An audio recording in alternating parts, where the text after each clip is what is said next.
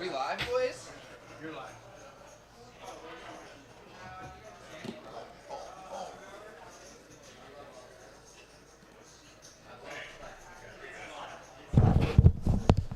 Is this me? What's up, boys? All right. We are about to get started over here. Got Jackie P in the mix tonight.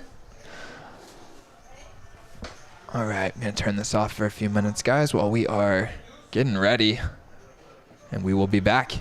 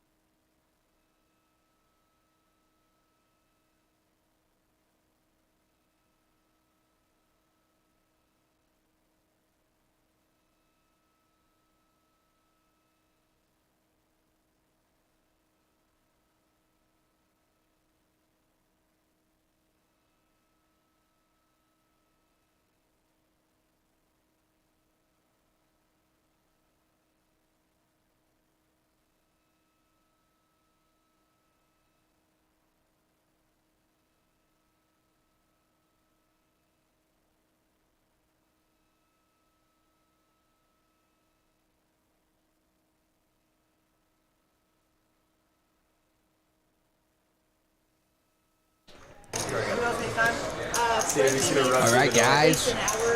Welcome in. All right, we're ready to rock. Welcome to, Sunday. Oh yeah, Savage Sunday, baby. We are here at Poker House of Dallas. We're about to get started with some 2-5 action. It's 1,500 cap game. And you know who it is. It's Frankie, it's Jello, and it is Rosie. All three of them back in the mix. Nice. Oh yeah, there's some Rosie. Familiar faces. Rosie or looking not good. Familiar faces with the boy covering his face again. Yeah, right? Still don't know what he Great looks note like there. yet. Yeah, he's been with us for, what, about 2 months now. Still have no idea what he looks like. But his face is still familiar, even though we don't know his face. I love it. It's like a character, you know? Yeah. It's like a He real, is a character. it's like a real life Isildur. Those of you, Yeah, I guess so. he is, because Isildur always had the ninja emoji on full tilt. Yeah. And so he was like known by like that mysterious face covering, sort of like it was his Yeah, persona. Fair enough. I remember that. Yeah, and I feel like that's what the boy reminds me of. He just looks like a ninja. Got that face covered up, his very distinct style. Love the bucket hat hoodie combo with all the different color options. Yeah, that's true. So cool, dude. Reminds me of when we play Smash Bros. And you can like adjust to all their different outfits and it's the same style, just different colors. Yep. Yeah, very cool. And we got Nick 6 and yeah. Woodley. So we're going to have a good game. Dude, Nick with 6 all and these Woodley guys. drawing the seats right next to each other. Yeah, That's going to be fun. It is going to be fun. I'm guessing we're going to see that side of the table quite often. Dude, Rosie looking sharp in that jersey. Yeah. That color just pops. Rosie's been wearing the jersey almost every week, a different jersey, right? Yeah, I'm digging it. Is that the jersey of the guy who had the cardiac arrest? No, it's not, but he's on the same team. Oh, okay. Don't know if that's related, but I think that is the Josh Allen jersey. Oh, I see. Quarterback of the team. Boy's going to get us going, raising Queen 7, getting a couple calls. Yeah, it goes with that slightly smaller than normal $15.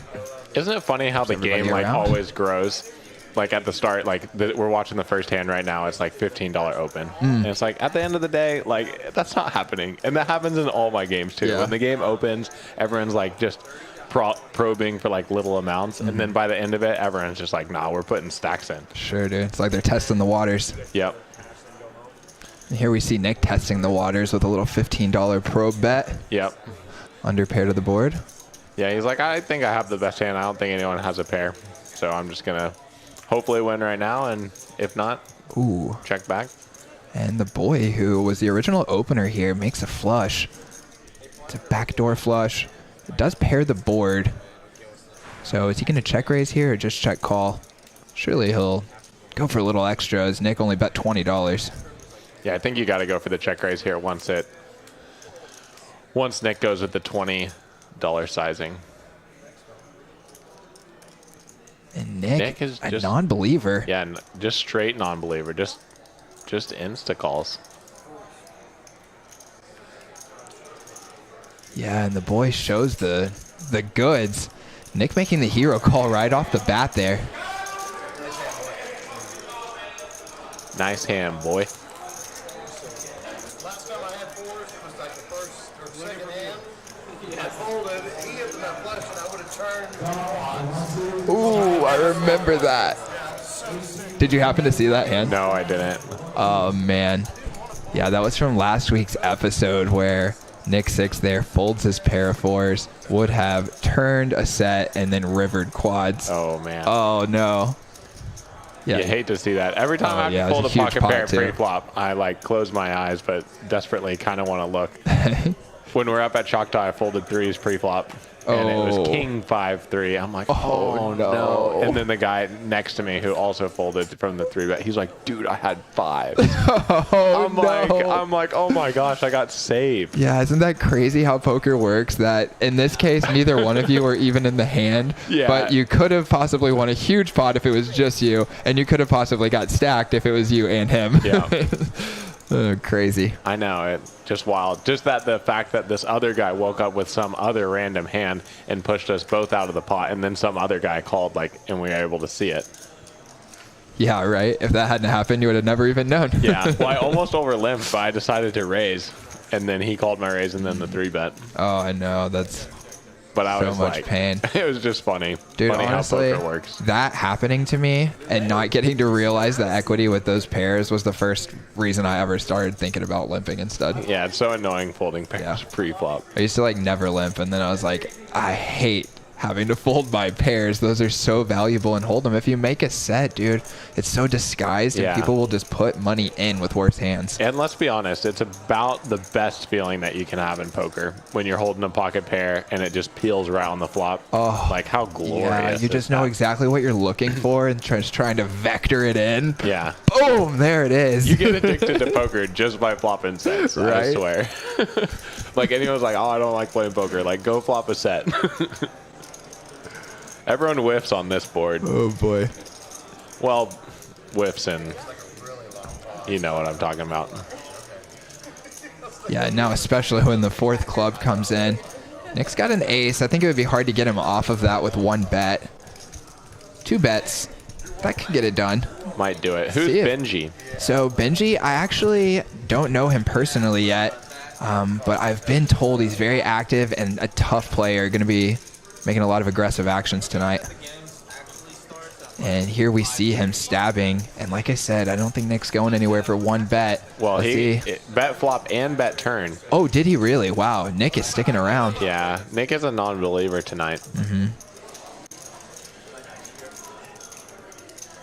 Oh, boy. Sorry about that, guys. Let's see if we can switch that over. Boom. There we go. Big screen. Yeah, it was looking okay for us, and then bang. Sorry about that, guys. And I guess now we can officially welcome you in. There's our little intro screen.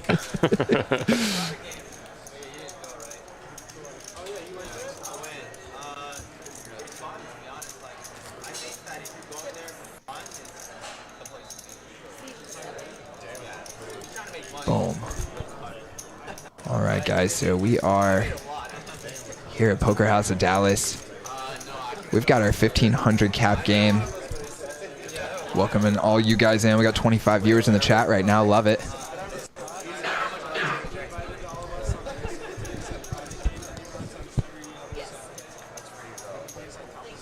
What I want tonight is I want to crack 100 viewers.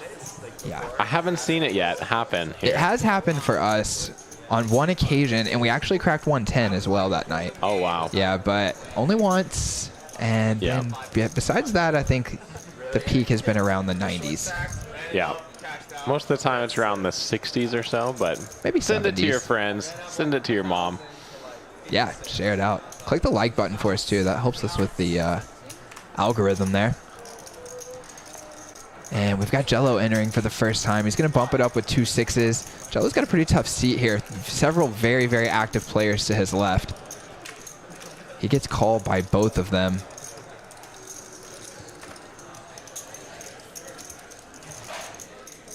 Oh, and looks like Woodley squeeze. Very small. 20, 20, 50, 50, 50. Yeah. Just kind of securing the button for him. Yeah, this is going to be really interesting how sticky Jello wants to be, still having Nick behind him too. Yeah, these are tough spots. Like, you're hoping to flop a set, but when you don't flop a set, there's a pretty good board for you. But at the same time, you could be drawing very slim, and almost no runouts are good for you. So it's just one of those spots in poker that is fairly difficult.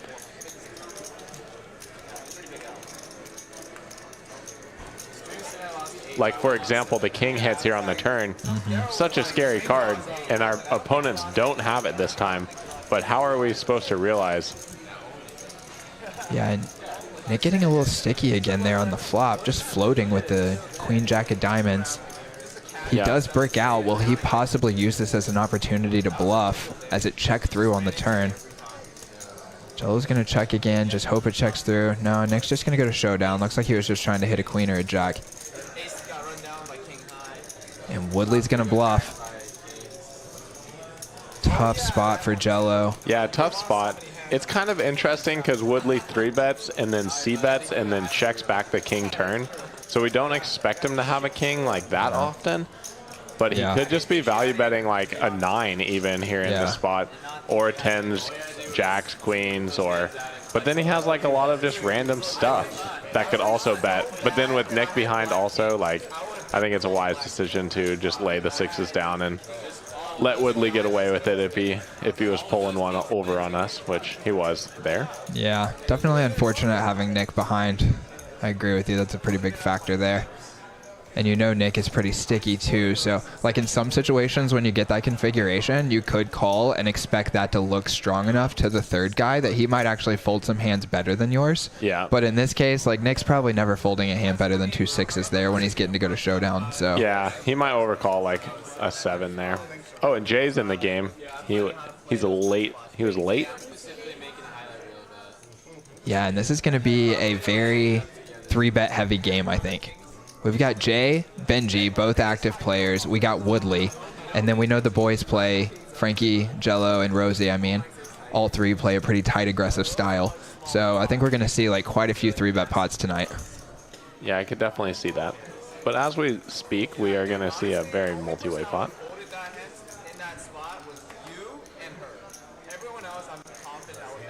Yeah, and it's Jay opening his very first hand. He sits down and gets dealt ace-king. Beautiful. Hiya, comes in for 20. No surprise. Nick not folding a suited hand there. And Mills Mafia overcalling in the cutoff. He's got king-jack off. Pretty good flop for ace-king. Yep, Jay just goes with the pot bet here. And I like the sizing on the ace high. You're not going to see bet it all the time. And you're not really looking to get value from hands like king jack offsuit or something like this. You just like want to immediately build the pot over a lot of dominated aces that they're going to have in their calling range. Yeah, no doubt. So I like just starting off this with pot, and if they both fold, like they both just had air, and that's okay. But if one of them calls, like we can actually start growing a pot to a sizable amount by the river, rather than betting like $20 or something there on the flop. How much was in there? 60 was in there, and he bet 60. Or 67 with no rake. Because that's the beautiful thing about here in Dallas, Texas. No rake. No rake. You can't beat it. Yeah, you can't beat it, honestly. It's awesome. Yeah. Like, you get to play more hands, honestly, because they're not dropping money on every pot. Actually, I had someone last night, I'm sorry, talking to me about what's better, paying the rake at the casino or paying time at places like this. And I was saying, well, you know that the casino has the option to do either one, and they always choose to do the rake. You know, so what does that tell you about which one's actually better for the player? Yeah, that's a really good argument. I haven't thought about that myself. But you're right. They do have the option to charge time, and they drop rake. Yeah. So that's proof is in the pudding. Yeah, exactly. Nice. Love that. Proof is in the pudding. Where did that come from? I would love anyone in the chat could let us know where that phrase came from. Yeah. Every time I hear it, I wonder, and then never took the time to look it up. Yep. Get some chat Googlers. Yeah. Proof is in the pudding. Where do you think it comes from? Maybe some kind of strange murder case where someone like hid a murder weapon inside a good guess. thing of pudding.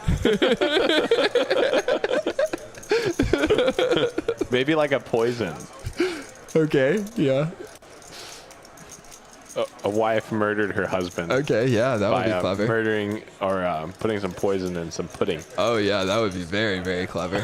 I was just thinking someone like hit a knife in there or something. I mean, why would you hide a knife in pudding? I mean, it would seem like a place that they wouldn't look. That's true.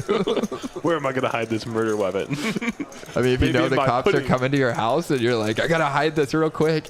Like, you're like, where is somewhere that the cops aren't going to look in? Maybe in a thing of pudding.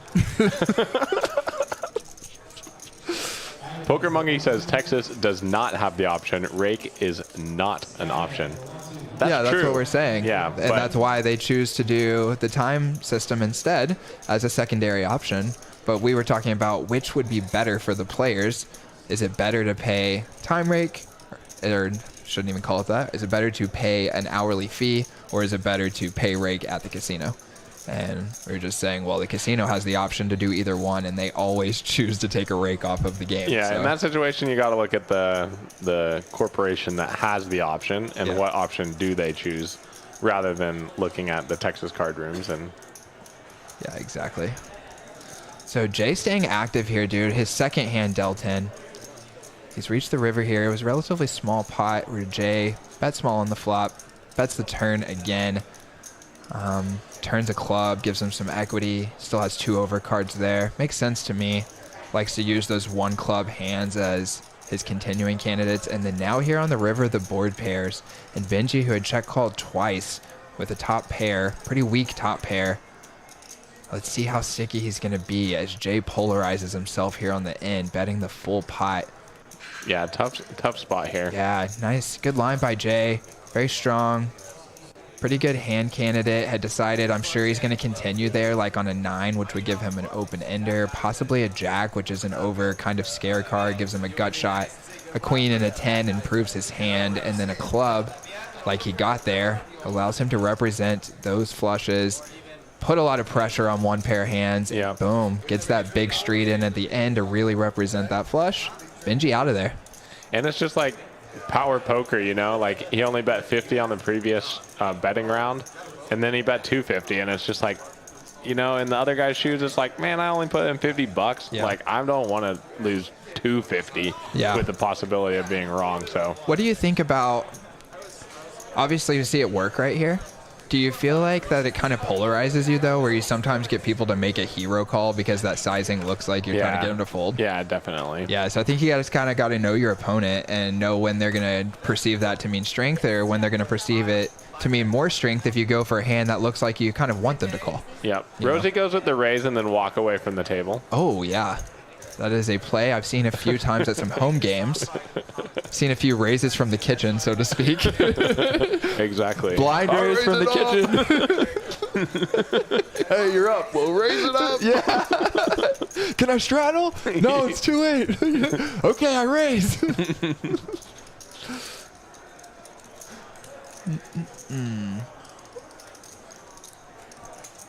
Is All right. Woodley's stack right, or is he playing like $600? Because it says he has 1,600, but I only see like 600 in front of him. I don't know. I do know that we had a double straddle on in this hand right here. It's Big 10-20. Flop for Nick 6 here. Oh, yeah. Let's see if he can extract any. I really like the decision to lead here. You're not you're not positive that the pre-flop raiser is going to c-bet Yeah. into 3 people, and you flopped a monster on this low board. So it's just like, you know what? Your pre-flop raise doesn't really matter anymore. I'm just gonna lead out bet my hand. Yeah, no but doubt. no one has anything, but I like that play. Boom. Shows him the 8-5. That's pretty good, says Rosie. Yeah, and I totally agree with you, Jack, especially because that board, like, Rosie's like a pretty tight player, so him raising it up over a double straddle there represents, like, hands that don't perform that well on that board. A lot of 2 over cards, 2 suited big cards, offsuit broadways, and then, of course, the pairs, which are okay, but even those pairs are going to be kind of scared in a 4-way pot.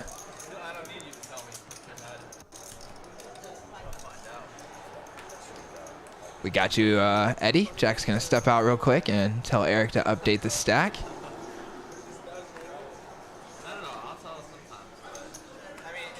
And yeah, just to finish on that point, couldn't agree with Jack more. Love leading out there into the field.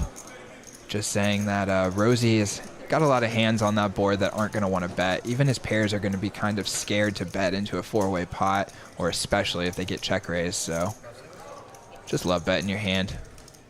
Get called by field callers. And Jack is back. I'm back. Uh-oh. Almost back. And now he's officially back. Now I'm back. Now he's back. Wow. Isn't that an interesting feeling when you aren't hearing yourself in the headphones? You hear yourself speak out into the air, and then the ricochets off the wall or whatever into space I was come like, to your what's ears. happening? Yeah, and This then you sounds turn it odd. on, and then all of a sudden it's like you're in this different space where you're like hearing your own voice spoken in a different way. It's a very interesting feeling. Got another straddle on here, dude, so I think this game might get a little bigger.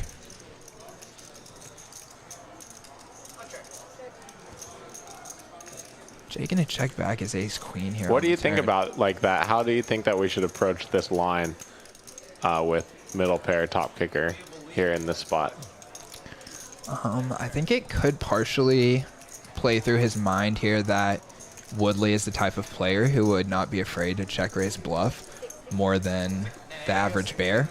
Yeah. I think he might just continue value betting turn against a lot of other players, but just has respect for Woodley and knows that he wants to have a lot of bluff catchers in his river range, give Woodley a chance to bluff, and then avoid the situation where Woodley check raises him here and puts him in a pretty tough spot. Yeah. I personally like just betting again in this spot. Woodley's made multiple comments how he just like doesn't fold pairs. Yeah. And so I'm just like happy to get more money in the pot here. And he just called from the straddle and then called a third c-bet. So I think that we can keep going for value. If we get check raised, I mean, that is a bad situation. I gotta say, Jack, I'm But I don't 100% know. with you, and I would plan to probably continue versus a check raise. Yeah, I mean, would Woodley's be only happy got a to, 600 too, stack. You know? I might even just get it in here. Yeah, exactly. Like, If he's got a king, he's got a king. yeah, if he check raises me and like gets it in with the king, like I'm kind of okay with this. Yeah.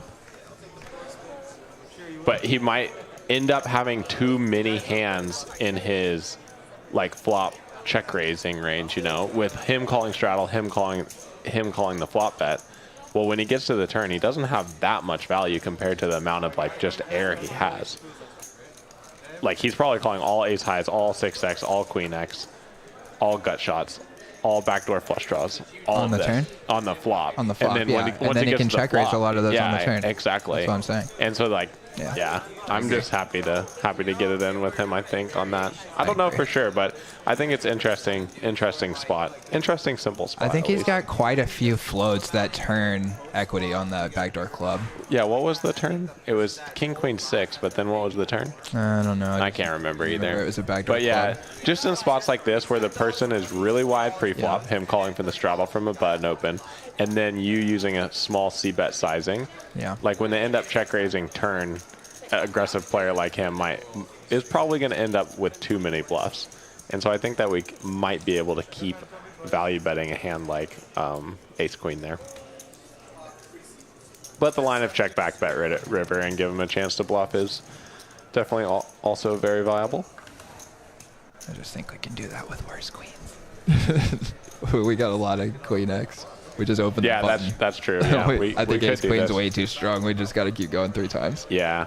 Like he's not folding a queen here. I don't even think he's folding a 6 on the turn. So I think it becomes more viable if he's super deep. But when he's only got a stack that you don't mind playing for, I think you just got to keep Yeah. value betting.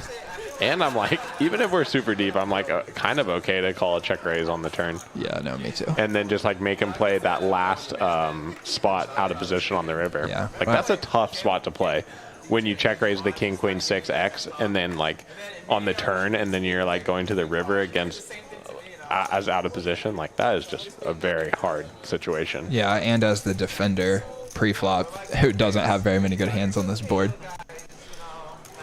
But now he picks up a real hand, a real strong hand. Pocket Jellos. Oh, yeah.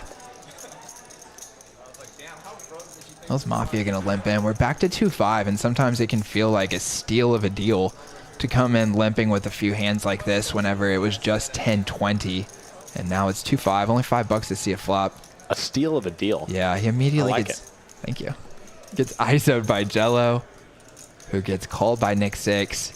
Woodley squeezes. All of these hands make sense. No surprise to me. And now let's see what Jello wants to do.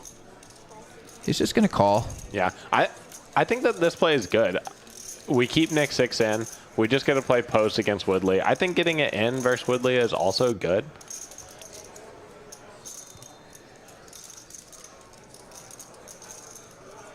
Yeah, I think with Woodley's stack, I would probably just want to go ahead and... Just get it. Get it just in. get it all in. Get 800 in.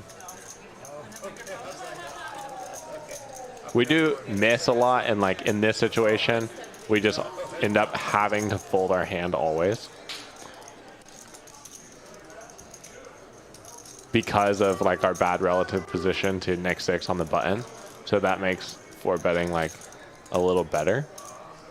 But I think I'm just thinking pre-flop, like I know Woodley's aggressive and tough.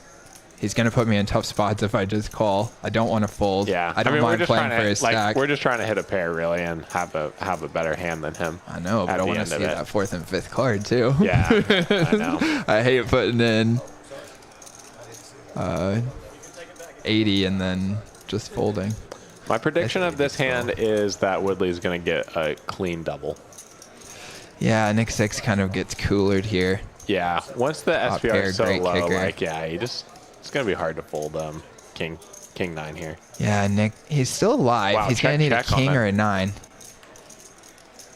Yeah, surprised to see that. And now he might get saved as a one-liner comes. Yeah, now it's like interesting. It feels weird to even bet jacks here. Yeah, he does pick a really good sizing. Yeah, it goes with the block size. Yeah, I love the block size there on the end when you get a bad card. I think you just probably want to keep betting on the turn usually, right? Yeah, I mean, just keep trying to get that money in there. Definitely. I would just probably shove on the turn. Yeah.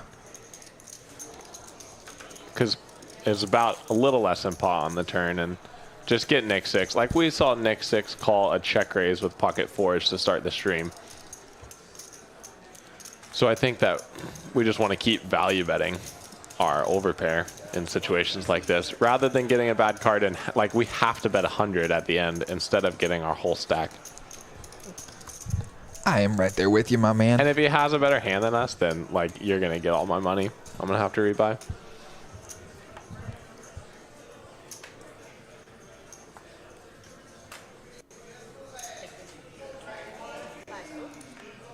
Well, interesting that Rosie opened the king 10 offsuit over double straddle from 2 positions. I believe it's 2 positions away from right here where he just folds the king 9 suited with a $5 blind on. Doesn't that seem like a much stronger hand? Wait, what? What was the second bit of that? There was a $20 straddle on. He raises to 60 with king 10 off. Yeah, yeah. And then I think he's like 2 positions away. So he was like maybe low jack. Now he's like +1 or something. And now he just open folds king 9 suited with the $5 blind on. Yeah, that is interesting. No big deal though. Stick with the action. As the boys opened it up and gets multiple callers, Frankie gets a juicy squeeze spot, especially when the boy exposes himself just a little bit with that sizing maybe. Seems like I think so. When people raise to 15 and 2-5, I'm like, you're just joking around. Especially if you see them raise bigger than that at other times. Yeah, exactly. And like, how good of a situation is this now? We get it heads up. We're out of position, but that's all right. Heads up pot. Yeah. Always better. Wow, just... Oh my gosh, Frankie. Just hit it all. Yeah, Nick's got a piece. Is he going to stick around?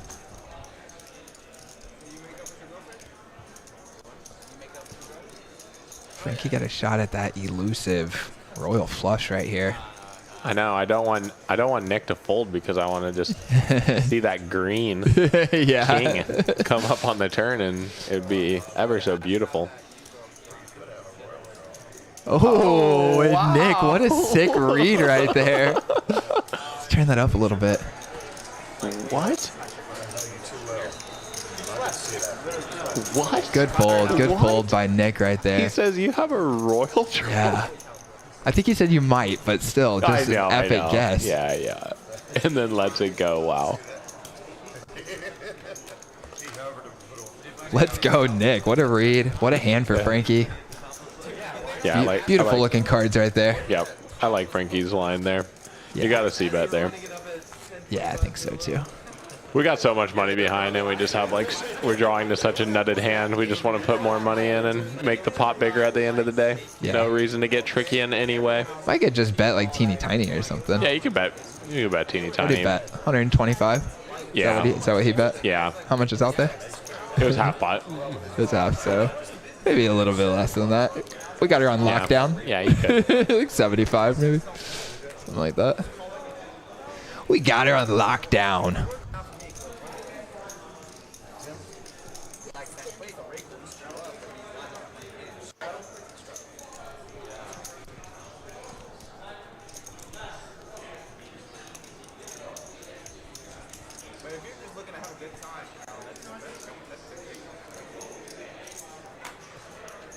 I've been over limp in spots like this on the button more recently than I used to in the past. I just want to get involved, you know? Definitely when there's players at the table who are, making some plays at it post flop. You just want to get in there and make a hand. There's action. Yeah. Like if you hit a really good hand, you might win a pretty big pot. It's kind of only costs you $10. Like we're playing 1,500 at effective. Like it's not that much compared to the stacks that could be won. To get to realize all that juicy equity. Exactly. Like you don't want to fold when you end up making the nuts. Yeah.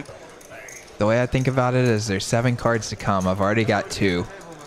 To get the next 3 of them, which is 60% of the remaining cards, you got to pay how much to see if your hand is actually the best hand. Okay, $10, and then if I hit it, I could double up this 1,500. Yeah. That seems like a great opportunity if I get to go last. Yeah. Exactly. If I'm not going to get to go last on the next one, then it's not nearly as good. Yeah. And at the end of the day, it helps those VPIP numbers. That's true, especially for the stream here where we get to share those juicy VPIP numbers with you guys. I'm looking at the VPIP right now. And yeah, we'll just pop that up. We'll show it for you guys right here. here. A little popski Frankie here. was at 10% prior to that hand. And now he's looking at a big 18%. Boom, almost doubled it. Doubled that pre-flip by just that $10. For sure, dude. And in these streams, you only end up playing like 80 hands or something. So in that time, if you're a player who plays kind of tight and aggressive, there's just like a really good chance by those 80 hands that your VPIP could be down in the teens, maybe even the low teens or something if you just don't get any good cards. So yeah, every time you can enter the pot just a couple of times cheaply like that, you get to trick people. Yeah, they think, you play 25% VPIP on average. Exactly. You think so, but when I'm playing in my other game, I only play 20%. What I was thinking, I'm going to expose my strategy here. I was thinking about overlimping some hands at the very start of the stream. Because then your VPIP starts highest. You're never at the bottom. And no one notices that it's coming back down. Exactly. Hey, that's a good idea. When you're at 0, it's really hard to push up into that 20, 30 mark. No doubt. But when you're at 80 for the first couple hands, it's like you're just gradually going down to 20 rather from going from 0 to 20. I love it. So anyway, so if you can work like 4 or 5 into the first 10 hands of the stream. I mean, you're set for the whole night. Bang! You love it. Wow, what a hero.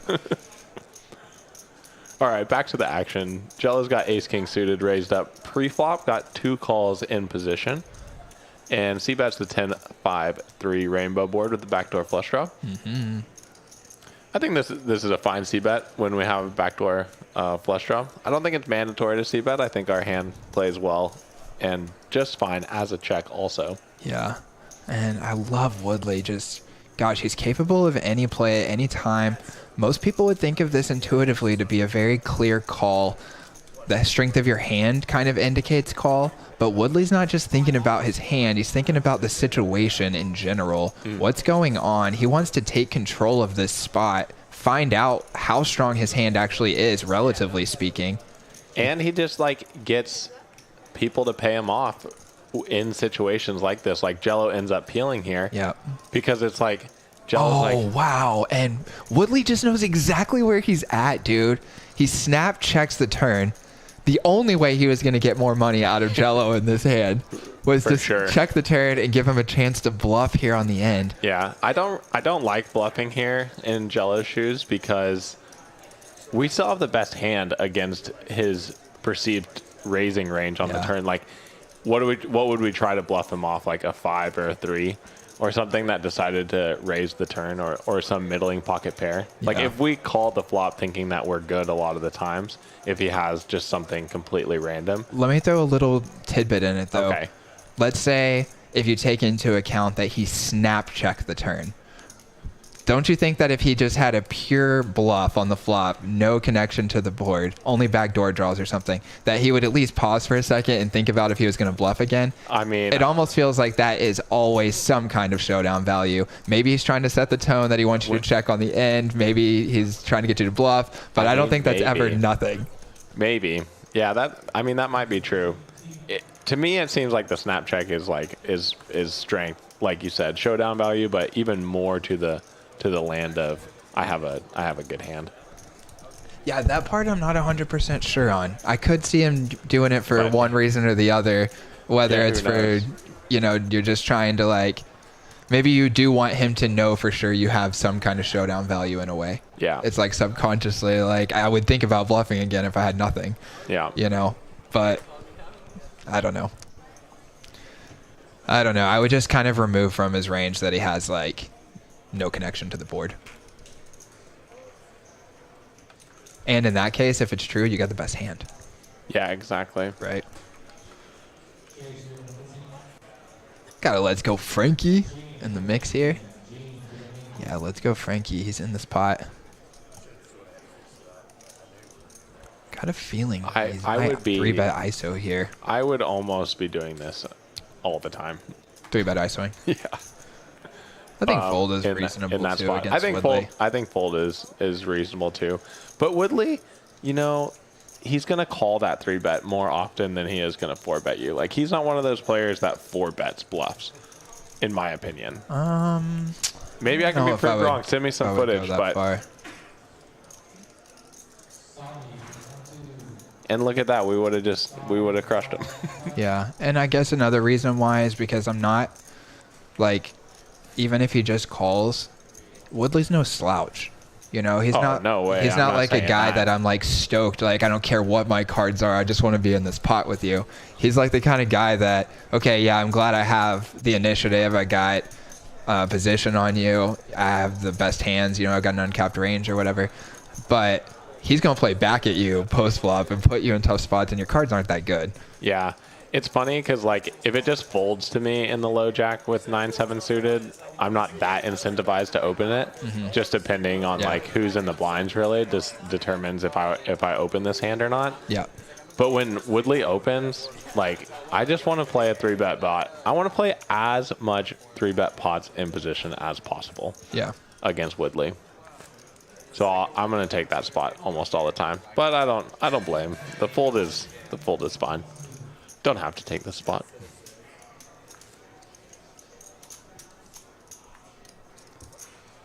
And it helps those VPIP numbers. You know? That We're one at the I'm beginning of the I stream. don't feel like that's as noteworthy in that spot. We're about to risk $100 for like one hand worth of VPIP numbers.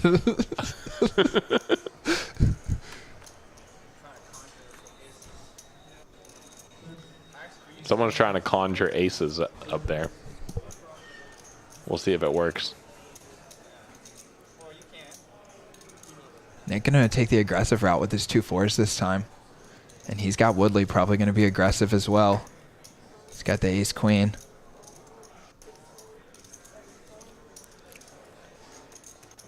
And looks like it's gonna be a heads up pot here. Can't imagine Nick's folding for 45 more. I love Woodley using these smaller than normal sizes to just kind of get what he wants out of the hand. Yeah, his 3-bet sizing is very tiny in all the hands that we've seen so far. Yeah, he's like, okay, ace queen, what do I want? I want to go. You want a queen board? I want to flop trips. That's what I want. Also want to be in position, kind of steal that button, and now he gets to command the action here. Nick going to be sticky. Calls once. Will he call twice? Doesn't matter. He's going to lead. You can't assume action. Yeah, what am I doing? What am I doing? You just assume he checks. Nick is unpredictable. Sort of turning the 4s into a bluff. Maybe to bluff Woodley off of some pairs smaller than the queen. Also can just command the action against hands like ace-10, ace-jack. Yeah, I think he's just looking for some ace-high hands to fold here. Maybe some of those pairs that you said. I think call or fold, but deny equity to some of them, charge the equity and get value from some of them. Oh! Oh my gosh. Or you just know it's coming. Wow. And he shoves. Woodley has no choice to... I can't believe he even shook his head. Oh, sees the bet. Oh, Nick felt it. Oh, dude, are you kidding me? He drills the 4 on the end. My goodness. Wow, just leads, insta shoves. The whole table is just laughing. Oh, in shock. Look at Rosie's face right there. Yeah. He's just in shock. Oh my, look at it. Don't you love when you get stacked and the person who stacked you turns to you and starts describing their play or how they felt? Oh my gosh. That is crazy. I had a feeling He had a feeling. Yeah, dude, there you go. So Nick, not leading for any of those reasons that we talked about. He was leading because he just had a feeling it was coming, which I never deny those signs of intuition, because I too can feel it sometimes when a set is coming on that next flop. It's true. You know, so Nick could feel it. I mean, kudos to him.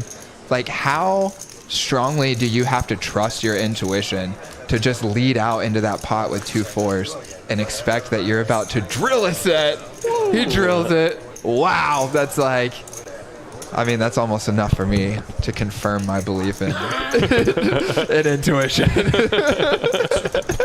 That Nick trusts it that much. And then you look at the other elements of what he's doing in his life, how successful he is in business, sharp dresser, you know, just kind of has his act together. Yep. And you wonder how much of that do you think he would attribute to trusting and following that intuition to that degree we just saw in that hand right there? Interesting. You have to in life. And dude, we got to bring him in the booth. Sorry for cutting you off there. No, I totally forgot about that. Yeah, do you want to finish your thought real fast and then I don't even know what I was saying, so let's okay, go cool. get Nick. Yeah, grab him. All right. Let's go. Oh, yeah, guys. This is going to be a great interview right here. I can't wait to ask him that. Little lead for what you're about to hear. Nick 6, we need you. He's in a pot? He's in a pot, boys. What do you know? No surprises there. Oh my gosh, I wonder if there's been extreme action just since we saw that pot. I would not be surprised. Wow, what a spot, guys. That was absolutely epic. I cannot wait to hear what he has to say about that turn lead. He's coming in a second. Yeah, that's the way that we should do it in the future. Just like say, hey, next time you have a free moment, come. Rather than being like, because Jane one time was like, No doubt. No doubt. Getting better all the time here, guys. And have you noticed how clean the software in terms of fewer glitches and those kinds of things there has been? Now, last week we did have one situation where we here in the booth accidentally kicked a wire and had the stream go out for a few minutes. You're so nice because that was just Knox's fault and you said we. Well, you know why, Jack? Because my feet were down there too, and I also didn't know about the wire. Yeah, so and it could have easily you. happened to either one of us. Yeah, yeah. I didn't feel like he actually did anything wrong to cause it to happen, so yeah. It's pretty easy to take credit here in the booth. But anyway, so honestly, I probably would have, except I just happened to be on his side of the of the table, or it would have been me that kicked it out. Yep. So anyway. Yeah, just getting better every week here, dude. And other than that, all of the software glitches that we were going through as we were just first getting things up and going have seemed to have been resolved. Eric's been working so hard here, and we're going to cut that short as we have our interview about to start. Mr. Nick. Oh, dude. That was what sick, a hand. I know. What a hand. That was so sick. You know, what do you say? I mean, you were actually doing the live stream the other night when I had pocket fours. I didn't want to let them go, and you guys were talking about it. And then the turn and the river were fours. Oh, my gosh. And you guys were just like, I was just telling Jack way. about that earlier. Yeah, and I told Frankie at the table, he's like, no way. I said, yeah, I would have killed you, dude. I mean, I'd had quads. And something about it just said, don't fold them again. Yeah. It's coming. And I knew he had trip queens. I just knew it, but I said, if I could hit a 4 on the river, I'm golden. And when I hit it, I just said all in, and he didn't waste any time. Wow. So. Okay, so I got a couple of different questions about it. Because this was an epic hand right here. Well, normally, if I don't hit a set on the flop, I go ahead and let them go. You know, when you're set mining, there's a lot of ways you can get really taken out hard. But something about that hand last week, it just was so impressionable on me. And something said, don't fold them. It's coming again. And sure enough, it did. All right. Yeah. So the first question would be, in the one last week, yeah.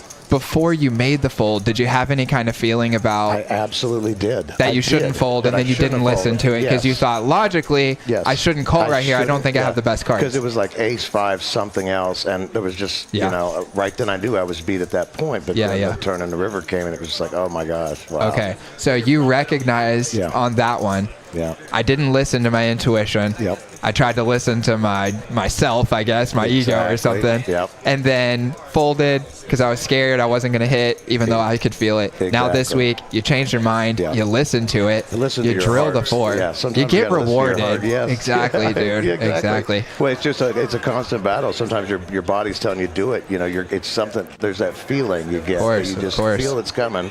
And I didn't listen to it last week, and this week I'm listening.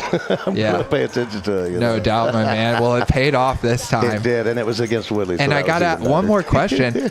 We see you actually lead out and bet on the turn. Yeah. So at that point, you had a really strong feeling. You didn't have the best hand, but you were that committed that it was coming. You said, you know what, I'm going to listen this week, and I think we all know what was going on there. You're listening to the big guy upstairs, exactly right? And he told you, lead out. You did it. You bet on it. You win. Bingo. You drill the hand. That's it. Wow. And that's a sign right there. That's a life-changing thing right there, potentially. It absolutely is. Wow. And my buddy tells me that I've had that spiritualness to me my whole life, and being able to read people and you know, there comes a point in time where you run bad, but I have changed my game totally. I'm much tighter.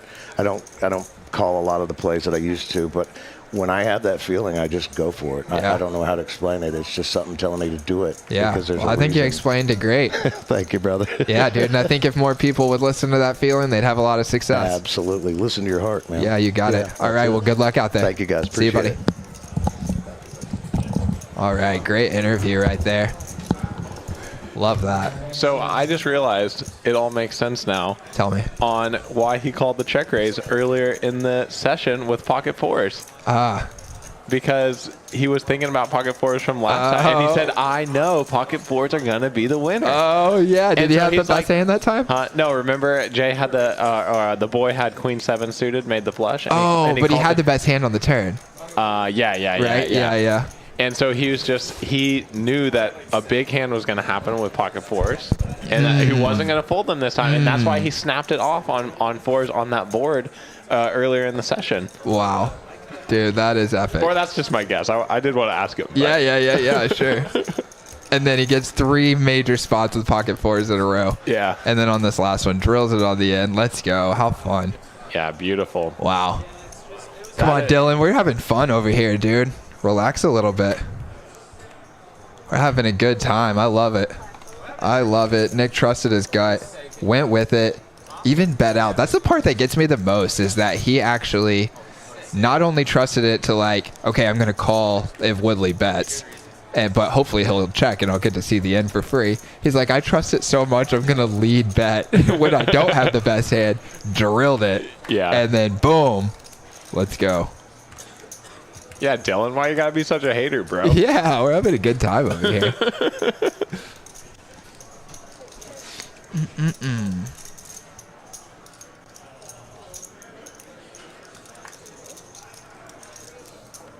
And Nick's got the best hand this time, right off the bat. It's a small pot.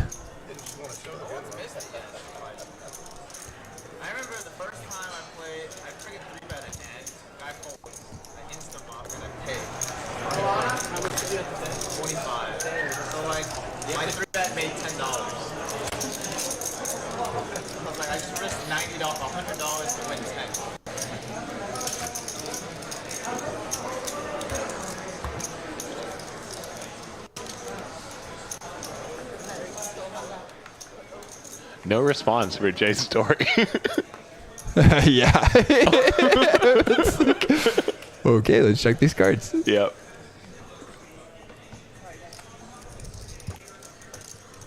Sometimes that happens. Sometimes you're telling a story at a poker table and you look around and you're like, oh, no one's really listening to me. Dude, Jay's been in some epic pots recently. He's been playing on some of these pretty big streams, showing off some big stacks. Yeah, definitely. If you guys haven't seen the hand from, you know what we need to do? We need to make clips of big hands. They actually are already doing that. Oh, nice. Yeah, I think Jello here from Next Gen is one of the guys, maybe the only guy in charge of doing that. Well, if you haven't seen the big hand between Jay and Texas Kim, you should go watch the Friday stream. Yeah. Friday stream at time mark unknown. Go find it. Go watch the whole stream. Yeah, I think it's pretty late in the stream. Yeah, it's pretty late. Sometime in like the 3 hour to 4 hour mark. Yeah, I'm sure they're going to clip that one, dude. That one was epic. Ooh, this is tough situation.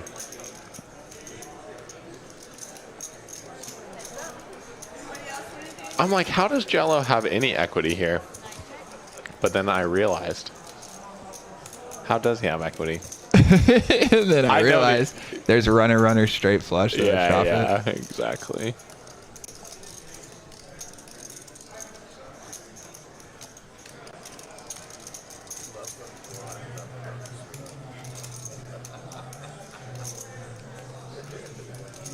I mean, that spade on the turn definitely saving Jello some money. Yeah, definitely. Wow, and Woodley just checks it back twice. I thought he'd probably bet one of those times, either the turn or the river. When he checks turn, I assumed he was going to do some little small kind of bet, trying to get called by worse hand. So kind of just lets Jello off the hook a little bit. But that spade on the turn definitely letting Jello off the hook, as he had flopped a straight. And with only 3 spades out there, I don't think he was going anywhere versus a turn bet, and might have called 3 times knowing that Woodley is an aggressive player and could easily turn a hand that only had 1 spade in it into a bluff for 3 streets, especially like if he has that ace of spades blocker blocking all of those nut flushes. Yeah. In the moment, sometimes you see turns like that and you're like, what the heck? Yeah, right? Like, such a bad turn. Like, I can't win the hand now. Yeah. And then you're like, oh, like, I was drawing dead and I got to showdown, so that's pretty nice. No doubt, dude. I think that's a great point. And that's some of the run good that people never notice. Yeah, for sure. Everyone notices these big all-ins and stuff like that, but, like, that is run good when a spade hits the turn right there. Yep. No doubt. The patented squeeze. Do you ever put all your chips like Rosie has right now, where it's just one tower of multiple different colors? When it's that few, I will occasionally. Yeah. We got a pretty action turn here, about as much as you could ask for with these holdings. We have 2 flush draws versus trips now. Mills Mafia bets half pot into 3 people, and the boy just folds his 10 high flush draw. Yeah. Great fold right there. Yeah, good fold, I think so. When you got people behind you, this just doesn't play that well. You're just going to end up losing the hand just too often. Mm-hmm. Now, if it's not a paired board, you would expect him to peel, right? Yeah.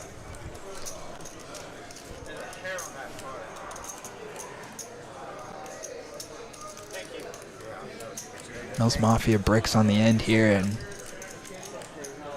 probably Jay's not going to get any more money out of him as Mills is out of position. So, like, when situations like this happen where it's like, man, this guy was obviously bluffing, or, you know, has a 7 or something like this, maybe, you know, like, probably just bluffing, or diamonds. Like, what do you think the best size is here?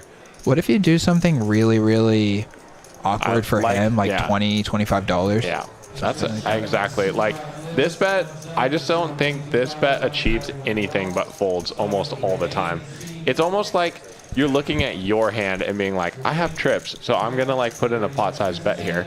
But what does he have? He bet into 3 and then now checks the end. So he doesn't have a king. Mm-hmm. He maybe has a 7, but most likely he just has nothing. Yeah. Air or whatnot. Yeah. So put him in a spot where he might occasionally decide to spaz raise. Yeah, exactly. So just, like, put out a green chip and be like, you know, what are you going to do about it? Yeah. What are you going to do about this green chip? Are you going to fold? Because that looks a bit silly. Now, I will say, I agree with you. That's still a good plan. I think it's even better if you're the out of position player and it looks like there's also the option in their mind that you're doing that to block bet to go to showdown. Because when you're in position, it's like it makes way more sense to them that you're trying to do something tricky to try and get them to check raise you. Because you're incentivized to not open the action you could just again. check. But the action is going to be open for the in-position player anyway. So when you're out of position and put out like this 1/10 bet as like a block, then it's like, it's really hard to play against too. It's like, do I raise this bet? Like, no doubt. No doubt. But yeah, I think like a small river sizing targeting, like I just wonder what he's targeting there. Because a 7's always going to fold to this sizing, so you're just going to achieve folds with that bet size.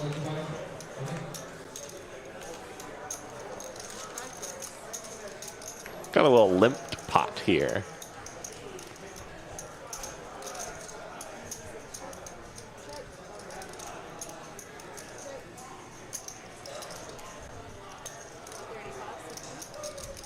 Yeah, Woodley flops 2 pair. Nick 6 has the best 10. And Benji's got an open ender, so might see this one go 3 ways to the turn. Oh yeah, I can't see how this doesn't go 3 ways to the turn. Well, you told me not to predict action, so. Oh yeah. I was just trying to listen to you. True. Nick might raise, you never know. What's up to the current best commentary team? Thank you very much. Oh, snap. Oh, club comes in on the turn. Yeah, and look at Nick. He's going to bet his 2 pair. It's a little scary to lead here when it's also the 3rd club. But it also is going to look a little scary to Woodley. And yeah, no doubt the ace of clubs is not a good card for Woodley's hand here. No, and honestly, I feel like Nick right here just picked literally the best sizings and actions that he could to get paid. I agree. Wow, what a play right there, dude. Because, I mean, if he checks, Woodley's going to check it back. If he leads bigger, Woodley's going to fold. If he leads smaller, obviously, he's getting paid less. So I feel like he literally just took the perfect line. That's sick. All right, having some chat here about the meetup game that went down today between our chat pros. Excuse me. Sounds like it went really well. Yeah, look at this guy, dude. They're saying had a fun time today at the first monthly chat pro meetup game. Oh, nice. Was that here at Poker House? Yeah, here. Oh, cool. Yeah, it's cool. Yeah, they talked about it in some of the chats in the earlier weeks. And I'd even shouted it out a couple of times, but yeah, I heard you talking about it. I just saw that the next one's February 12th at noon. Yeah. Well, that's cool. Like a little daytime. Yeah, that's epic. Is it just people in the chat that came to the game, or like what's Chat Pro? Yeah, I think it's just. I think that's. How do you become a pro chatter? Yeah, Chat Pros. You can correct me if I'm wrong, but my. Chat Pros for life. My understanding of the Chat Pros is that it's a sort of sarcastic thing about people that are in the chats of all of these live streams, and then will give their like professional, quote unquote, professional opinion, criticizing the play going on the stream, and so they're sarcastically called Chat Pros. Okay, nice. Well, that's fun. We had pizza, cake, booze, and splash pots. Nice, dude. Let's go. Little noontime party.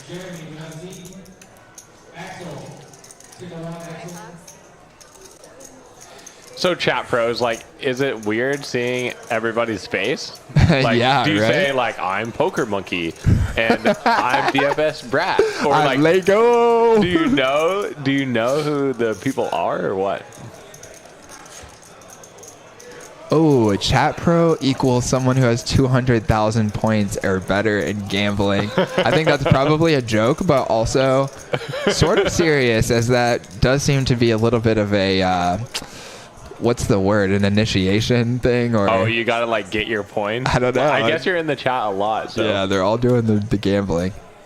I do feel like the gambling dominates the chat just a little bit. Yeah, I agree, but whatever the chat pros want. Yeah. You guys just make sure that you give us a continuous and steady stream of content related to what we're doing here, the game, what you want us to talk about, what players you want us to bring in. Ooh, it looks like Lego is not going to be invited to his next meetup game because he only has 6 points. Dang, dude. I think he just trolled himself. And I got to give you props for that, my man. Yeah, that's hilarious. That's so good, dude. Oh, man. Dude, I was ripping into some speech play this weekend. I've been giving the chat some updates every few weeks about just kind of like new strategies we're working on. Yep. So I've been talking about doing speech play, and this weekend I just kept it at like a constant or steady stream of speech play where it never felt like I would go hours without turning it off. And it doesn't mean like I'm talking the entire time, but like I'm always prepared to like make a comment about how someone played their hand or like ask them to tell me what they had in a hand. You know, whatever. And I was like, even during the hands, like getting into pretty heavy speech play, which is something I've never done before. Yeah, wow. Yeah. I would be so nervous to do this. Yeah, and at first I did, but it only Not took... like nervous, but I'm just like, I don't know. I mean, I was nervous. I was going to give away information and they would make a good decision because I screwed up. Yeah. But like after I just did it a few times, I started realizing there's some little strategies that you can do to prevent yourself from screwing up. That's one thing. And then secondly, even if you do occasionally screw up, if you're getting people to talk about their own hands and they do it way less often than you do it, it's probably going to be more beneficial for you than it is for them. Yeah, definitely. You know, so. And you're just engaged in the game. I think we got to find ways to get people back engaged. Yeah, no poker. doubt, dude. It was working so well. There was guys, like older guys, that would probably come and just kind of sit there silently, but they're there for fun. Yeah, exactly. They're there because they like to play the game, and they'd probably prefer it if everyone was having a good time and talking. Yeah. They're just not going to be the one to like strike up conversations with dudes sitting on their cell phone. I know. You know? I know. Everyone is just like on their cell phone so much. Watching videos, watching Netflix, just on like scrolling through reel after reel after reel.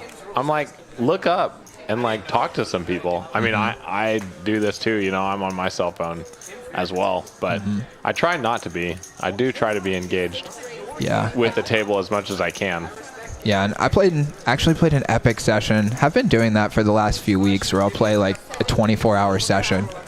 And I did it this past weekend, and there were a few little stretches where I would get on my phone for like 30 minutes or an hour just to kind of like zone out for that little time, give yourself a breather. Yeah. Yeah, but I would say I went on several stretches where it was like 4 or 5 hours of pure like trying to just be engaged in the game as much as possible, talking about every hand. Dude, I mean, I was like giving them the business, especially enjoying trying it out against other really experienced, tough players that never get that kind of pushback, or if they do, it's only from someone who's recreational, so they feel like they have an advantage on them anyway. Yeah. And like trying to like get them in uncomfortable situations. Yeah. I have one guy, for example, he did you want to get into this hand? Sorry for I see you glancing over there. Maybe I'm going on a little too much. We'll pick it back up in a second as we have a 3-bet pot here. Yeah, I just wanted to say that it's interesting the boy decided not to 4-bet this configuration. He opened to 25 in the cutoff with ace-king off, and Benji 3-bet the button, and it's back on the boy, and he just decided to flat the just spot. Calls, I see. So that's interesting. Yeah, probably he doesn't want to 4-bet and then fold, and maybe he just looked at Benji's stack and thought it was a little bit more than what he wants to play for. Like if Benji's willing to play for that, then ace-king's no good anymore. Yeah. Just decides his only option left is to call. And then here, the bet at the end. What do you think he's trying to achieve by this? Yeah, this is interesting. I think he just thinks he has the best hand and wants to do what we were just saying, which is put Benji in a spot in this where weird situation. Yeah, it's very quirky. Does he want to hero call and pay me with a worse hand? Does he want to turn it into a bluff? And would the boy be prepared to hero call if he bluff raises a one-liner, representing only that 7 really at that point? It's so interesting in spots like this that where it's like you're gonna like only bluff if you raise here. Yeah, exactly. And then do you have the kahunas to do it? Yeah, and then it's like, why? Like call with ace king. Like what a cool line if someone pulls this off. Yeah, it's I wonder very if he bet interesting. 25. I like 25 better, actually. I think 35 allows Benji to just say, okay, fine, 35 too much, I don't want to call. Yeah. One green chip with all that money out there. I mean, would some people even just justify calling with all of those ace highs because part of what they're paying for is to see your hand. Yeah. I mean, I hear people say that all the time. They're like, Yeah. I call, I just want to see what you have. I mean, you'll see people literally pay on the side $10 or something just to see your hand. Yeah, exactly. So just like bet something like that at the end, just like so small, 10th pot and stuff. I don't know. I'm going to explore these tiny block bets. Yeah, I like it. Sounds like Jay's giving him the business just a little bit about not straddling. Is that what I'm hearing? Oh, maybe it was Frankster who didn't want to do the double straddle. Oh, I see. I kind of understand when there's a little bit of pushback once it gets to the double straddle. Sort of depends on your relationship with the money you're playing for and the game itself. Is this a shot take for you? And now you're being pressured by the other usually aggressive and active players in the game to like make the game bigger than you want it to be. Yeah, exactly. Like where is Jay right now? Like on the cutoff or button? Yeah. I think he's Come button. on, Frankie. Double straddle. Like Jay's button right now, needling for not putting the double straddle on his button. Good job, Frankie. We're not doing it. Oh, boy. Dude, Benji flops the goods right here. Oh, yeah. Basically the stone cold nuts. I just want to go play poker so I can flop a set. Oh, yeah. That's a good feeling. Like how it's just so fun. I just can't get over that moment. That feeling when you flop a set. Pure ecstasy, my man. Especially in a 3-bet pot. There's just no other feeling than like a tight player 3-betting you and then you calling if you're deep enough. Or sometimes even raising and you calling if you're shallow enough. But that feeling where like you know the other player has a good hand and then you flop bottom set on a board where they're going to assuredly have a big pair with a big kicker or an over pair and you're just like, juicy, I'm about to win that money. And against those players that bet like just like pot with their over pairs, you know, like they just like get it in every time. Oh yeah, because they're like scared about it, and then it comes like 10-3 deuce, and they bet like over pot, and you're like sitting there with deuces, and you're like, oh my goodness. Oh yeah, this is so good. Multi-ways. How about when it's multi-ways and you've called and there's players in between and then that first aggressor who has the strongest range leads into 4 people huge. Oh, yeah. And then someone's in the tank next to him and you've got a set. Oh, yeah. That's why we play poker, boys. Give us some love in the chat if you have experienced that feeling sometime this week, maybe today at the meetup game. Oh, yeah. Juicy set feeling.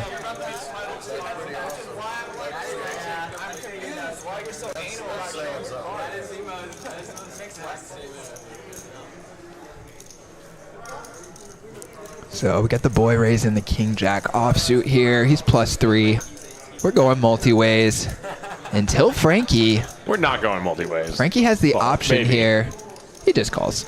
We're going multi-ways. Yeah. I think if he still had players left to act behind him, maybe if he was one of the blinds, he'd probably be more likely to 3-bet that up. But getting to close the action feels kind of nice to not put yourself at risk of getting 4-bet off of your hand. And I'm not worried about getting 4-bet off my hand. It doesn't even matter. Like once the boy opens wide at the end of the day, and then Nick 6 and Woodley also call wide. And if you can push the boy out and get position over Nick 6 and Woodley, who might call more liberally post flop or pre flop than the boy, then we're securing like a in position heads up or 3-bet pot. Sure.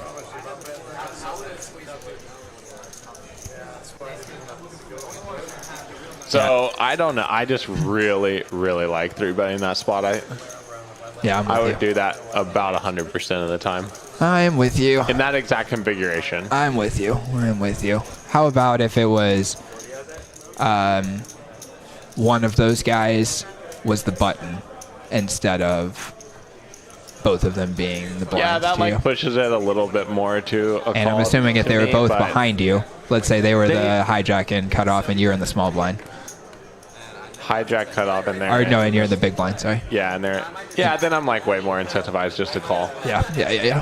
With you 100% there. But like even so, King Queen O there is just like straight value hand. And if the boy 4-bets you, it's just fine.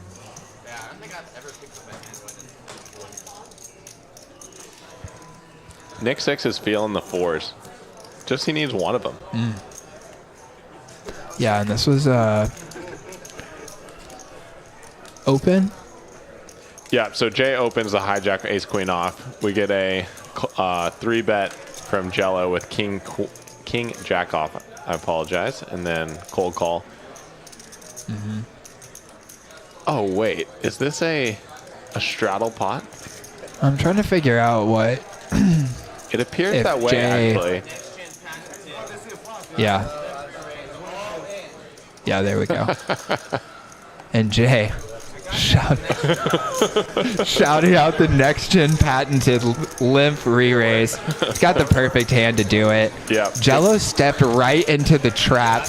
Man, I want to apologize to Jay right now because that would have been really fun if we had have realized that he limped right there. But because it was the triple straddle, I thought he raised. it was a triple straddle, and he goes for the limp shove. Yeah. Probably why he decided to bring that play into his game was because their big blinds were so shortened by the triple straddle. Yeah, that if anyone opens, like he can just shove it back after them. Yeah, and he got exactly. the perfect spot, like king jack ISO'd him. Yep. And then ace 4 called on the button.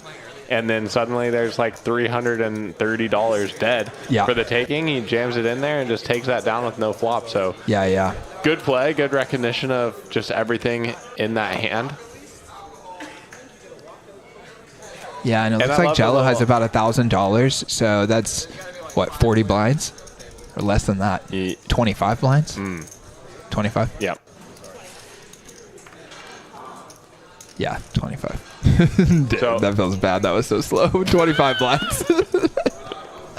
Yeah, so I like it, dude. He had 3 from Jello, 3 from Nick, his own, and the limp and the straddles.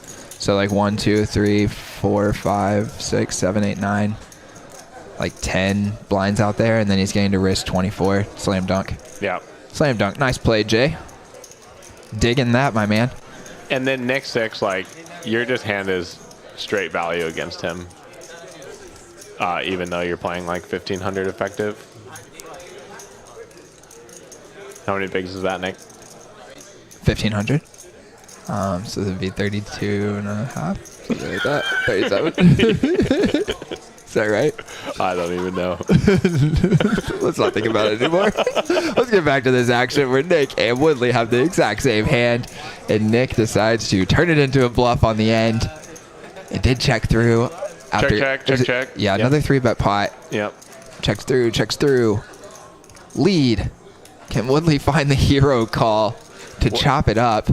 Yeah, what sucks here is if he calls, like, and then you chop it, you're like, oh my gosh, I was right, but I have to chop it. Oh, and Woodley going with... Wow, Woodley. Wow, dude, that was crazy. I thought for sure Nice play, Woodley. he was going to fold. I was like, what on earth can you beat? I would not hero call I love here. it. If you look back at that footage, Woodley checks his hand. Do I have a club? Nope. All right, I'll still bluff. Nice. You think that's what he was thinking? Nice. Good point. Maybe, but he didn't even have a I club. think there's a and then good went chance for of it. that. Yeah, I think there's a good chance So of that. that's fun. Oh, seriously. Oh, and Poker Monkey says, Woodley is Hollywooding. No, sir. He was thinking about making a move. Or not. Yeah, that's right. That was epic. He just had... Oh, sorry. No, you're good. I was just going to say, I think he just had a feeling that he had, like, Nick wasn't strong. Yeah. But he's so- also thinking, but he probably has something. Yeah. Because this board, like, Nick is the type of player that you can't eliminate, like, weaker hands from his range that have some small showdown value, like a small pair or something. Small pairs or something. Yeah, like he's not just going to check those because it just feels like what that hand wants to do, right? He's kind of like playing more so like how strong he thinks you are, and if he thinks, like if he just wants to bet because he thinks he can win the pot, then he's going to go for it. And so you can't eliminate any of those hands if you're Woodley, and therefore just hero call with the ace high. He's going to just say, oh, I've got a pair of fives. And you're going to, yeah, that's good. And Woodley could probably just feel he wasn't that strong after he's but checked like, twice. I can't call, so I'm just going to put in a little raise here. Yeah, and dude. Make him fold all of those weak hands. Yeah, dude. That is just... That is great play. Great recognition of the situation. Yep. Great execution. Not afraid. I would probably be afraid, like, oh, Nick's just going to call me anyway. Yeah, definitely when you see him call like the pocket fours early in the stream, Yeah. it's like that's scary to put the river raise on him when it goes check, check, check, check. Yeah. Like he has to give you credit for slow playing the whole way through. Yeah. So And- I always get nervous in those spots too. Are they doing a flip right now? I don't know. Looks Is like that they Woodley are, flipping so his cards over? Yeah. When they do the flip, let's look at Yeah, cool. some of the stats for the night. Let's go. Where do we start? Let's start with these B-pip numbers. Yeah, pop them up. Woodley. Okay, no surprise there. And pop Yeah, them back up. Yeah, I think the second time it stays a little longer. Yeah. Yeah, so Woodley and Nick 6. No surprise there, leading the way. Yep. Juicy, juicy. We got the next gen boys sitting at the bottom. And if looks Rosie pretty- didn't open that King 10 offsuit, he'd be thank sitting goodness. at 0%. Thank goodness. I think he's But- actually played 2 hands out of 29. Yeah. And then, haven't really had many hands, so. yeah, because if we go to here, he does have that King 10 offsuit down there. And has And- 3%. So. Yeah. And we just look like Nick 6 just likes to see flops. He is the second highest BPEP, but the second lowest pre-flop raise. So he just wants to get in there, play post, lead a lot of flops. Yep. And then who's the big winner of tonight so far? Not too much money moving around. No, not but yet. Jay actually surprisingly is the big winner right now, even though that Nick 6 had that massive pot with the pocket fours. Mm-hmm. And then now Jello and Woodley are our Savage Sunday losers right now. Womp womp. Oh, you gotta pop this. Oh, you hit it. Do it again. Do it again. Wow. All right, and our cards are back in the air after a little flip ski. I think that will update into the stats of wins and losses. Would play like some part here right now, as we showed. Hasn't been too many huge swings yet. Yeah, and there's been some trading money back and forth between Nick and Woodley.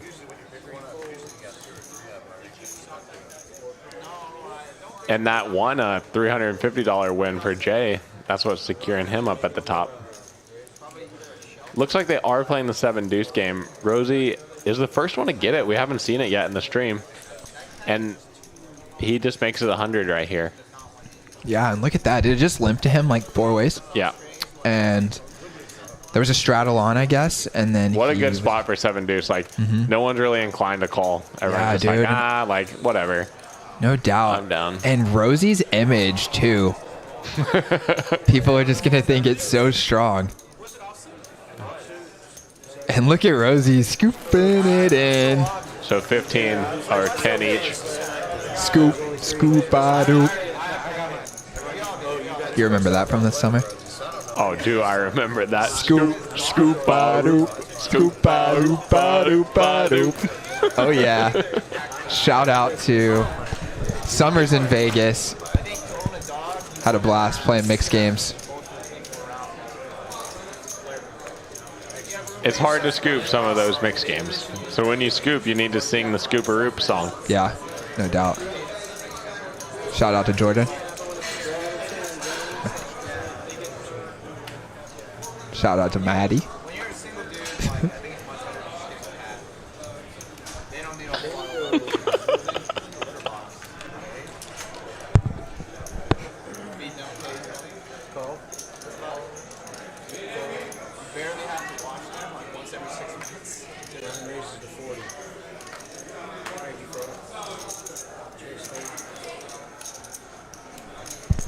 Oh boy. Oh, we just had a quick laugh. Having a good time here in the booth. That's for Nick. Oh boy, oh boy. Oh, Jello boy. gets 7-deuce offsuit now. Let's go. But he's going to get 3-bet off of it by Rosie. He's just Yeah. going to feel like Rosie's been catching all the Wisely lets it breaks. go. Well, he limps for 10, and then Woodley opens to 40, and Nice. then Rosie 3-bets ace queen O. Nice. So looks like Jello is going to go for the little tricky limp squeeze play, Yeah, which I like it when the 7-deuce game is on, just like limp those in the early positions and just kind of see what's up, like see if you get a good configuration or not. no doubt, my man. I'm 100% on board with that. Basically, if you say you're limping here in the booth, Nick is going to be like, oh yeah. Oh, yeah, I'm the down. limp master. The limp master. That's true. That's true. I'm the limp master. I've been trying to limp a lot more in tournaments. It just seems so good. That I still need to put a lot of thought into. I want to 'cause put thought into it too. I think like there's some real validity to it, and I've been talking to some pros who are very good at running sims, and there are some surprising results that we see coming from sims these days about some limping strategies. So I don't know. We'll see how as the game evolves, and I've been seeing some streams as well of certain players playing a very high limp frequency strategy. So it's going to be interesting to see how the game develops in cash games or that tournaments way. for that? In tournaments, yeah. Not so much in cash games. I haven't seen it that much in cash games. You see our boys doing it. I do it right here on Cyber Sundays. I see some limping. Frankie had a crazy limp spot the other day. Oh, that was Friday, right? Where he had the ace king against the 2 aces. Oh, yeah, man. what a crazy hand. Yeah. If you guys haven't watched that stream, you need to go watch that stream. That was just such a good game. Oh, yeah, it was epic. And they're going to be running that game every week, dude. Oh, really? Yeah, 5-10. It's 5-5-10, I believe, right? Yeah. 5-5-10 on It's a 5-5-10 Friday 20. nights. It's a big game. Need to get confirmed, actually, and then shout that out for sure. But I'm pretty sure they're doing that every Friday. Yeah, I think you're right, every Friday. But you need to get in there, watch on Friday night. I think Frankie's going to be playing quite often on that night. And they have Kitty from Vegas, if anyone knows her. Oh, yeah, dude. Coming in on Friday. So definitely come back, watch that stream on Friday. It's going to be a banger. Okay, so Nick 6 right here. Gonna float. He's got the king. He's got a gut shot, but he is dead. And there's $600 in the middle. If the boy goes really small, he might get a little more. Yeah, I like small here on the end, I think. It goes probably a little big. I don't know. Let's see how Nick feels about it. It's about 1/3. I think it's a pretty good sizing target. Yeah, I was thinking more about Nick's specific hand, but what do I know? He doesn't even know Nick's specific hand and still gets a call. Yeah. Nice bet right there. Yeah, very nice bet. Yeah, nice. A nice little pot by the boy. Got sneaky big fast, and he scoops in a $1,000 pot, almost 1,100.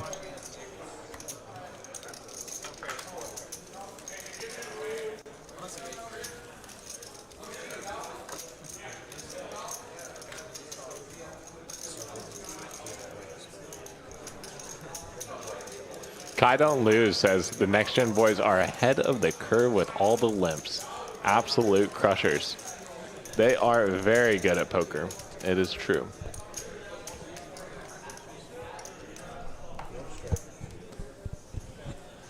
See a couple of guys in the chat saying they were up at Choctaw. I too was up at Choctaw this weekend. I only played the 8-game mix tournament. Shout out to all of our local mix players. Jimmy. Always shout out to Jimmy and Mix. He is like the mix master of the DFW area. Also shout out to Derek, who I sat next to in the tournament and does the commentary at TCH down the road. Does an excellent job. Wow, what is... Yeah, dude. So Nick 6. This is so... I don't know. What do you like... What do you think about this, like, as playing the 7-deuce game, when you see someone just straight raise to $300? Like, do you think they always have 7-deuce, or do you think, like, they're trying to trick you and that they have, like, a very strong hand instead? I would think it depends on the player, of course, but... Yeah, well, when you see Nick 6 doing it, like... I would think that he's definitely capable of trying to be tricky. It's like a cool strategy to do this with other hands, but 7-deuce. Yeah, exactly. Making it look like you have 7-deuce. Definitely when 7-deuce is in the mind of everyone, like when you're having to pay. Like sometimes you kind of like lull out and forget about 7-deuce, but all the players are like actively thinking about it right now. Yeah, for sure. Oh, boy. Oh, wow. And I'm afraid that Nick 6 Oh, he's going to be saved. Man. So Never played Seven-deuce, man. Maybe I could represent aces. he gave it a shot, and there you go. He said he was trying to represent aces. Now, when he has aces, does he ever think, let me raise to 300 because I might do it with 7-deuce? Maybe not, but it's possible. Who knows? Yeah, I think it's possible. Yeah, I want to see, like, someone try that.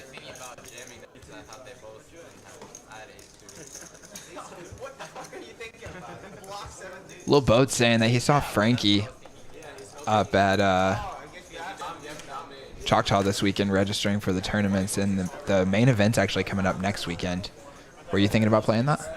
I am thinking about playing that. Don't know if I will or not. Yeah. But I don't think I'm going to. We'll see.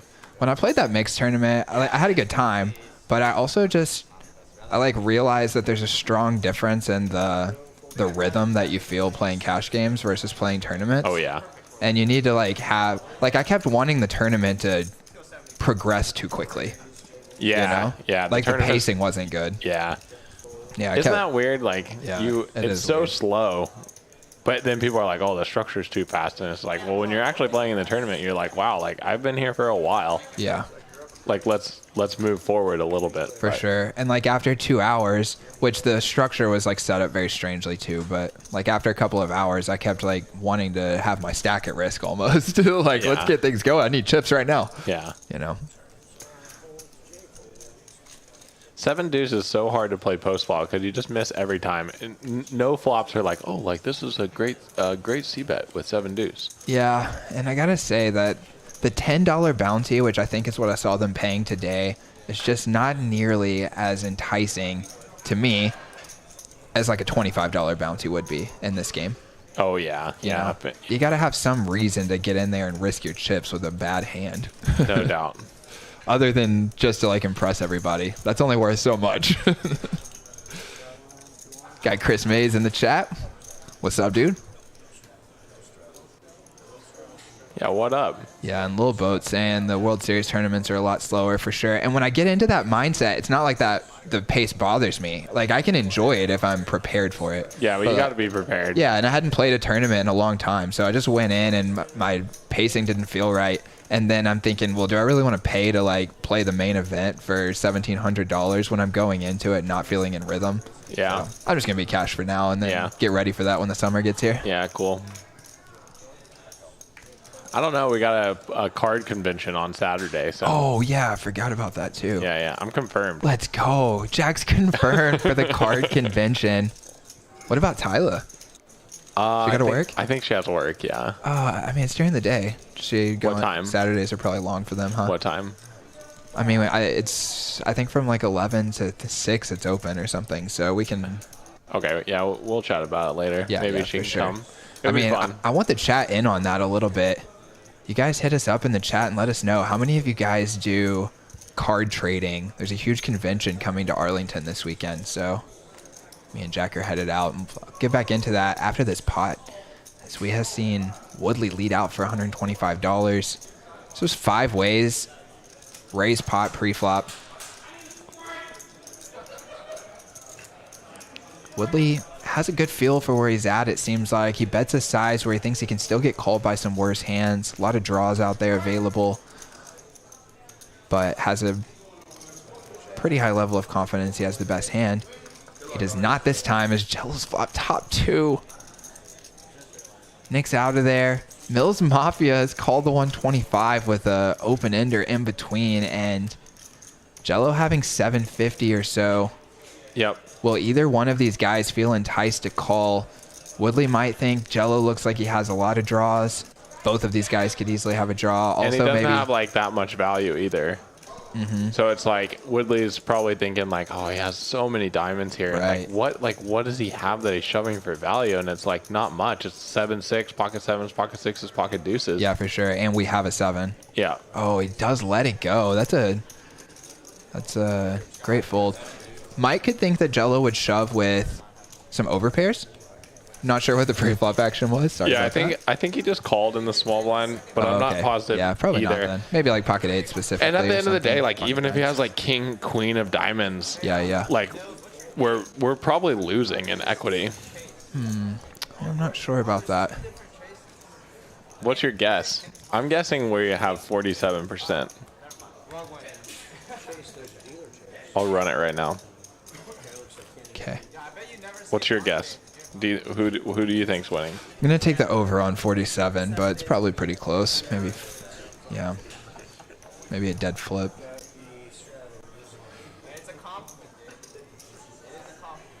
Seven-six deuce? 7-6. Yeah, it was either a deuce or 3. Oh, yeah, it had to be a deuce, right? Yeah, deuce.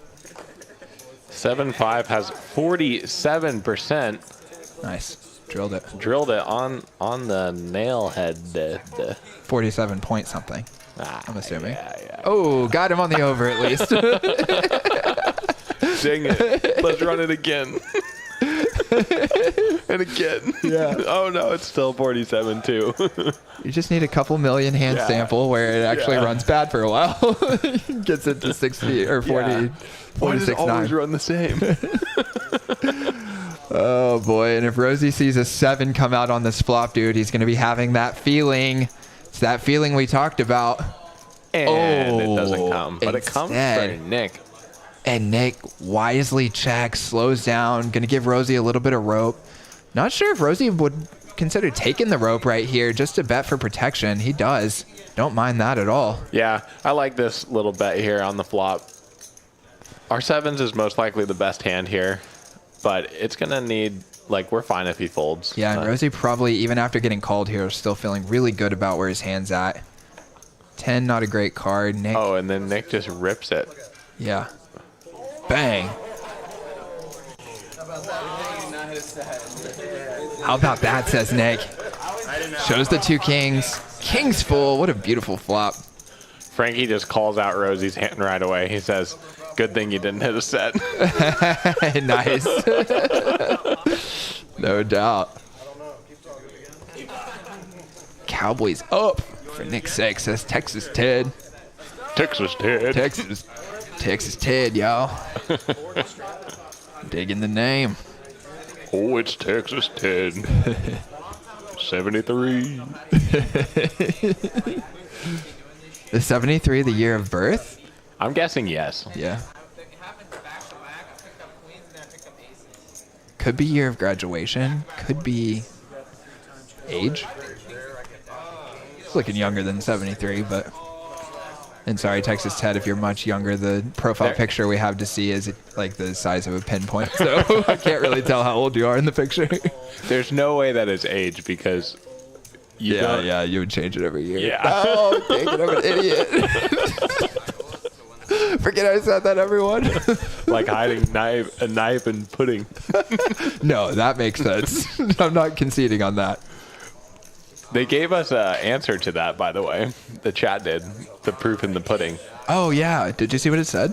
It said something about, it's an old ancient saying about, there's more to it, that it's like, you have to check the pudding if it's good, or if it's ready. Okay. It's the proof in the pudding in the eating, or something like this. So you have to eat the pudding to make sure that the pudding is good. Oh, this is deep. Which makes sense. Like, how do you know the chicken's good? Well, eat it. Gotcha. Yeah. Well, maybe don't eat the chicken to figure out if it's good or not. But yeah, exactly. Like if someone's speculating about whether they should do something or not, you're like, proof's in the pudding. Yeah, exactly. You do it and find out. Yeah. Yep. It's a good saying.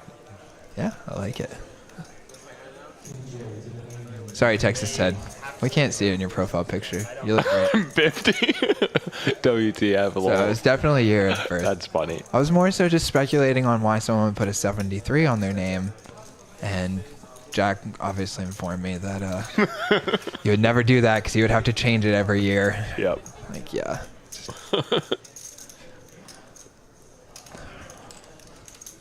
You're just trying to come up with too many creative ways that it could be when it's obviously the date of birth. Yeah. Or year of birth, I should say. Yeah, honestly, probably the second most probable reason is because it was randomly generated by Google when you were signing up and couldn't do Texas Ted. Ooh, that's a good one. Yeah. The proof of the pudding is in the eating of the pudding. The pudding. Nice.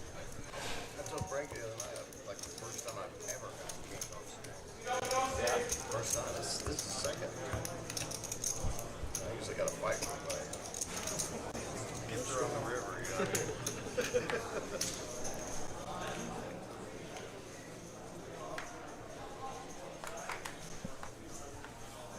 I like how the boy stacks his chips in tall towers. It suits him. Yeah. I love the tall towers. Definitely here with the with these chips specifically. You can just stack them so high. Yeah, it suits you actually also. Whenever nice. I see you playing in a tournament, especially if you have a tall tower in a tournament, it's just like such a dominating presence. Yeah.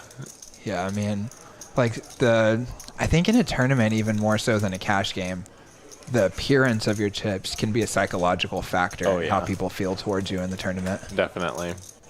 And your security in it, like whether you're... That's what that's all it says. When you have tall chips in a tournament, it's like, I have so much confidence in my stack that no one can bust me here. Yeah, you're like anchored So it's in. like, I don't even need to count my chips. I'm just going to stack them, use them, like keep attacking, but nobody can bust me here. Yeah, you still have that feeling that you're like, you can move around inside of the stack a lot, and basically like your storehouses are stocked full. You know, you can make a lot of plays, eat a lot of meals, and not replenish them for a while, and it'll be okay. That's what I feel like in cash, too. Oh, boy, dude. Yeah, we get an open from Benji, a min click from Nick 6. Woodley decides to try to peel to beat Nick 6 with the 8-4-0. Yeah. And Benji 4-bets to try to win the 7-deuce, but it's not going to work this time. Yeah, I got to say, I think that play right there is in the arsenal against other players, but against these guys, they're just never folding. Yeah. Yeah, I mean, I would just fold myself at that point, but if I mean, you could call 20. That's what I was going to say. If I did want to continue, I would just call. Oh, yeah, if it's only 20. It's 20 to 40? Yeah. Okay. So just, like, see the 20. pot and, like, see maybe if you can make a pair, or maybe it goes check. Yeah. And, like, it's always so sweet when you're value betting 7-deuce-0 at the end. Yeah, for sure. And then you get the extra money on it. Oh, that's so nice, dude. Yeah. Yeah, because I guess you could really just consider, like, that extra money is in the pot for you, all those bounties. So, like, right then, instead of getting 20 to win 100, you're getting 20 to win 180. Yeah, exactly. Pretty good price. Yeah, so no need Although, if you do consider this, too, like, if you were in the big blind, getting 20 to win 180 with 7-deuce off against a 3-bet range, you'd probably still always fold, but but in this case, but for the glory, it's probably worth it. For the glory. For the glory. And Frankie's going to overlimp again. Finds another spot on the button. Yeah. Really, really nice hand to do that with, too. Yeah, no doubt. You're stoked to see the situation. Super low SPR. Yeah. Really no incentive to raise at all. And you definitely aren't folding. So. Yeah, you don't want to fold. And he's got a chance. He flops a gut shot. He's actually got 23% equity. Wow, that's so surprising. He has the second most equity in this hand. Yeah, dude. There's so many surprising ones that I've seen just from sitting in here watching these 4- and 5-way pots happen a lot. And I love peeling here, like with the gut shot too. Just because, like, when you make your hand, you have potential to make so much money. Yeah. My only wish is that it was a gut shot to the nuts, to the top side. Yeah. I mean, you can't hope for that much. Having the 5 of diamonds specifically is pretty cool too. You have 3 to the straight flush. Yeah. And again, like, I'm just trying to see more cards and just realize, like, if I make my hand, don't necessarily want to bluff here, but open the potential that there are some possibilities on some rivers that I might do some stuff with, but the boy's going to take his 5 and say, I don't think it's good, but I don't think your hand's very good either, so I'm going to bluff raise. Yep. Nick 6 is a tough character to try and bluff raise because this right here, the hand that Nick has, is just about the perfect representation of the kind of hands that you're trying to bluff raise him off of. Exactly. But I like Nick 6 peel here because the boy has to be raising sort of a 10x hand here for value after overcalling the flop. Yeah. Or he has 6-7. And if he has 6-7, you know, like whatever, you can obviously raise that. But he doesn't have much more outside of that 6-7. The spade is a pretty good card for him to continue on because a lot of his natural bluffs would be spades. And yeah, I agree. And I really like that he has that as part of the plan. Yeah, that exactly. I'm going to continue bluffing on these certain cards, because probably the raise on the turn against Nick and just knowing how sticky he is, it's probably not getting the job done often enough right there. Yeah, so he has some backup plan. He's got a spade, and when that spade hits, he decides to represent, which is like his line is very credible at that point. And so you win on a lot of spades, you win on fives, you win on kings, and it's a weak turn bet. So it's just like I'm gonna continue to attack that, and you got a fake flush draw, you know. No doubt. No doubt. And you see that part of the plan, he did game plan for well, as Nick folded the exact kind of hand that you would be afraid might float you and need a backup plan against. Yeah. I still don't think that I would probably attack too wide against Nick, particularly right there. He's just the stickiest player in the game. Yeah, for sure. It's hard to make him get fold. him off. Yeah. All right, Frankie's got an actual hand this time. Yeah. Of the diamond variety again, but just a little higher. The two highest cards that you can get. Yeah, and if Nick could have any hand and Frankie could choose that hand, it would be something exactly like this. I almost don't want to speak it out there, but I think a king is going to come on this flop. I just have intuition about it. And you said follow your intuition, and Nick said follow your heart. So yeah, I'm glad that you said that. And we've got the boy 3-betting, and this pot might get out of control, dude, as Nick 6 is going to cold call, and Frankie knows the boy is active and will very, very likely be shoving right here. So they're playing a... There's $450, $480 in the middle. Yeah, I think that you just got to just rip it in here. Yeah. I don't think there's another. Yeah, I don't think there's another sizing that you can really go. No. And we just can't flat here. Definitely with Nick 6 calling in between. Oh, 1 point though is it looks like Frankie has a little more than what it has listed. I still think it's just very comfortable shove having $500 in the middle. And with everyone thinking that you might have 7-deuce also. Like even though that maybe he doesn't do this big of a risk. Relevant for sure. Yeah. Yeah, nice Frankie. He finds the shove. The boy is going to posture here for a little bit and then decide to stick it in would be my guess. Yeah. But I said a king's going to come, so it looks like this is going to be a clean double for Frankie. Yeah. Let's see if they've decided to for sure not run it twice anymore. Last week we had a couple of lingering run 2 times. Okay, and these guys got 2 beautiful hands right here. This is a cooler situation. They're going once. Let's go. We're ripping it, boys. Win it? We're ripping it. And the queen. Oh my gosh. Oh my gosh. And Frankie needs a king. He doesn't get it. Oh, and no. Oh my gosh. Wow, what a spot. It's a $3,000 pot, guys. Frankie gets stacked. Brutal. Man, I didn't even think of the possibility that you would be right and Frankie would be shipping all of his chips across the table. I know. Huge pot for the boy. Yeah, big pot, biggest pot of the night. Over a 3K pot for the boy. Yeah, sometimes poker just explodes like that. Just boom, boom, bang, bang. Yeah, and as they're counting down his chips here, we'll watch that for 1 second. That's a beautiful sight for any player whenever you see them ship you your opponent's entire stack still intact as it was. Oh, yeah. Oh, man, and you just like add... Oh, I mean, think about how much better it is even still if you had mostly bigger denomination chips. And so their stack, like in terms of the number of chips, like doubles or triples yours. And then they're just like, whoop, this whole big mountain of chips to you. Oh, it feels so sweet. Oh, so sweet. And then you're just like stacking up all these chips for ages. You're like, how do I even want to like configure all of these chips? Like I just have so many chips now. Look at him right now, just adding those onto his stack, all those greenies. Ooh, look at Frankie's face. Poor Frankie. Oh, puts out a little smile. Yeah. Nice. You know, Frankie... 7-deuce, he says. I have 7. You know, Frankie recently, he busted the tournament this weekend. And then on the 5-10 game on Friday, he kind of got smoked. I don't know if you saw that.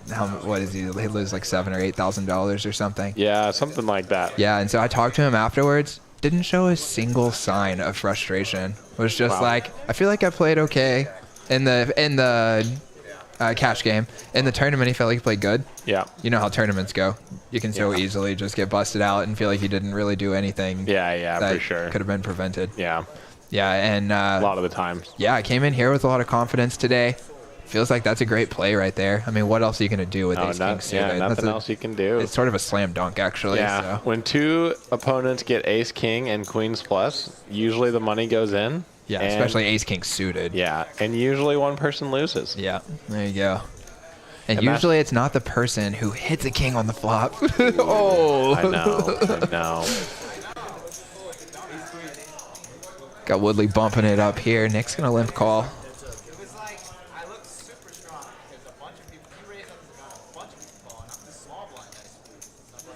Two spades. So Woodley. It's going to be enough. Yep. Nice little c-bet spot. Takes it down. Shows a 4 spades. A little bit of gamesmanship there. So after that pot, the big winner of the day now is going to be the boy. Yeah, dude. Wow. Just cleaning out the table. Almost everyone is red besides the boy and Jay. Loving it. And Frankie is down a full stack. Not loving that for Frankster. Poor Frankie. Yeah, just loving the big pot action right there. Even though it was just a classic cooler. Gotta love the big pots. Gotta love big pot And energy. look at that stack. Like, how do you even get through that stack? Yeah, it's like a mountain, dude. Especially if the hand's not double, triple straddled or whatever, and it's instead just 2 and 5, and then you see that guy who's already a threat and has that monster stack just reach in and pull out 3 or 4 red chips. Yeah. Which don't Just even, from the back it's of nothing, you know? Yeah, literally nothing. And you're just like, dang, I've got to go through that whole thing. It's going to be a task. And he can just play with such confidence. Yeah, and all the other stacks, just seem like so achievably got. And noticeable when you are losing chips, but you don't notice when you lose any chips. Yeah, dude, and that's what I was gonna say. When I've seen some of your best runs in tournaments, and you have the mountain of chips, no color up in tournaments until it's time to color up. Yeah. Right. So you've accumulated everybody else's chips, and it looks like you're playing out of a mountain of them. So you got 150 or 200 big blinds in a tournament in the middling stages when other people are getting down in the 40 big blind range. Yeah. Oh, it just feels like you're just gonna eat them all alive. I've been doing well, we can talk about the configurations later. Let's see what Frankie's going to do in this spot. Yeah. This is an uncomfortable spot in poker when you open an earlier position. Yeah. The hijack calls, and then the small blind 3 bets, and you have ace jack suited. It's just a really tough spot to play. No doubt. 4 betting dude. doesn't feel good. Folding doesn't feel good. I think with Benji being out of position in the small blind, he's going to want to continue in some way. Yeah, exactly. I personally like calling here. We have suited ace jack. We're in position. Make him play out of position. I think both plays make sense, but with Mills Mafia behind me, that probably pushes me towards wanting to re-raise again. Yeah, but do we want to get all of the money in? Ace jack suited? I would have to just see the sizes again and think about whether we could 4-bet and fold. No, I probably don't want to 4-bet we and call. couldn't 4-bet fold in this spot. Yeah, then I guess call's the only choice. And then he's not gonna for sure call behind us either. Yeah, call's the And only it's kind of choice, nice in situations like this, even though that we have bad relative position. It's it forces Benji to play kind of straight up because he's against 2 people out of position. Yeah. Frankie catches the world here, dude. Yeah, catches the world, and this is a great flop for Mills, and he's going to get it in, and let's see if Frankie is going to take this one down or not. It's about a flip, I think. I'm going to guess 51% for Frankie. Oh, I'm going to guess 51 for Mills. Ah, damn it. Nice. You're on it. You're on it today. On it. Bang, bang. Oh, got a jack. And that pretty much turns him dead. Yeah. It's nice in these situations. You always feel so good as the ace jack suited because all your cards just feel like a lock on the hand. With the 9s, it's you're just having to fade. as opposed to like being up against what? Well, just like having 9s compared to ace jack, even though like it's a complete equity like flip, I would rather have the ace jack suited because like you know what you need and when you get it, like it feels good. Yeah. Rather than the 9s, you're like, no. Yeah. You're like anti-sweating. Yeah, you're like, I don't want to see it, but I have to see it. I hope my hand that's a good point. I like stays that. well. You'd rather sweat than anti-sweat. Yeah, you'd rather sweat than anti-sweat. That's why in craps, like you root for the 7. Yeah, dude, I like or that. Or you root against this. Yeah. I feel like it could be like a manifestation thing too, where it's like you hear people that do like motivational speaking and talking about trying to manifest what you want for your life as like focusing in on the thing you do want. Yeah. And you also hear like sports psychologists type people talking about how like you don't want to ever think in can'ts. You want to be thinking in cans. Yeah. Right? And so you're thinking about something specific when you're trying to manifest a card you need to hit. I want to hit a bang. That's the one I want. You don't want to think about like, well, I don't know what I want to hit. I know what I don't want to hit. Yeah. You know? Yeah. Like, yeah, I like but that. in the queens versus ace king, like I would rather anti-sweat because like the equity is 54-46. Well, yeah, of course. That would only, I mean, I would, dang, like, is there an equity distribution difference that's measurable to you where you would always take the one where you can anti-sweat even though it's costing you EV mathematically? No. I don't know. I mean, that's probably why I want the ace jack. Well, but if you think you're in that manifesting it, maybe you can outrun the equity edge. You don't have faith, Jack? I don't have not faith in that. Jack has no ability in his faith to out-manifest an equity difference. I put my faith in other things. Yeah, exactly. Not manifestation of beating mathematical equities. Well. Sorry, guys. Don't have faith in that. All right. Jello turns the world right here, dude. He's got an open ender with his flush draw. Just beautiful to see how all those cards interact with each other. All those diamonds and clubs. I love the 4-color deck, by the way. Oh, my gosh. I wish we played with the 4-color deck. Yeah, I love it so much more than the 2 colors. Yeah, it feels like a slam dunk, honestly. I know. A slam dunk. Like, there's 4 different suits. Why are we sharing colors? Yeah. Especially when you know some people like mistake clubs and spades, which look kind of similar from far. But yet, no one has moved to the 4-color deck. Like, surely, like, that's going to change eventually in the future. Yeah, guys, give us a shout out for the 4-color deck in the chat. Who loves it? Jello loves it. He makes the flush on the end. Nick 6 has top pair. And Nick's checks and Nick... All right, Jello checks and Nick snap checks back. These are the spots that I think that players too quickly snap check on rivers. Like, rivers is an important... There's a lot of board-changing rivers, and when we're calling, we should always think about the possibility of maybe leading some rivers. And definitely when we make our hand or any, like, board-changing river like this, just like sit there for just a second and be like, is lead viable here? Should I lead? Rather than just like feeling like you should instant check like so many times that you would do in other situations. Say that like someone raises, you call from the big blind and you just snap check all the flops. Like that's different than snap checking rivers. Frankie's got ace king again. He's going to try his luck about it with this time. And Lego saying he would rock the 4-color deck. The only problem for doing it on Savage Sunday is I think that you have to buy these very specific cards. I know. You have to buy cards that have computer chips in them. So I don't even know if they make that in 4-color decks. We could look into it, though. So what do you think about this spot? This is obviously different than the cutoff button spot that we had earlier with the ace-king offsuit. But we opened +1, and the boy 3-bets us to 100 in the hijack. This one, I think, is a call. Frankie's going to 4-bet. Frankie thinks differently. I think that you can do both here. Against what I've seen of the boy, I personally like the 4-bet here. I think that he's probably 3-betting us too wide, and he's going to probably continue too wide, and that we can just start building a pot to get stacks in for the whole 2K with ace-king-o. He's not going to 5-bet us all that often. When he does, we're in a really bad spot. We'll figure out what to do then. But I personally, I really like raising here. I'm with you 100% that they're both reasonable.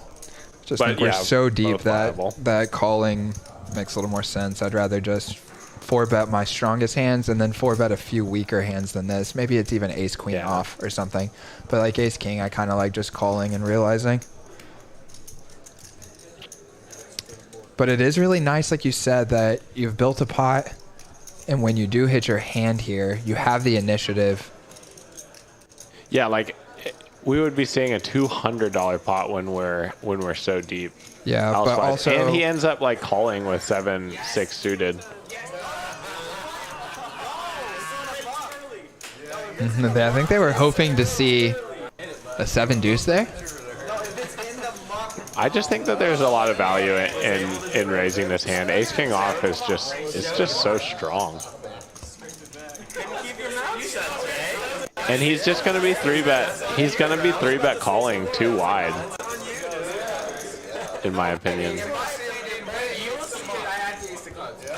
He was able to show. I understand he showed it, but if it hits the muck, it's out. Oh, wait, it's the muck. So Poker Monkey saying that he had that feeling today, flopped a set at the meetup game, and then later got queens and flopped another set, and got kings and won that too. Sounds like a good day. Yeah, sounds like a great day. Sounds like he's slowly climbing up the points ladder as well, Jack. Topping 3 mil. In the gambling game? I think so, dude. Wow. Look at Lego only has 3. Total Oh, 3. no, and he has Lego. 3 million. Oh, no. Poker Monkey. Poker Monkey, can you gamble 1 million of those? Yeah, dude, do it. Like, just put it on the line. I want to see a $1 million No doubt, dude. gamble from you. Don't be a wuss.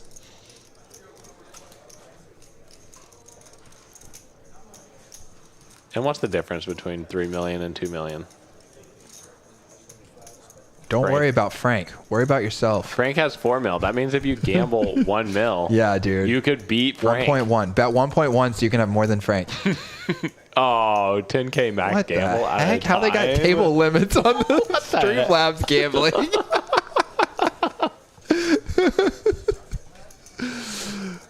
Okay. What about gamble all? These poor guys wish we were talking about their cards. We were talking about whatever else.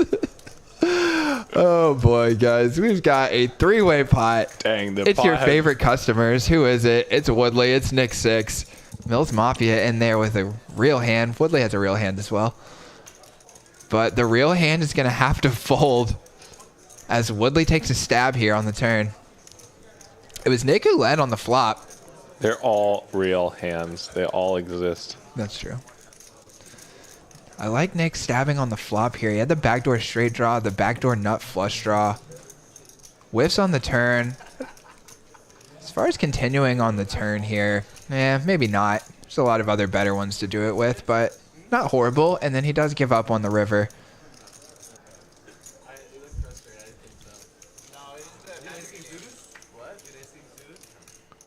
Woodley takes it down. So was that Woodley? That is Woodley. Bet on the turn and the river? Yeah. Nice. Takes it down. Yeah, had the best hand, but pretty gutsy double barrel right there, turn river.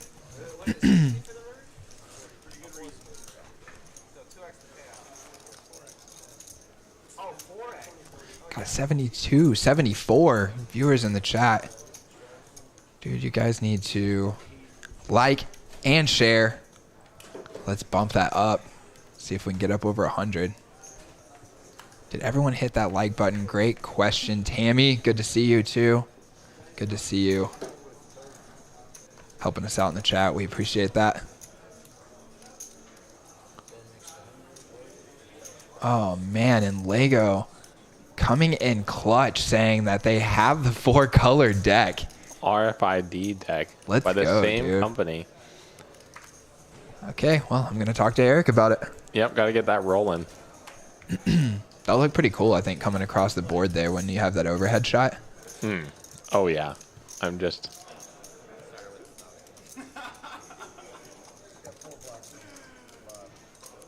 So just another example of the boy opening and calling wide from earlier position.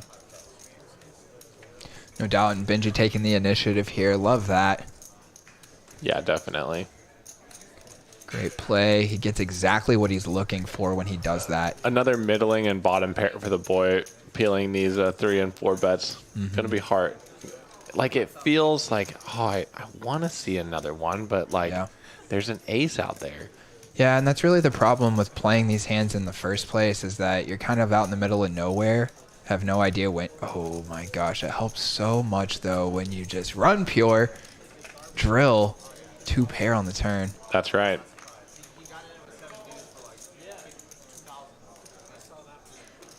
And now it's like, okay, the Benji has like 850 left.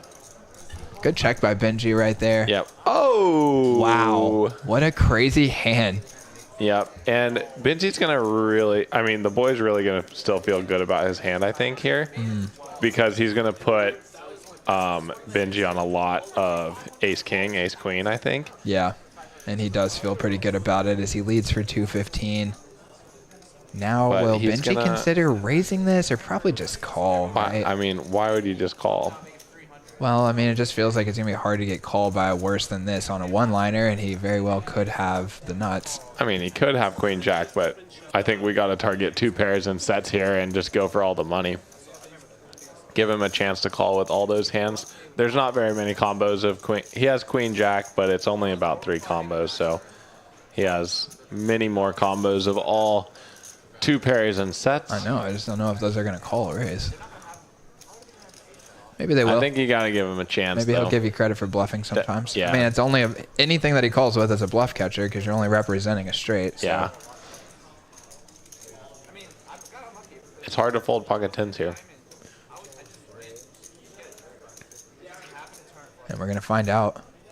He raises small, too. Yeah, so. you saw instantly the boy was not happy. He just wanted to instantly throw his cards in the muck, but Yeah. he's going to sit and think about this a little bit.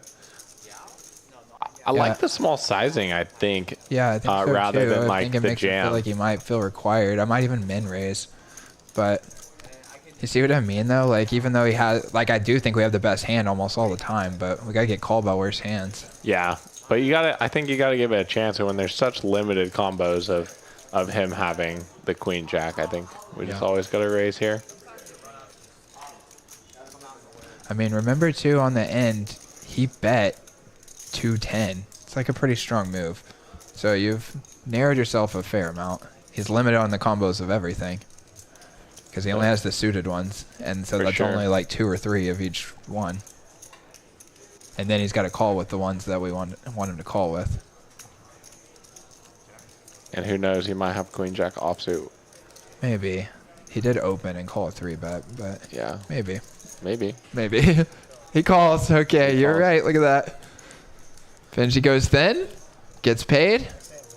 The boy wanted to fold, and if he's going to call with 10-7, he's probably assuredly calling with Pocket like 10s, pocket 8s, ace 10, ace 8. would he have those? I can't remember the action well enough to know if he has those, but I think Yeah, he could I have think like he would have those. ace X 2 pairs. So I think he would have those. fair enough. Yeah, I think Nice in play by those- Benji. Yeah, in those spots when they're like, it's really hard. Like, it's really hard for him to have queen jack, and he has a lot of other stuff. So you just give the opportunity to get that call in. Poker Ski in the chat saying he's thinking about playing the main. Let's go. Jack's thinking about playing the main. I think the boys are going to be there. Not sure. Rosie, I saw say something about playing the main, but I wasn't sure if he was talking about in Vegas or for this series. I'm pretty sure Frankie is playing it. Yeah, I think so. And John, who's usually here in the booth with me. Guess we didn't even talk about that much. Having Jack co-host here in the commentary booth with me tonight. Yep, Appreciate I'm you here. being here. Yeah, no problem. My name's Jack. Jackie Good to P. meet all of you. He's done it before and did great. And then happy to have him back tonight. So Knock could have the night off to be at Choctaw. He's playing poker, playing tournaments. Yep, the normal team is Nick and Knock. Nick Knock. Nick Knock. Knock. Pretty catchy for Nick Knock. for a group name thing. Yeah, for that is good. the commentary We team. We got Nick Knock in the booth. Yeah, Nick Knock on the booth. Nice. I like it. I like it. Yeah, I might have to start putting that in the description. Yeah, I think that's good. All right, the boy is obviously feeling tilted right now. Yeah, is this a cold 4? Cold 4. He says, you know what? I'm sick of it. I'm going to make a flush with these blue cards. And Woodley's got blue cards too. If he can find a way to stick around, I mean, this is a very strong move by the boy. And even though Woodley's really sticky, you can see he's going to fold. So that just shows you that Woodley is aware of the dynamics of what a really strong play is. Oh, yeah, no doubt. Gets cold 4 here. Has like what you would think of as like, in his opinion, a pretty strong hand. And then has already put in 160. And the boy shows him, and now Woodley's going, I'm never folding a 7 suited again. What was I thinking? Problem is you have the 7. How you creep it? It's a very bad card. The 7's no good. You almost jammed. Jay making the point that Woodley having a 7 blocks all of the 7-deuce off. And, you know, I hadn't really thought about it in such a direct way before, that basically what playing the 7-deuce off game does is force people to create bluffing ranges or incentivize them to have a bluffing range. Yeah. And because in the game, it's sort of instinctual that people don't want to bluff that much because you're risking your real life money on this game. It's not like you're just playing a game for fun and then you're like, well, if I lose, I just lose and we're just playing for fun. You're like, well, if I risk my money on this bluff, I might have to risk like what I just spent all week working for. Yeah, for sure. You know? People always end up just convincing themselves that it's not worth it. Yeah, so what that does is like create an imbalance in the game where people aren't bluffing that much, and therefore you don't get to call with bad hands very often. Yeah. And it makes the game like kind of funnel into this like more like value betting style game. For sure. And so like if you can incentivize the bluffing to happen, then it creates like the way poker's supposed to be played. Yeah. You know what I mean? Yeah, where people have these bluffs. Yeah, so you force for them to create a bluffing range, which it might only still be those strong hands, and then 7-deuce offsuit only, which is also a funny way to do it. It could be like the ace-jack offsuit game, but... So I want to make a comment about this hand that I think is really nice. Yeah. Frankie has ace-4-0 on the button and check back the flop on the ace-ace-5. And I really like this play because when you bet, a lot of their air is just going to fold. Mm-hmm. You're going to get continues from like spades, 5x, ace-x. Yep. But you're crushed by the ace-x. Yep. And then the 5x isn't going to pay much more than just one tiny bet. Yep. But a lot of what they have they are basically just drawing dead against you. And you give 4 cards an opportunity to make a middling. And it almost feels like top pair. Like you almost made top pair, you know? This 8 does for Nick right now. And so just giving that person that option to bluff or make that middling pair. And Nick's going to bet twice for value here because he's like, how can my 8 not be good?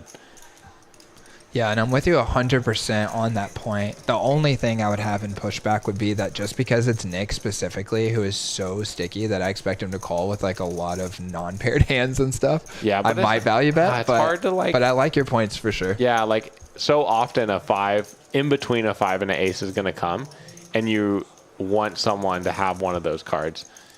And I love this raise from Frankie too. Like, yeah. And it was for another 500. It looks like. Yeah, it's one of those. It's one of those another things. Like, I don't think that you have an ace. Yeah. Would you consider raising smaller? Nick bet 2, and then raising to just like 450 or something. Because he raised a 700 there, and I know it's a very natural size. Yeah. I think like what the hands you're targeting is someone you want to just like hero call. Yeah, super hero call. Similar to like a 1/10 block bet out of position. I don't think so. Yeah, some different like river lines that I'm really interested in exploring are like the small block bets out of position, and then like the min raise in position. So, and this is one of those spots where it's just like, okay, like maybe if we just click it up here, like that's gonna just be like he's gonna be like, oh, like what? I don't even know what you're doing, so I guess I call. But when you shove, it's just like, okay, like I think you have an ace. But Frankie getting 2 bets from a hand that I suspect would just fold to even a small flop bet. Yeah, probably.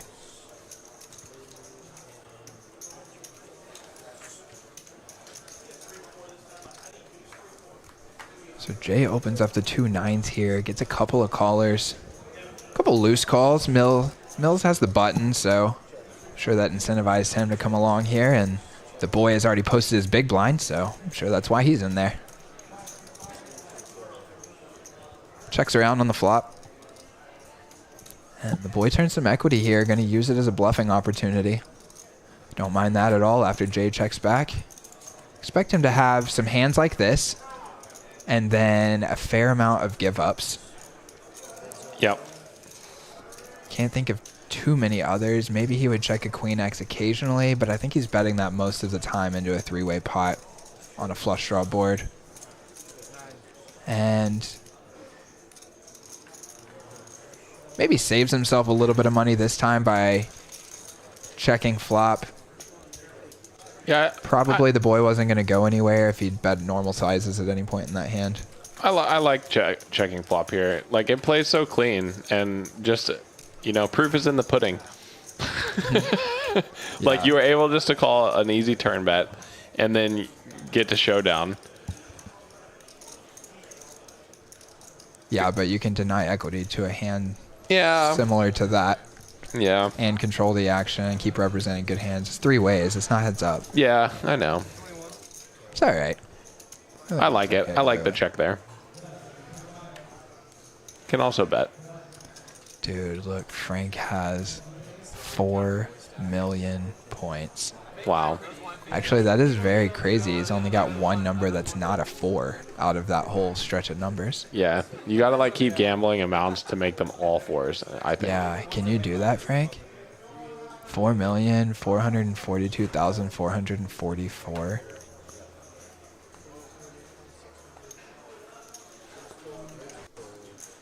Insane.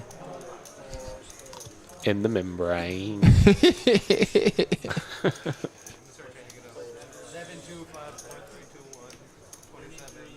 All right, gonna see a 4-way pot here. Yeah, Nick's 6 bumping it up. He's got the ace-10 off. Yep. Have some hands that can collide on some various flops. Yeah, he's going to flop the same pair as Woodley and has him out-kicked. Yep. Woodley told me he never folds a pair on the flop. So we'll see if that's true. I definitely don't think he's going to right here, as Nick bets 35 into about 120. That's the goal. I just gave my bets away to the boys. I didn't even want to. I was like, I'm tired of this. Hey, get some coming. I don't got that much. If Nick gets clean right here, he does not. You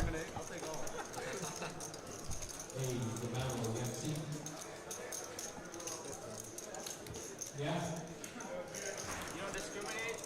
50's a good size, though. Woodley might stick around for that. Might just stick around to see what's up on the river. I said I don't discriminate. I don't think all chips are the same. Oh, and now he might. Nah. Will Nick fold the straight? He's got $386 left. Just gonna go. Yeah. Probably not. Think he's- Maybe. If Woodley shoves, do you think Nick would fold? I don't know. I don't know either. I would guess no. Woodley probably thinking that's his only chance to win this hand. Probably has figured out by now that his pair of 10s is very likely not good, but might think that Nick is just betting a non-spade hand. Says he's not going to try it. Maybe doesn't trust Nick to fold a hand like that either. Yeah. And I don't think Nick would fold the straight there.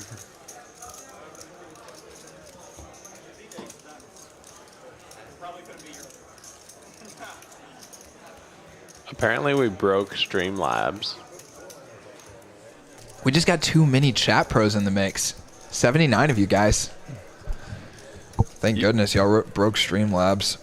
They love Streamlabs. I know. It's all these guys are here for. They just want to gamble on Streamlabs. Thought you loved us. Are you here for us or are you here for Streamlabs? Yeah. What if it broke and then like all of our viewers left? Like, oh, Streamlabs is broken. I'm out of here. Oh, nice. Nick 6, after showing that he did it with the 7-deuce, has ace king, and he just open rips it in the 2-5 no straddle. And then it's like tempting, you know, like even looking down at this this queen jack, it's just like, well, like if you have 7-deuce. Yeah, Frankie's showing that he really wants to call this. And Rosie's going to have the same feelings, but it's like, what are you going to do? You know, it's $700. Streamlabs? Seems like Streamlabs might be having some trouble. Guys, the doctor is here. Yeah. It's Dr. Eric. In terms of the point system, they're trying to gamble. These boys just want to gamble here, dude. They're only here for the gamble. Yeah, Eric's here working, guys. This is going to be like watching open heart surgery. Eric's got his scalpel out. It's a keyboard.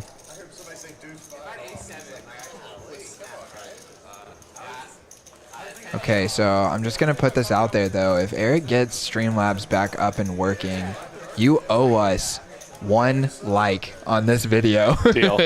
Deal. Just click that like button. Helps ship out our stream to the algorithm, and it's going to be more fun for everyone if you do it, because number 1, it helps us upgrade the stream, and number 2, it'll bring in more chat pros, more interaction. Are chat pros like only on poker streams, or is it like all streams? I mean, not chat pros, but Streamlabs. Oh, Streamlabs is not associated with poker. It's just a streaming thing. I see. I think it's kind of common across a lot of platforms to do the gambling thing. Nice. But you can imagine here when our customer base is all poker players, gamblers. They probably just love it. All right, I get to gamble while I'm watching gambling? So we got Mills Mafia open it up 60. And Jay's got pocket 9s in the small blind. Kind of just pondering what to do. Like, should I continue here with a flat or should I continue with a 3-bet? Yeah. Is this a double straddle pot? I'm guessing it's a 5, 5, 10, 20. Mm-hmm. And you can see Jay is conflicted about this spot. Just the way that he was thinking about that for so long. I'm a little surprised that he's conflicted because of Mills Mafia's stack. I'm thinking maybe Jay was just thinking about what sizings he wants to use when he's considering everybody else's stack behind him and then Mills Mafia's stack also. Because I can't imagine he didn't want to play for 600 on a $20 blind, which would be, what, 30 blinds with pocket 9s? Yeah.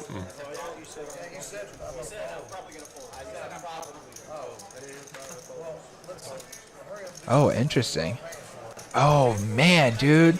Look at Nick about to protect his hand right here. He comes back over, shoves it, and even though he is a very active player, we just showed the pre-flop raise percentages earlier, and Nick was the lowest one, right? So when he comes in with an aggressive play like this, Jay probably thinks that this is still very strong, even though it's from Nick, who's a loose player. Yeah, exactly. And then Mills Mafia, of course, reshoving looks extremely strong. Yeah, and Jay instantly said, well, I'm probably good against one of you, but not both of you. Right. So he thinks someone has 10s plus here. Yeah, and it's hard to blame him. I mean, this is extremely strong. I think I'd probably let it go. But if he lets it go, it's going to be a huge mistake. You are getting like such a good price, and if they both have like the same hands and sharing out, you're in such a good situation. Yeah, because it's going to be a huge mistake equity-wise this one time, with him having 43% of what would be a nearly $2,500 pot. Yeah. So if he puts this in, he's going to be entitled to take back out like an extra $500 beyond what he puts in. Yeah. He needs, it'll be like 2,100. So he needs like 23% to call here. And I think he would call. I think you probably should call if you just need that, and that's what he came to as well. Like even if one guy has pocket tens or something, you can still hit your set, still about 20%. And if they both have overs or a situation like this, it's just like, all right, I'm getting too good of a price to fold here. And now it's up to the cards.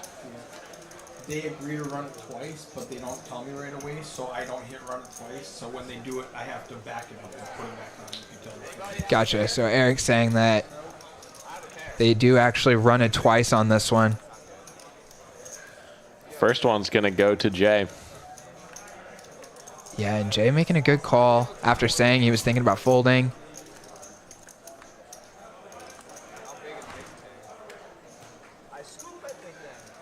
Boom. He scoops. Scoops. Wow. And it was a good play by Nick to try and get Jay out of there. Doesn't work this time, and Jay making the epic call that I said he was entitled to take out an extra $500. That was actually about $300, and that's my fault. But this time he's going to take out all of it. Nice hand, Jay. Ended up being a great spot. He's like, this is a bad spot for me, and worked out. Yeah. Great call. Yeah, I think that's a correct call, too. I don't know about that one. That's a tough spot. I think I would give Nick credit for having a very strong hand there. Yeah, I mean, I think even with both of them having strong hands, like, I think our price is just too good at the end. Because it's $550 and the pot's going to be $2,100. Yeah, I just don't know if Nick would even shove with ace king there. I think he might just call and consider that like a drawing hand, so to speak. Maybe. So then it's pairs, which I mean I wouldn't have thought he would shove with 2-5s, so Yeah. you know, fair enough, but yeah, it's hard to beat both of them. It is hard to beat both of them. Like, very often someone is going to have an overpair, but we still have 20% against this. We only need, I guess it's 25% to call. So just sometimes we need to get in a situation like we are right now. Tell them to try points. Oh, he just did. Eric's saying the point system might be up here. We're about to find out.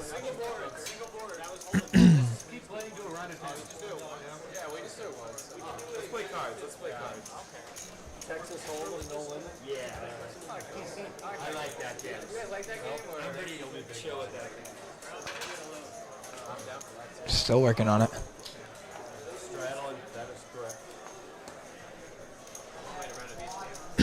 Yeah, I think it's good points, Jack. I'm with you. I think calling seems fine. I'm with you. You won me over. Nice. Convinced him. It feels uncomfortable, but I think it's the right play. Jay also finding some spots to overlimp button and get involved. In spots that it's like raising doesn't feel that good, but I just want to see the flop.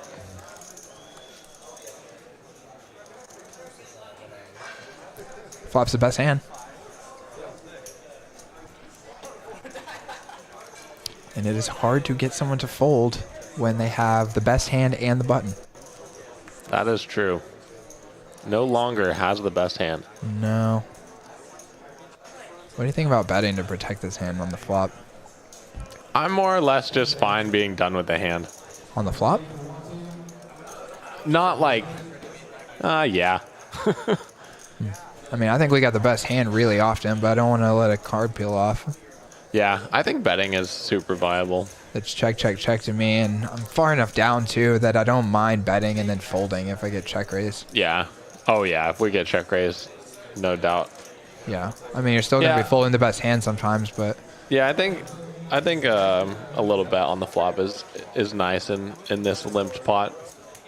You've convinced me. Bang, bang. Back-to-back mind switchers. Rena letting us know Streamlabs is down. We know it's down, guys. You're in timeout. You guys have been gambling too much. You need gamble. yeah, too much degeneracy in the chat box. Had to cool you guys off for a minute. Oh man, I'm seeing the top points right now.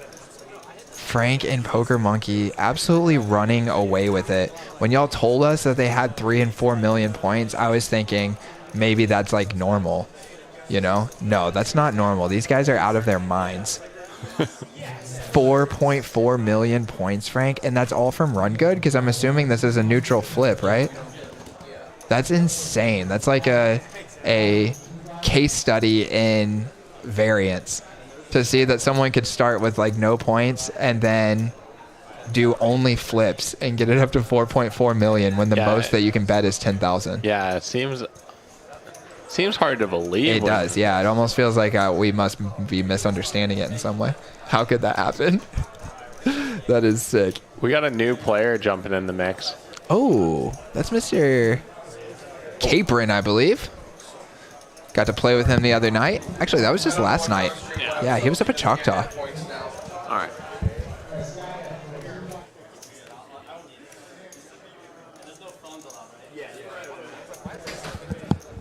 So Streamlabs is going to be done. Oh boy, and Capron, who goes by Funky Punts. I believe he does social media as well, Jack. He's immediately in it with Pocket Kings and gets 3-bet by the boy. Oh yeah. He's like, wow, I'm glad I got this seat. Yeah. Yeah, how sweet is that? Before you've even sat down, you still got your chips in the rack, and it's 2 kings your way. Let's go. Whenever this happens to me, I'm like, man, I'm going to look so strong when I 4-bet here. My first hand, I open UTG. Now I'm about to 4-bet the EP early position. I think that's the moment when you have an obligation to take on a sort of funny, splashy persona and make it seem like it instead looks like a weak thing, and that you do this all the time. I think so, too. I think that's so good. If you're able to play off that, like, that's who you are when you come to the table. Like, no surprise I raise the first hand. That's what I always do. Yeah. Exactly. And then you're like, all right. Yeah. Like let's go, boys. Who's ready? Yeah. And then you just, like, splash some out there. Exactly. And then if everyone folds, like, whatever, everyone's, like, kind of wondering, like, I don't know this guy's first hand. He did this thing. Yeah, exactly. And they're always going to be thinking about that. Yeah. In the very least, it set you up for the next spot. Yeah, exactly. And then if you get it all in, then whatever, you have pocket keys. Yeah, gotcha. Uh-oh. And so the boy might be thinking that it looks a little weak when... Or a little fishy. Maybe that's the word for it. Smells a little fishy when Funky Punts comes in. 4 bets. Oh boy. Or he just knew it was coming. Oh boy. Or he just knew, dude. He could feel it. It was coming. He calls. There's 1,000 in the middle. Funky Punts has 1,000. This would be a board that you might consider checking in other situations, and maybe he will still consider it, but I think I would probably just bet to put my stack in when we've only got an SPR of 1. Yeah, most likely, like, he's got, Would you just shove here, or would you bet twice? Maybe like 300, 700, 400, 600, I don't 350, know. 650. Like, That's probably so it, right? Weird because like so many turns bring one-liners. Yeah, it feels like 350, 650 feels kind of good to me, or maybe 375, 625. Maybe that's about it. Yeah, 375, 625 I like. Oh, look at that. He goes 375. Nice. Funky Punts. I like it. I like it. Pick the exact same size as me. The boy rips it. Funky Punts goes, oh, no. He's like, why did I come to this table? Oh, my gosh. But he's in there. You no choice at that point. Board runs out. It's 8. It's 8. And Capron, a.k.a. Funky Punts. That's not a punt. Not a punt. Not a punt right there. And he's out. Good game, Funky Punts. Is he out? No. Oh. Dang, dude. That is not a punt, and that is not funky. No, that's just sad. Oh, he is out. He's taking away his food. Oh, dude. That is brutal. A little one and done. Ooh. Oh, that Seat open, is one so hand. Sad. You drilled it, yes. Oh, our best sound effect ever. Sorry it came at your expense, Capron. Appreciate you stopping by. So does the boy, man. So does the boy as he stacks up all of those chips. Oh my gosh, is it even more epic than what we said earlier when the guy has not even gotten his chips out of the rack when the hand starts, and then whoop, they're all coming your way. I know. KK. See ya. This last week, I got stacked firsthand with pocket kings in my 2-5 game also.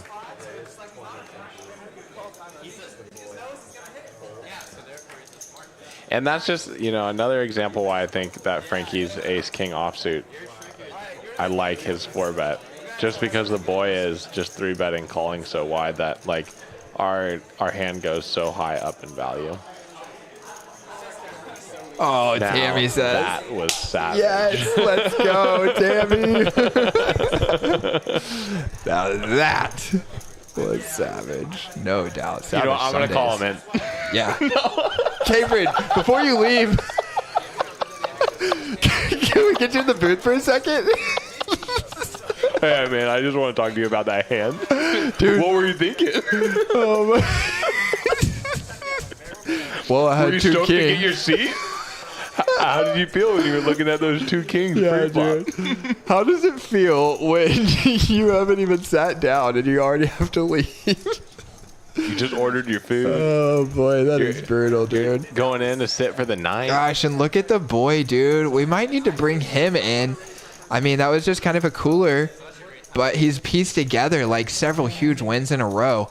And maybe we need to just have him come in to talk about his night on the hole at some point.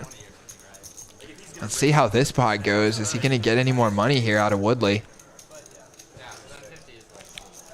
He's got that stack, and he's sitting here with trips. Feeling pretty good when you're sitting here with King Queen. I think that these spots are overrated by players when we have these flush draws out of position on the turn. Yeah. Just like so many rivers are bad for you, and it's almost impossible to extract value on the river. Yeah, you have to donkly when you hit your hand. Yeah, and the king of diamonds is a dead card for you. You could have a big, like the opponent could have a bigger flush draw. There's no natural bluff opportunities for you either. So most of the time you just end up putting just a pretty large bet in dead. Not dead, but you know what I mean. I'm with you. 100%. First hand all in and bust, says Poker Bucky. I know, dude. That was crazy. Oh, Bunky Punts. I bet that's going to make the vlog. Oh, he's a vlogger? I think he does some kind of content. I'm not Okay. sure. Let me look. Shout out to Keeprin. And while we're talking about that, we could talk about that if you are interested in playing in this game, and why wouldn't you be, then you need to join the Next Gen Poker Discord. Tammy actually posted it in the chat box just a little while ago. If you sign up for that Discord, I think it's like $5 a month, and then you're on the list to play on this game anytime you want. They just send out the sign-up list, and first come, first served. And yeah, they have had some epic lineups. It got hot in this room. Yeah. It got really hot. And here's Tammy. Appreciate that, Tammy. Patreon link. Right on time.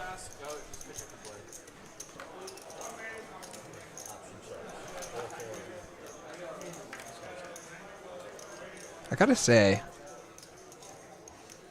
I really like the name Funky Punts, though. Cool screen Funky name. Punts. Yeah, that's a cool name.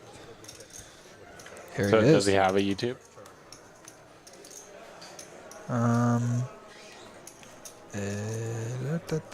Is that him? There is someone named Funky Punts, but he looks different in the profile picture. But it could just be a picture from earlier in his life. His latest video played on next stream, Savage Sunday. Sadly, it's only yeah, a it's 30-second long video, though. So It is him. There he is. nice. That's fun. Let's go. Shout out to Funky Punts.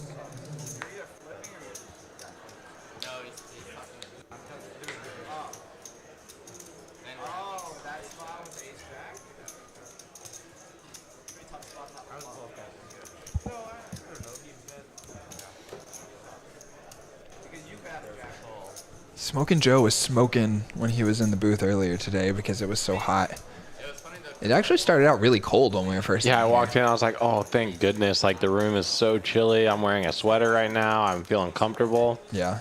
It's getting a little warm. Might have to do away with the hoodie. Yeah. I didn't wear an undershirt, so Ooh, got him. I'm out of luck. No, dude, just do it. Gonna bring on the camera in the booth here. What if we didn't say anything? And we just like turned on the camera and one of us has no shirt on. Not say anything about it. Pretend it's totally normal. Yeah, that would be funny. I couldn't do it. I'm not that confident. Oh, Nick's doing it.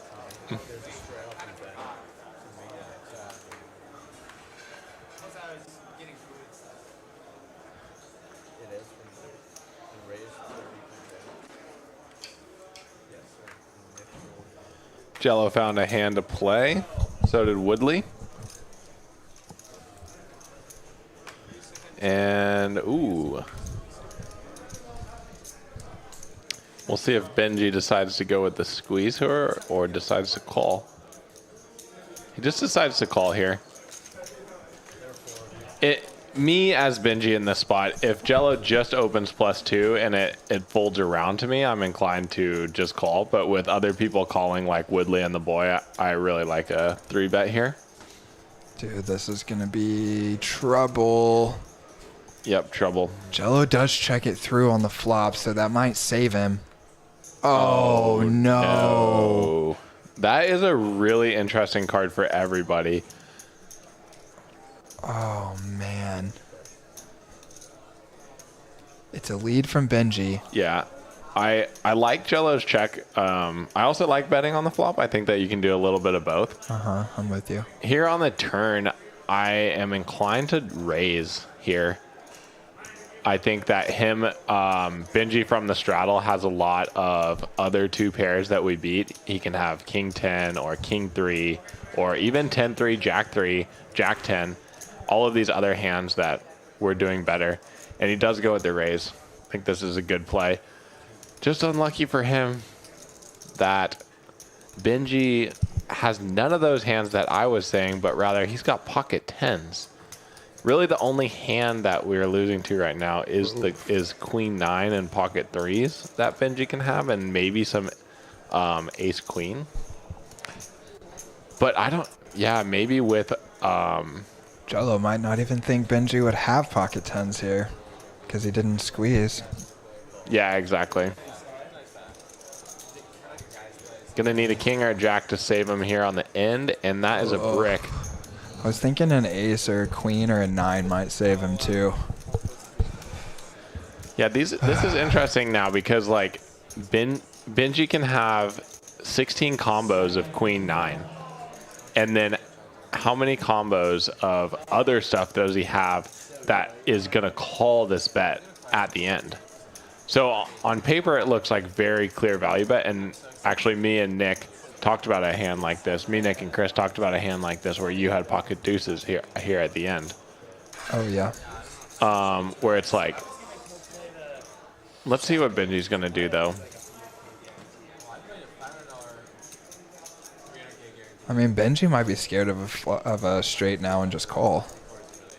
I mean definitely. Jello's got 800 Benji's left. not raising. Benji's not raising this, in my opinion.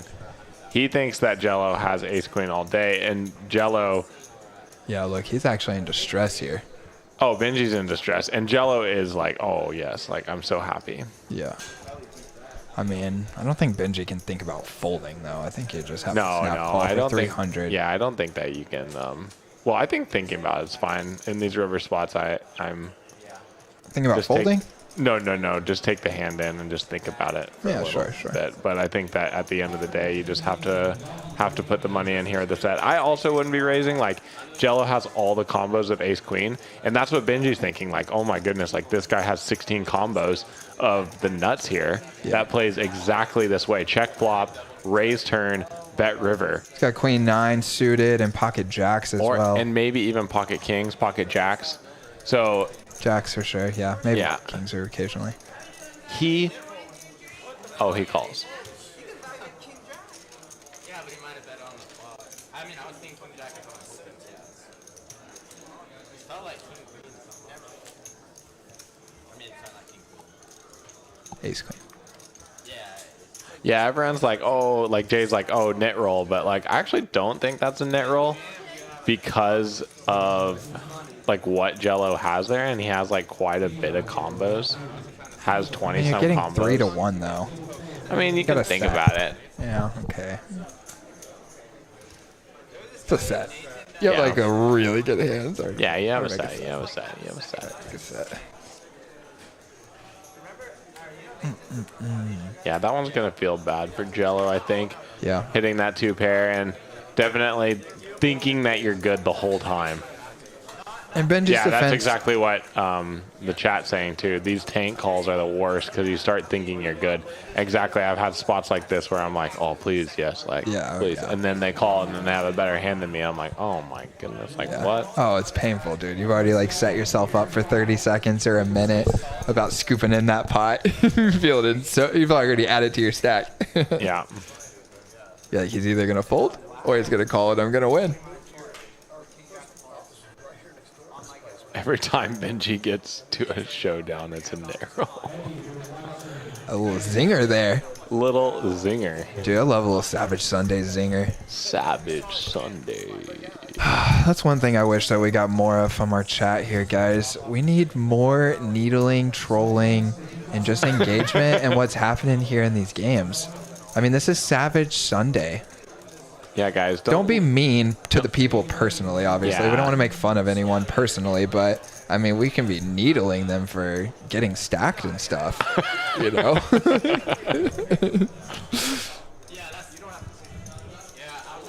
Oh, Woodley flops the goods here. Oh, yeah. Oh, boy. Boy. And Woodley thinking a horrible card for him, as not only does it bring the one-liner, it brings in the front door flush. Yeah, so I'm just immediately raising here now if I'm Frankie. I really like his flop bet. I'm check just because of the texture of the 9-8-6 board. But once we make the nuts here on the turn against a player like Woodley, I just want to immediately start raising against his 7x, his lower flushes, open the action for lower flushes. If he jams here with a lower flush or anything like a 7 or something, like that's so good for us. Yeah. So opening action and getting more money here going to the river is so important. So he does decide to raise to 200. And that's a really good play. Good play, Frankie. Yeah, I'm with you. If you want me to needle, Jack busted out of the tournament in gross fashion last Dude, night. and look what happens. Yeah, 3-bet to 450, and now we just like call and we can get all the money in on the river. Like, Yeah. and Woodley's gonna think, Oh, and Frankie rips it. Yeah. I don't think that's necessary. Maybe he's thinking like Woodley has like one heart hand and might call like if he just had the, like let's say he has king 9 with the king of hearts or something like that. But to me, feels better just a call, and then if he happens to be doing something silly, let him keep doing it on the river. yeah, this feels like a supernatural just call for me. Yeah. And Told you. Yeah.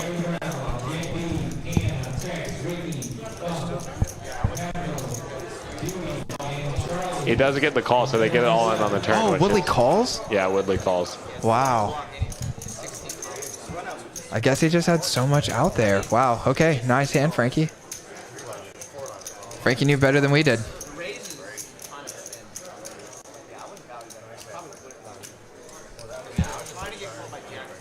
I mean, I guess Woodley had already bet like half of his stack right there.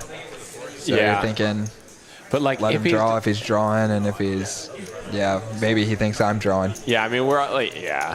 Maybe I can represent that I have the ace of hearts, and I'm just like, well, shoot, I'm put it in. Actually, I guess I didn't really want to lower the turn, but that But when you Bang. go to 200 and he goes to 450, like if we have an ace of hearts, like we can just like call in Yeah, the I know. situation. I was just trying to think about how Woodley might think about it. And it was just like snap jam, like, oh, we have a flush, like you must have like something good, so like let's get it in. But people can fold these spots. Yeah. Bodine says bad rivers. Like, what if Woodley has a set? And And then, a flush comes. yeah, but would he ever 3-bet us with a set? Would he ever 3-bet us? I mean, I wouldn't have thought he would 3-bet with a straight either. I mean, they're But- kind of similar hands, so he might and might not. Yeah. There are some bad Maybe a rivers, mix. but if he is, he could be bluffing too. And it's so natural. Like, we're in position. If we're out of position, I think that we can just put it in. I'm with you. 100. Yo, 100%. All right, let's see who's winning in this game.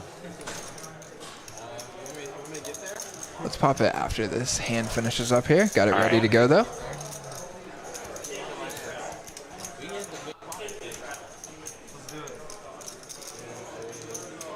Little gamesmanship going on here. Someone suggesting they can get in a big pot. I think that might have been Woodley. And then someone saying, let's do it. Started with 1200.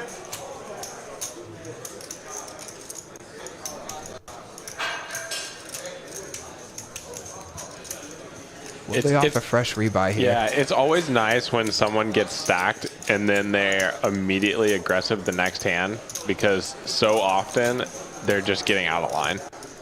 Yeah, especially when you have a hand like Ace-King Yeah. that's happy to play for it all if you have any indication that the person might be out of line. Yeah. And in this case, he has plenty of indication. I think he's going to happily play for that 1200. He just announces it to Woodley right here. Doesn't try and do anything super tricky where he makes it look like he might still fold.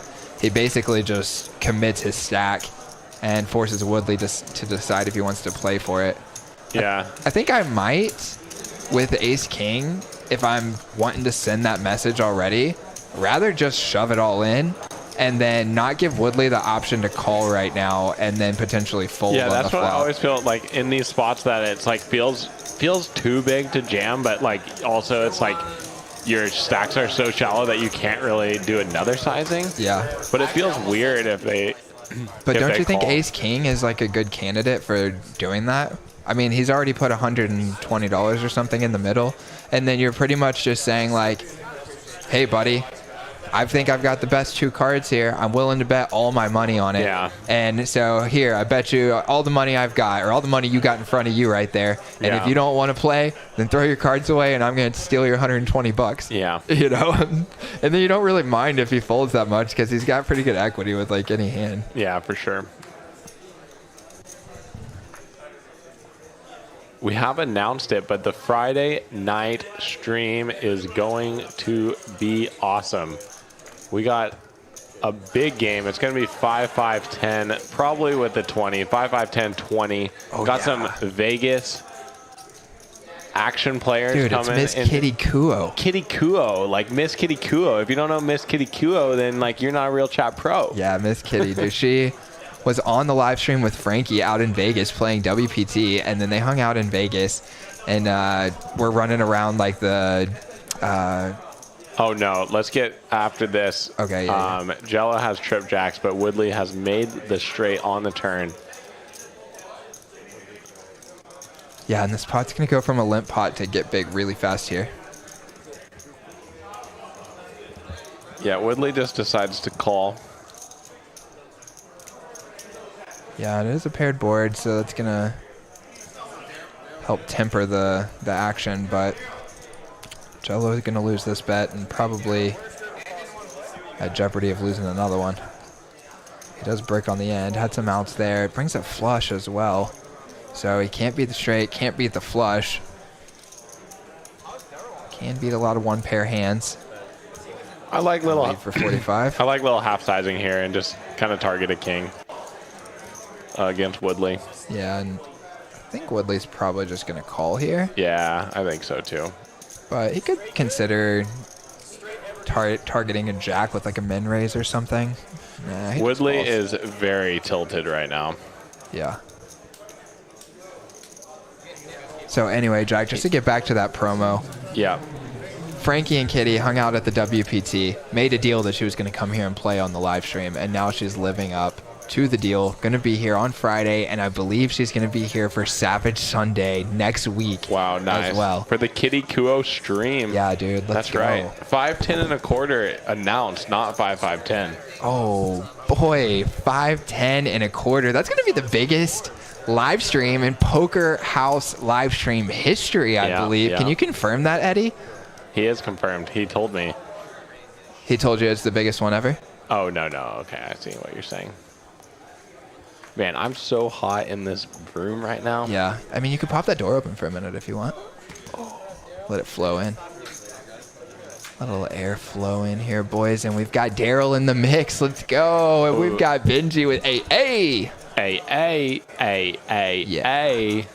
And we've got, oh boy, Nick 6 with the ace queen. He's going to come in with a cold call. Seems reasonable. The only time that it's not so wonderful to hit a set is when you have aces. Because you're like, I didn't need this. Yeah. I feel that. Like, give me low. that. Like, I don't need an ace. And then, like, people are folding me like, oh. Yeah. Like, I had tens. It's like, Or how about especially if it's like you got a good board for your aces and then you turn and like the set. Yeah. Man. Yeah. now Like it's right like a here, scare you're like, card yes. too. And then, like, an ace comes. Yeah. And you're like, oh, Yeah, my exactly. goodness. So it looks like Nick 6 decides to lead this spot. Yeah. And the boy calls. And then, personally, I think that call is best here with aces. Just kind of, you're just lurking in the woods. Like, don't give away the strength of your hand.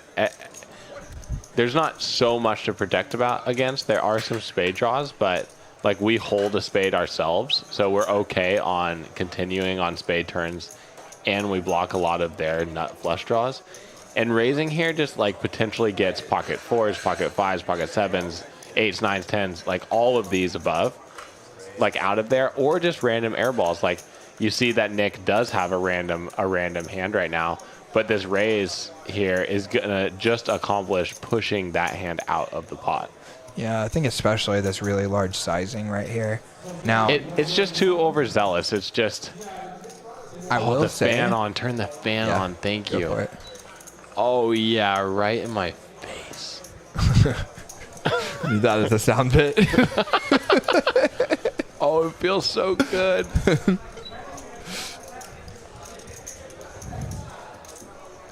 And Nick 6 just goes all in, so what am I even talking about? What am I even talking about? Oh my gosh, and Nick maybe thinking like it's just way more likely that he could have a 3 instead of Benji. And then every time Benji gets to showdown, it's a nit roll. And Benji thinking about it. Yeah, and like you have no option. Like this, I think that this is. I mean, I This is a understand what you're snap saying, for and me. especially with us having watched the cards all night, I agree with you, of course. But I do understand when you're in this situation, and there's a pair out there, and it makes perfect sense. You know this guy would call and see the flop with a 3 like so often. He cold called the big blind like 3-bet. He doesn't have so many 3s. Dude, he beat pips at 70%. Yeah. Oh, we don't even. He's not even on our thing anymore. Uh-oh. Spoiler. Spoiler alert. Oh, Benji no. calls and Nick 6 gets stacked. Oh, stop it. Stop it. Oh my gosh. We all know that he's going to call. I'm sorry for the spoilers, chat. Yeah, and Shri. I don't know. That's why last time he commented, I said the chat. Yeah, that's a tough one. Maybe give us a... Never a reason to tank here. I totally agree. This is just like he maybe has pocket 6s and a 3, but I mean, like he can have pocket 7s, pocket 8s, like he can have all these overplayed hands. I mean, when you're sitting in that spot though, and $1,500 is a full stack, and it's gone. You 3-bet, re-raise him, then you bet 100, or then he bets 100. You raise to 400 and he shoves. I mean, you're thinking he's representing a 3 or pocket sixes. I'm gonna say what Knox said last week. I'm in agony watching him be in agony. Yeah, I mean, that's that's fine. one of these spots. I'm not saying I would fold it all, but I do think it's reasonable to think about it. He's representing a hand you can't beat. I mean, he could easily have pocket jacks, pocket queens, pocket kings taking this line way more often than he does like a 3. Or he could have a random spade combo. Yes, I agree with you. I'm just empathizing with the player here. Sorry, I'm not empathizing. This is Savage Sunday. Okay, and he's just, well, we don't know if he calls. Oh, he calls. He calls. And poor Nick has less than 1%. And now he's dead. Oh, and Nick hits a queen. Oh, they're running it twice. Not going to matter, I don't think.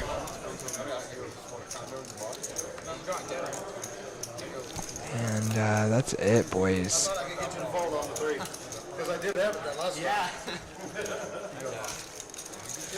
Yeah, and Benji probably feeling like he net rolled after seeing the showdown there. I mean, that was a net roll. Nick out of here. And sorry for that spoiler, guys. Oh, no.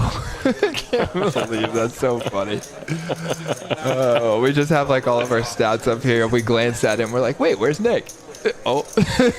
2 more viewers to 100. Let's get there. Oh, yeah. Let's go, baby. Let's get there, guys. Send the stream to someone. 2 Crack people a send the stream to someone. They'll pop it open on their phone and then boom, boom, bang, bang.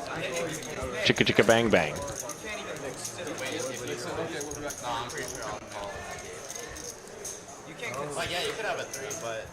Yeah, Jay says you can't consider folding that. I totally agree with Jay. You can't even consider folding that. Oh, everybody was loving your soundbite. Right in the face. Yeah, that's right. There you go. Oh, yeah, in my face. I'm glad you guys enjoyed it. I'm enjoying it too. Oh, and then right after you said, yeah, that feels so good. The fan blowing on you. And it does feel so good. Yeah, it's nice. Got a little breeze going. Appreciate the suggestion, Eddie. Yeah. I even looked at the fan. I don't know why I didn't think to turn it on. Frankster coming in with a limp here. Rosie going to ISO him to 35, which is so nice for Frankie because he's going to get to realize the equity of these 5s. Rosie's been super card dead. Oh, boy. Ooh, Jello has a spot. I lied, boys. He is not going to realize the equity of these 5s because it's going to be next gen on next gen violence. We got next gen Rosie against Jello. Queens against jacks. And 10s for Woodley. This might be a huge hand. Oh, Nick just went to get more money. And Nick's back in the mix. Let's go. So our spoiler was actually an accidental spoiler. Yeah, because he's back on our list, too. He's back in the mix. Like, no one thought that Benji was going to fold that hand. So it's not a spoiler. It was a reverse spoiler. It was a straight net roll. Nick's in there. You know Woodley's going to be in there. Is Frankie going to consider limp cold call? Oh, Woodley 4 bets. Oh, my gosh, guys. This is going to be an enormous pot. You have to turn it on before you get it. I'm sorry. I shouldn't be reading the chat about right in the face. Let's go, dude. Savage Sunday hitting us with the trolling in the chat. Finally. That's Tammy. cool. Thank you guys for trolling me. Yeah, this is going to go potentially Rosie and Jello having it all in the middle. Woodley's got 1100, which is a really the most. tough spot for Rosie. And being card dead all day, and you get jacks, and then... Oh, wow. What a... sicko. Fold. What a fold. Okay, so I think this is going to be a 3-way all-in. I thought for a minute it was going to be a 4-way all-in. Rosie Jello figures gives a out a little way. wink to Rosie, being like, wow, good play, bud. Yeah, dude. And he doesn't want to look. I wouldn't either. Oh, and Nick 6 just lets it go. I thought he was going to be in there with 8-9 suited. So this is heads up, all in. Jello needs something good to happen. Let's go. Let's hold. Bang, bang. Boom, boom. Bang, bang. Oh, whoa. That's for Woodley. I'm trying to do a celebration for Jello here. There we go. That'll work. Turn her up a little bit.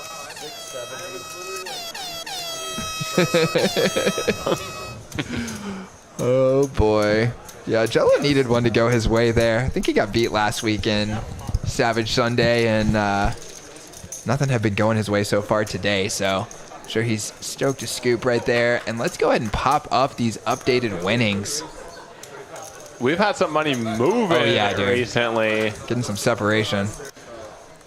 Benji is going to be the big winner, as well as the boy and Jay, all over 2K. And Woodley and Nick 6 are both down over 2K. And also down 1,500 is our one-hand wonder. No, 150. The Funky McPants punter. Oh, it was 1,000, I think, but. No, 15. Are you sure? Yeah, it's 15 because he 4-bet to 500 and then 1,000 in on the flop. Oh man, a full stackaroo. Full stackaroo gone. Gone. Mr. Funky Punts. Oh no. Oh wow. First hand for Daryl now. Oh, First hand wonders. whoa. And Rosie's got the ace queen. I know he's gonna have a lot of respect for Daryl coming in and raising to 35. So I'm thinking he's gonna probably lose this 3-bet, and then. I would always 3-bet this spot. Is Daryl going to 4-bet him though, or is he just gonna call? Yeah, looks like he just flicks in the call. Yeah, I don't blame Daryl either. Like, just under-rep your hand and. Yeah, I mean Rosie's got a tight 3-betting range here. This is probably close to the bottom of it. Maybe ace jack off. How many players busted and left the table? I think 2 or 3? 2. Or 1.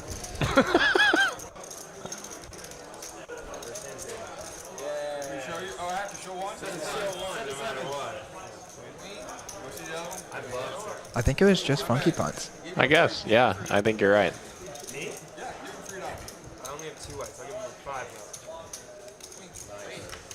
now. Rosie paying off to see it. Sounds like Rosie just wanted to be nice.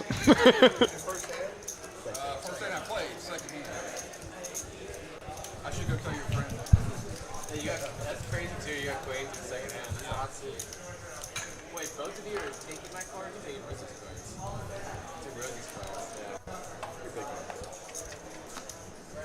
Yeah, but you wouldn't have won those games that time against the boy. You don't like kings against the boy.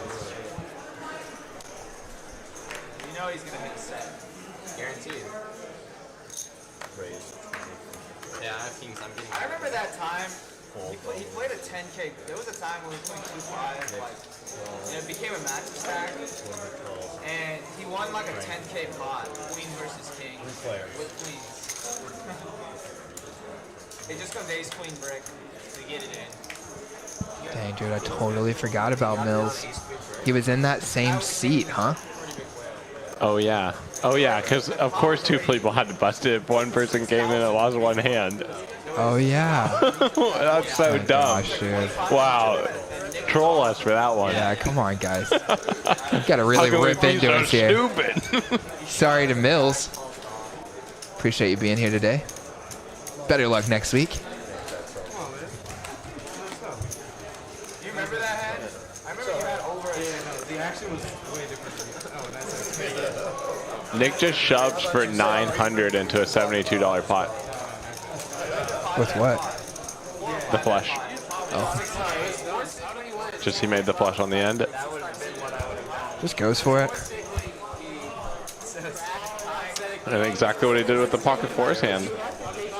Oh, we're into the 90s, boys. Come on. 90. Share We were the at stream. 98 earlier. Oh, were we really? I was Yeah. thinking it was 88. No, we're at 98. Yeah. Oh, come on, guys. But there's 90 people watching. Let's get some more likes. We only got like 25 likes. on the video. 25 likes. It's like you guys don't even like us. I know. Seeing this stream you're- hit 100 viewers is my #1 life goal for the next, like, 1 hour. I mean, that was my whole goal of today. I just wanted to come in and see that triple digit Yeah, dude. number. Call your mom. Call your kids. Get That's them on right. the stream. 94 instantly. Thanks for sharing. Yeah. I really haven't seen him play poker since that day. No, I've seen him. No, people say they've seen him, but I have seen him. He was, what's his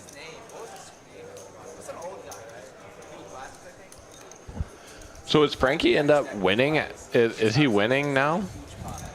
He is winning. Boom, just got a booster to 94. Let's go. It's like you're 2 steps behind, Nick. I just said that.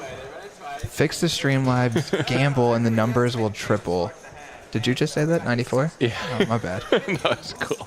Fix the stream. But that's not true because it's often fixed. Most of the time they work, and 94 is still like pretty close to RP. And Lego, like you can't even bet Streamlabs anyway, so yeah, because dude, you have no points. He's so busto. What do you have to do to get points besides Super Chat? Because that's pretty expensive to pay $20 for just nothing for free points. I don't know. Actually, I shouldn't say that. Come on, guys, send in the Super Chats. Oh boy, just kidding. It's like hard for me to even ask someone to just pay money for nothing. Yeah, it's not nothing. We're in here. Yeah, we're in here. We're getting it. Yeah, you know what you can pay money for? If you want to see improvements in the stream. Yeah, exactly. Don't do it for the points, guys. Because Streamlabs is broke.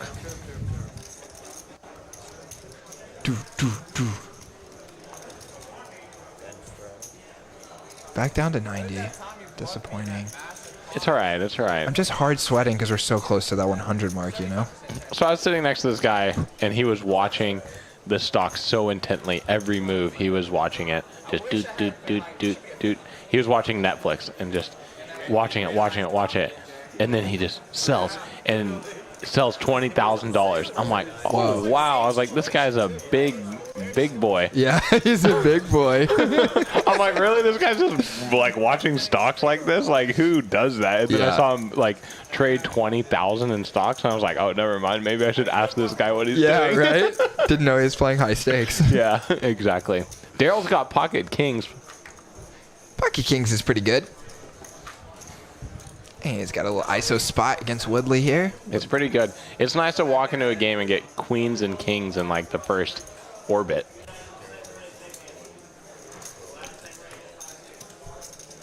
Lego revealing his true degeneracy. And that's why you're here, buddy, and that's why we love you. I had 12K points till I gambled them all.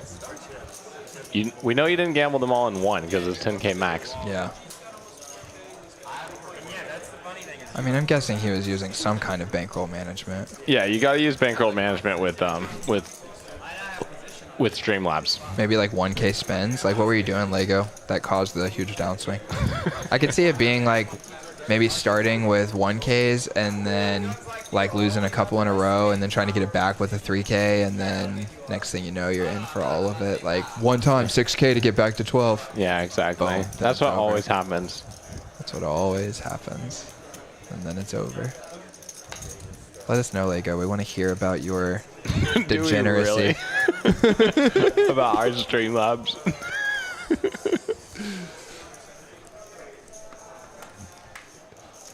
Uncle Leo comedy. Wow. So Tammy saying, I'm enjoying the comedy, and then Uncle Leo comedy, hopefully that's the comment he was responding to because he's an expert on comedy, says, bet. Bet. I guess that could be a reference to something in the game, some kind of betting, but I think he's trying to bet Streamlabs.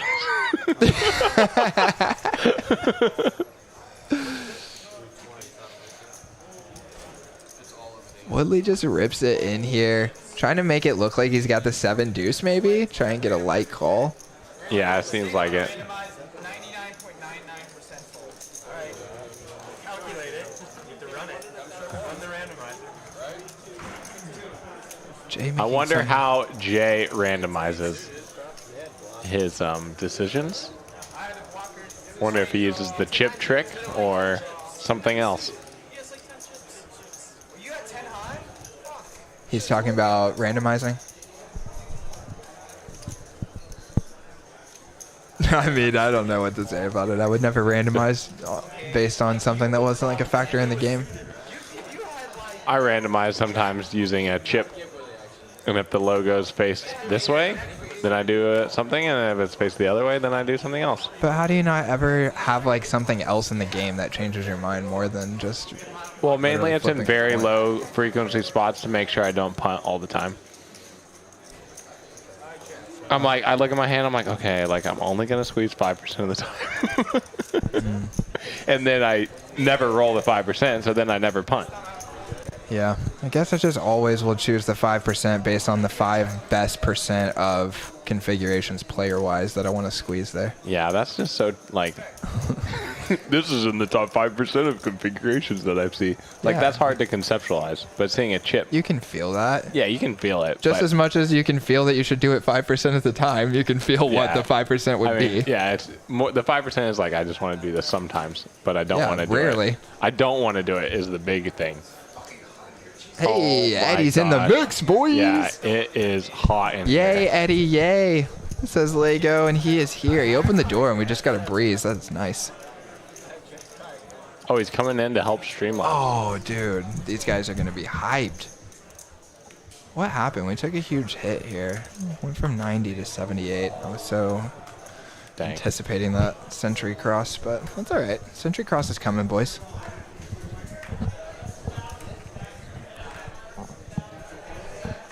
All right, Frankie's got pocket nines. Go, Frankster. He's going to raise it up. And let's see how many ways it goes. And pocket fives. The boys in there. Nick 6 is in there.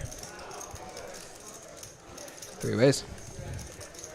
A 9 would be a good card for Frankie.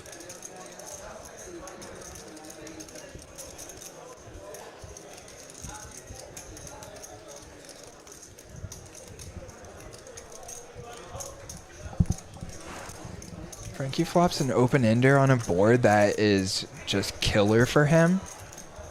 The thing is, if you are up against very sticky players, you do not have to c-bet your range just because the board favors it.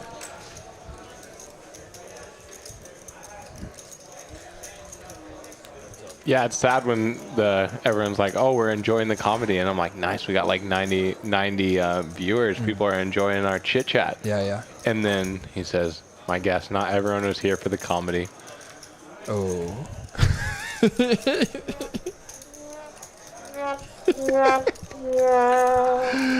Oh, boy.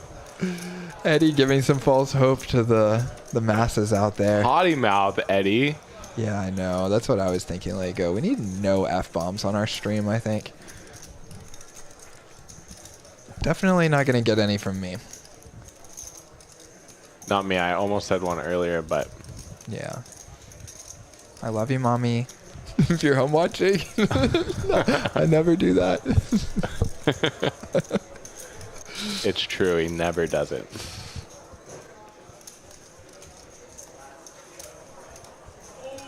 Finds the call. Yeah, nice, Frankie.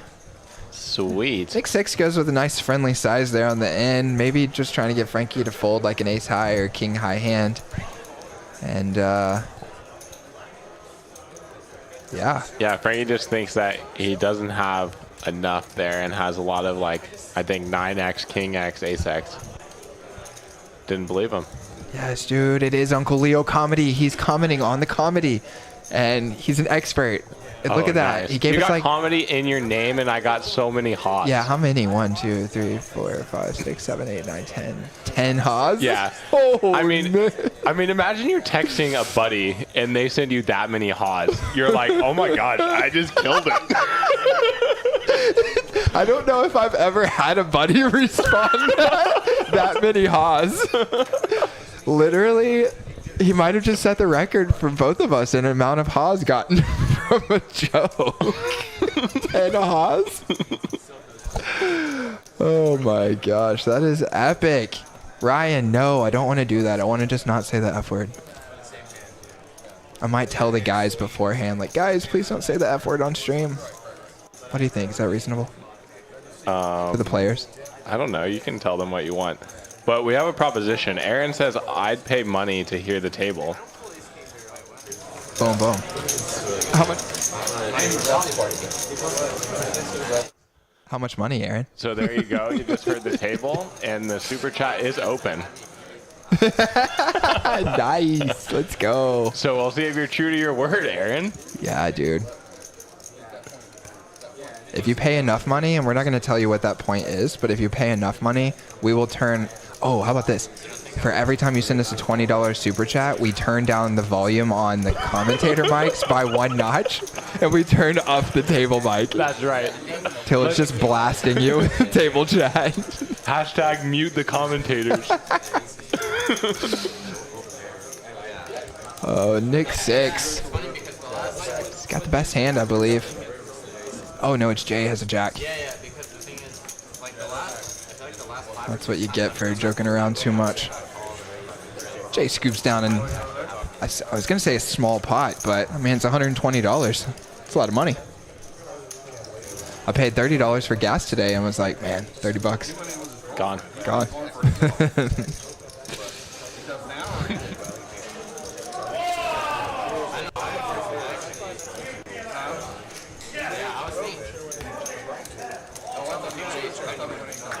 Those glasses Nick has are so sick.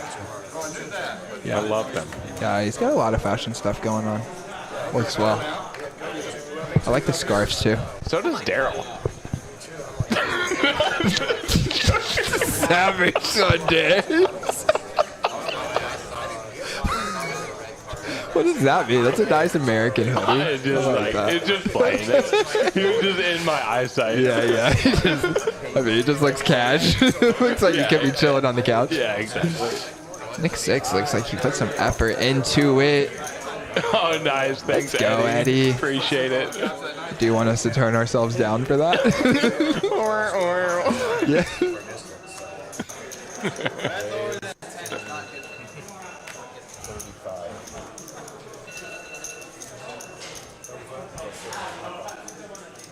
Maybe we should start thinking of some kind of an incentive for super chats.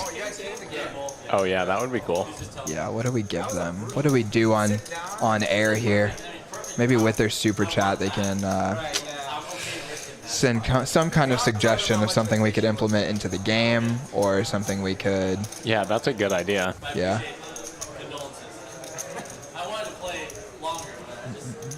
So Frankie's going to come in with the 3-bet here, Ace Queen O to Benji's hijack open and Nick 6 call. Yeah.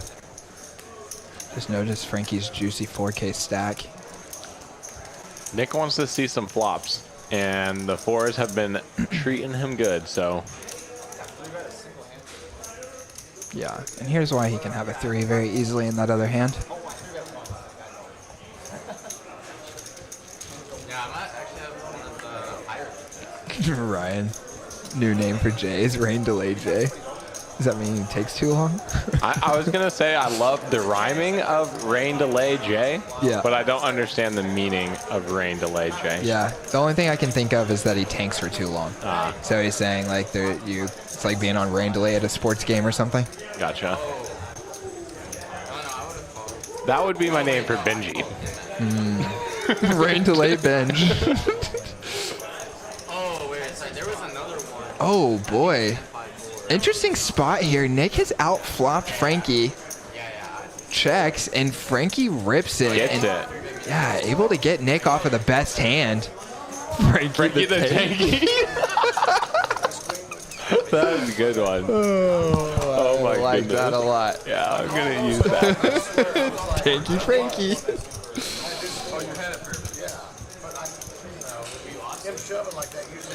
Keep going, Ryan. You got 7 more subjects here. Yeah, exactly. I mean, you can.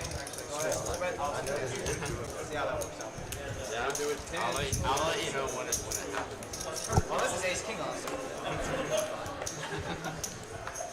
Yeah, I mean, well, yeah, that's like.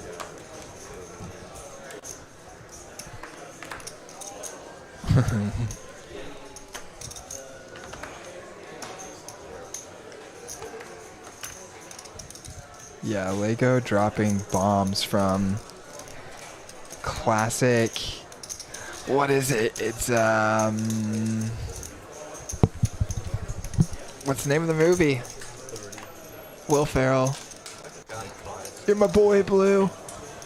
Oh, I don't know. Don't tell me. I won't tell Tell you. me, Lego. I won't. Oh yeah, Lego. Don't tell him. Old school? Is that what it's called? Dang it. You can tell him. He's looking it up. Exposed. Rosie flops the best of it here. He says, yeah, old school. Nice, Nick. Nice. I would have got that one. I didn't get the reference.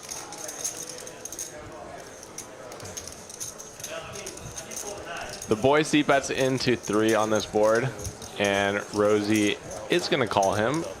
Going heads up to the turn, and immediately loses.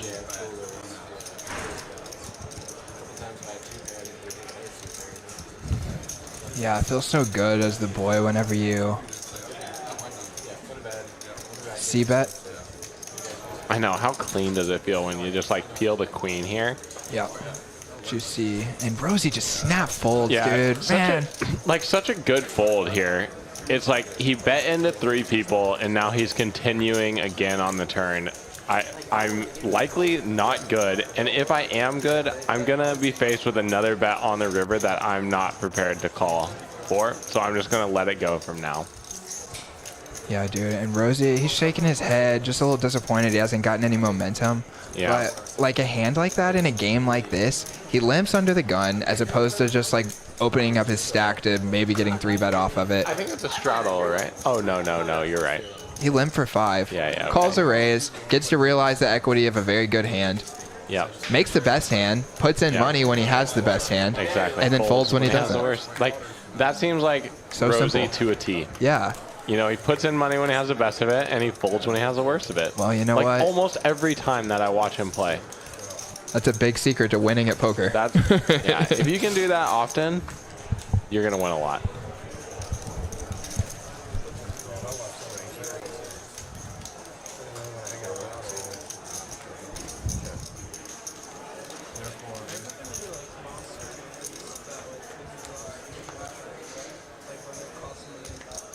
We're back into the 90s. We're back into the 90s. Let's go, boys. Wait, how long are we going? We going for another like 45 minutes or something? Yeah. Probably more like 30. Okay. I might faint from heat stroke.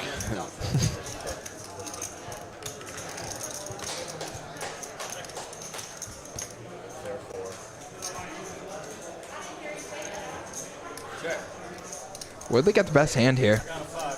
Checks around. Small pot. 5 good enough to get it done.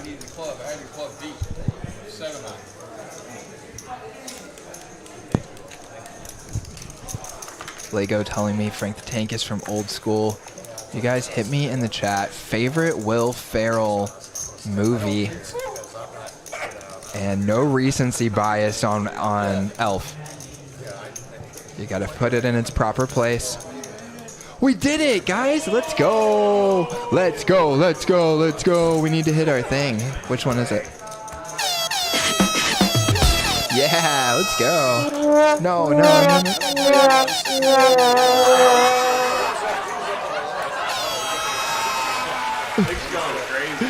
There's the clapping. That's what I was looking for, is the clapping. Boom. Let's go. Step Bros, classic. Uncle Leo, he knows comedy. He's an expert. Step Bros, definitely Yeah, such in a the good mix one. is the best. That's the one that's like, there's so much room for activities. That's the one. I love that line. Yeah. That's one of my favorite lines Yeah, ever. yeah. I'm with you, dude. That's a great one. Talladega Nights is a little underrated. One that is rated very high and belongs near the top is Anchorman. Oh, Anchorman's so good. Yeah, super classic.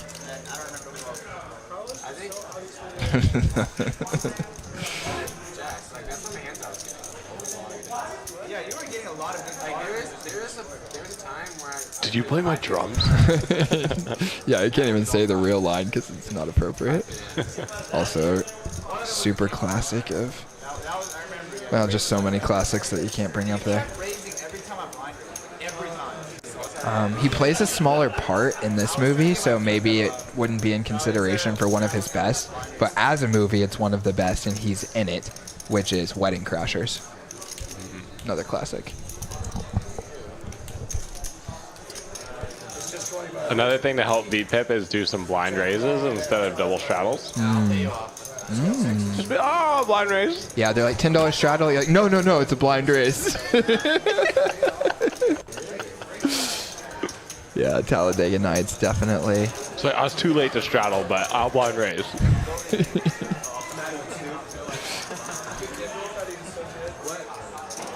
Yeah. 15. That didn't seem possible. How about Zoolander? Maybe that's one that you're not as familiar with, I would guess. Have you seen that? I've seen Zoolander. Have you? That one's a classic in a lot of people's eyes. He has a smaller part in that as well, but...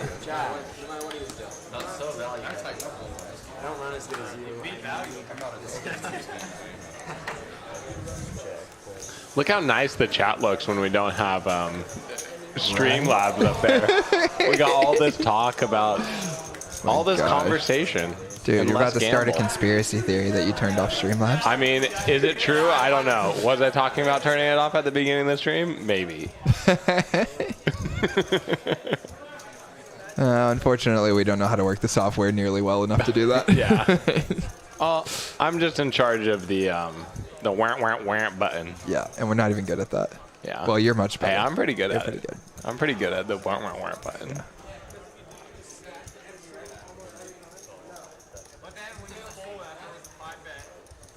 Oh, Austin Powers, throwback.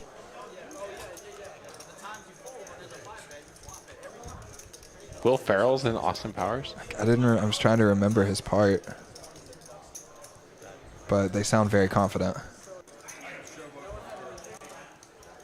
And now that we've named all of these others, I think we can give Elf its due place, which is a legendary Christmas movie now. It is legendary. I would say Elf might be the most current or close to current movie that could be, the most modern movie that has already made it into legendary status. Yeah, I would agree. Especially in the honestly. Christmas theme. Yeah, Christmas theme, like Elf, modern. Yeah, probably. Yeah, like you can put it on No and it doubt. won't feel like modern even to the older crowd. They would be like, oh, Elf. Yeah. Yeah, it's a good one. Very That's wholesome. true. Yeah, and it's hard to get that. A lot of Christmas movies pop up. Most of them are cheesy. Yep. Don't stay to last, or aren't made to last. No, they're not made to last. They're literally made to last 1 year. Yeah. And that's it. Yeah. Thinking of others, I know It's a Wonderful Life is a very popular one. Oh, yeah, but that's a very old that one's one. been remade like a million times. Yeah, and that's why I'm saying like all of the quote-unquote classics are mostly older movies. Yeah. Rudolph, Frosty the Snowman. Those are songs, but Those are also TV shows. At least they were in my house when I was a kid. They were considered classic. we got a lot of real hands against each What are other. we doing? Here. We're here talking about Christmas songs. Let's go, boys. We've got multiple limbs. We got Rosie ISOing all of them with pocket eights. Benji says, no, sir. I got a real hand. He goes to 300. Now Woodley is going to be in agony. You know he hates folding two-suited Broadway cards. Yeah, no kidding, but don't have an option to this. Yeah, Daryl the same. He hates folding too, but he does it. And now it's going to be Rosie. Yeah, not surprised. Yeah, easy fold. Yeah, especially when you are the button, have established or given yourself the best chance to steal that button. Went to a really big size there. I love it. Trying to ISO those limpers, get one of them to call him, take it heads up in position with 2-8s. Yeah. And then you don't get what you want. You see that Benji recognizes your large sizing, still decides to 3-bet you. 3-bets him, his 3-bet is a fairly large sizing as well. Oh, yeah. And then you're like, okay, I'm like close to the worst hand that I would even do this with. I'm out of here. And it's fine. Like, I saw this guy tank for 2 minutes with aces on 3-3-6, so I'm not going to appeal here. Dude, these guys are hitting me back with some epic names that I did not think of. Kicking and Screaming, one of my favorite movies as a kid. Have you seen that? No, I've never even heard of it. Oh my gosh, we did so many classic lines from that movie, just quoting them when I was a kid. Wow, how many are these all Will Ferrell Yeah, movies? and he's the lead in that one. Wow, what a boss. Yeah, Blades of Glory. That one didn't have as much fanfare around it. I saw it once. Don't remember thinking it was as good as some of his other stuff. Hey, we're doing the stand-up game, but Nick's going to be sitting since he's bad Nick's just to let you know. Cool. Okay, Got cool. you, bud. Jello poking his head in, saying the stand-up game is going to be coming down the pipeline here. We'll get back to Will Ferrell movies. Let's do this hand real fast. We get a 5-way pot. Jello had ace-queen. Looks like he went for a limp, tried to get a squeeze spot. Woodley decided to over-limp with a hand. I think he would raise most of the time. Little ace-4 suited. Oh, okay. Yeah, so maybe he's learned his lesson from seeing the boys limp, and that might have been an adjustment from him. Yeah, I think so too. You can see Woodley making a lot of these adjustments against different players who are in the hand and stuff. And Jay's going to find a way to win it with 10-7-0. Feels good. Yeah, Bronx Bomber popping into the chat, dude. He is going to be here as well. Bronx, confirm for us, are you playing in the Kitty Goooo game next week? Which is, I think, on Friday and Sunday next week she's going to be playing with us. Oh, Bronx Bomber, one more week. That sounds like he's saying one more week until I'm going to be here. That's what I'm saying. Is he going to be coming into play in that game? Yeah, let's get a confirmation. Yeah, that would be epic if we have Bronx Bomber, the Next Gen boys, and Kitty Goooo. Maybe we'll even have a Kim or Hayden in the mix. Man, that'll be an epic stream right there. And actually, just to let everyone know, me and Knock, who typically do the Sunday streams, he is going to be here, already committed to do that Friday stream. So it'll be me and him in the booth for that. Oh, for this Friday? Yeah. Oh, nice. Yeah, it's going to be fun. That'll be cool. So you guys are doing... I'm in on Savage Sunday. Yes, Let's 100%. go, Nice. dude. Next week, Kitty's going to be playing, Bronx Bomber playing, Next Gen guys playing, and then obviously these familiar faces that you see every week here going to be in the mix. Going to be a great game. See Benji swooping in. He's got the 7-deuce off. Let's see if he can collect some bounties. Yeah, I love it, Bronx. We're on it, dude. I'm going to tell Frankie, get on that early in the week. Yeah, early in the ready. week, we'll have to do that. Yeah, we can start pumping it out and promoting it several days in advance, letting people know what's going down. Savage Sunday, 6 p.m. to 10 p.m. If you're here, you know about it, but thank you for being here and spread the word. Every Sunday, we're playing 2-5, 1500 cap. Every Friday, guys, we're going to be playing 5, 5, 10. Is that uncapped or is it match stack? Match stack. Match stack, okay. And what's the initial buy-in for it? Like 3K or something? 3K, I think. Okay, so last week it was huge, right? Oh, Weren't there God. several stacks like up near $10,000? Yeah, multiple stacks over 10K. Over last week. 10K, wow. Yeah, it was a huge game last week. Yeah, and it's gonna be. that's It sick. sounds like it's gonna be even bigger this week, playing a 5-10 quarter. Yeah, oh, 5-10 quarter. I totally forgot they're bumping it up. This is going to be the biggest live stream game in Poker House history, and we've only been going for a few months, so I think we're really starting to get the train on the tracks. It is rolling right along. We're picking up steam, cracking 100 viewers. Yep. Love to see that, guys. Only the second time I've seen this stream crack 100 viewers, so that's a lot of fun. And now we're getting some big names in the mix. We're going to have Bronx Bomber with us next week. Here he is in the chat. Say hello. Shout out to you. Thanks for flying in, by the way, dude. I know that's a pretty big commitment to fly across the country to be a part of something like this, and we really appreciate it.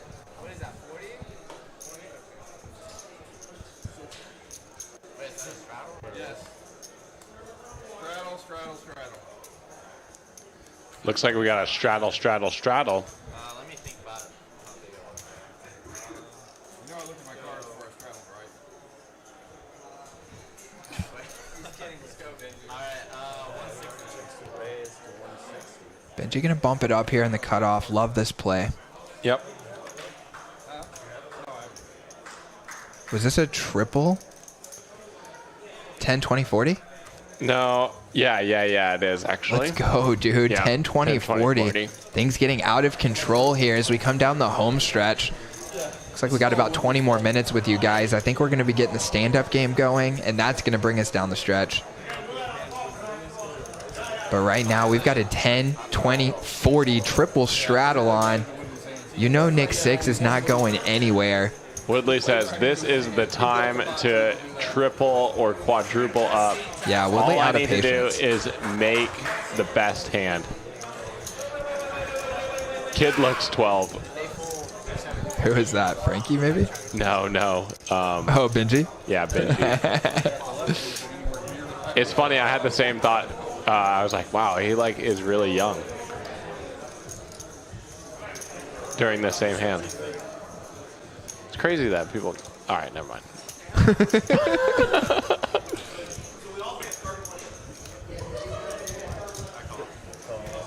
So you know Benji's going to be in there. Nick's going to have another $400 back, and there's going to be over $700 in the middle.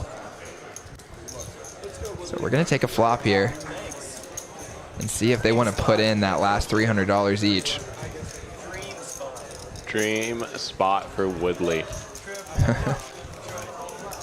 Yeah, I mean, Woodley's got It just is a a fair pretty good shot spot, as anybody. honestly. Like he put it in with good equity. And Nick 6 flops the best of it. Now, these other guys are far from dead, but he takes over the equity lead.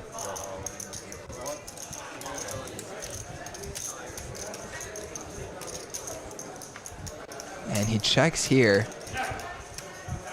There's not a side pot, so Benji doesn't really have much incentive other than trying to bet Nick off of a worse hand. I mean, a better hand, so he can beat Woodley with a worse hand. Yep. But that's probably not going to happen because Nick's never folding a pair. And as you see here, he snap calls with the 6, shows it down, and it's going to be good. And Nick is going to scoop a sizable little pot right here. It's in the name, baby. They call him Nick 6 for a reason. Absolutely crushed. Wow. That's insane. That is sick. He had ace high. Yeah. Oh, said I need ace. Yeah, I mean, like that. I went all in on the flop. All in for 300. Oh, yeah. Oh, can I have a trail mix? Yeah, I mean, there's already like over 600. Yeah. I'm just trying to decide if I would have made it to the turn. I had 2 pairs.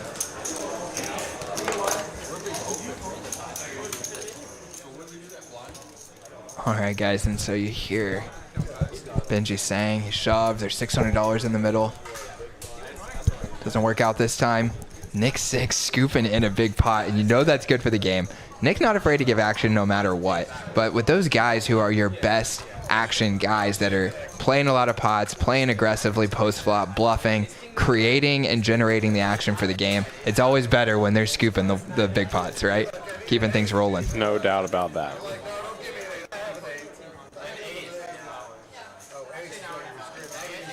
Wow. Crazy action, boys, and let's go ahead and pop up these winnings real fast. I'm going to do just a little update. Oh, and Woodley's not on there. I think Woodley's probably down like 5K now, something like that. 4. I don't. Yeah, something like that. He Probably didn't 4. rebuy, so I think 4K or something like this. 35. And that big stack, growing it up again. Yeah, let's go. Man, that's got to be so fun for Nick when he's V-pipping 70% of his hands. It just feels like the session is full of excitement. Oh yeah, it must Like, be so exciting. every Sometimes hand I'll is play a something session exciting. for like 4 hours. Like, oh, like I only played like a couple hands. And Yeah, stuff like exactly. this. But it's like, yeah, poker must be so fun when you V-pip. You're in every spot, like.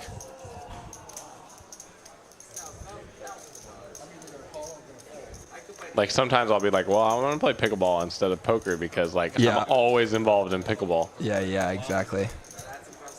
Or a little Super Smash Bros. Oh yeah, Which might go down tonight. yeah. We got a no from Chris, but I think tonight might be the time for me to reveal to you the new selection of a secondary character. oh wow.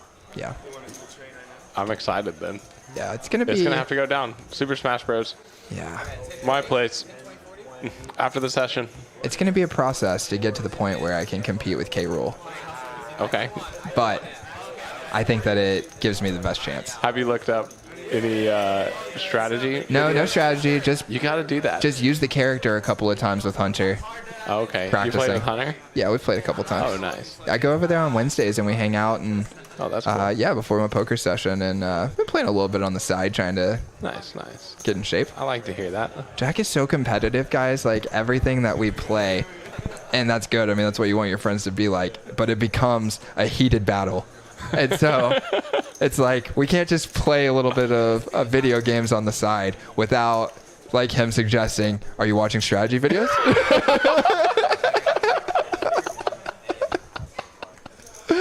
Oh, I know, dude. I know. Cracking 100 again, boys. Up to 102. Let's go. Let's go. Love it.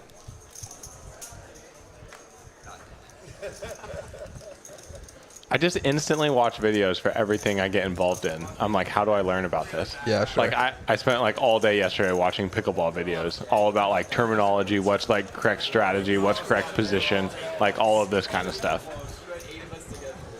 Oh, and Jello flopping Nick 6 dead right here. Dead to a chop, that is. Nick cannot win the hand. So Jello kind of free rolling him with the diamonds. There's already $600 in the middle.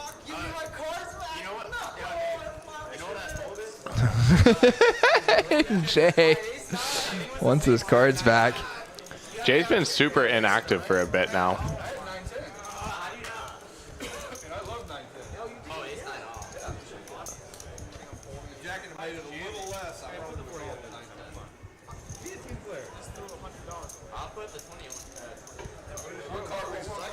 Lego asking us to come get rolled in Rocket League. Actually, we don't really play hardly any video games. I just saw Jack playing some Zelda on the way over here, and that was the first time I've seen him playing games in a while other than the occasional Super Smash Bros. Battle, which in my opinion is the best way to hardly do video games. It's like so fun just to pick it up for a few minutes if you're playing against people who are competitive with you, as opposed to like any kind of video game where it's like story oriented and then it's hard to only commit like a couple of hours to doing it. Well, you can commit only a couple of minutes a day to like story video games. Yeah. All right, Frankie's got pocket nines, raises from the button. Let's see if Rosie's going to take this spot with Seven-deuce. Nope. Yeah, don't really blame him. Like $10 or $15 bounty is just not enough. Yeah, especially being out of position. Maybe if you're in position, you think about ISOing Frankie with it. I think you definitely could go for this spot just being like a button open, but it's not a must take. Yeah, dude, and Benji has no fear here. He comes in out of position with the 3-bet. He's got the ace-5 suited, which is a commonly chosen candidate. I actually really like this spot being Frankie when we're so deep. Oh, yeah, this is great for Frankie. Just like playing a pot so deep in position is so nice. We get out flopped this time. Yeah, we just get a horrible flop. Like not even a flop that we can do anything on this with like our certain hand. We have no diamonds, no connection to the board whatsoever. Under pair. It's just like meh. Good hand. GG. Yeah, dude, and I told you wrong too because I forgot that number counter is from whenever they started the countdown clock, not from when the game started. So actually we do still have another 20 minutes or so. Yeah.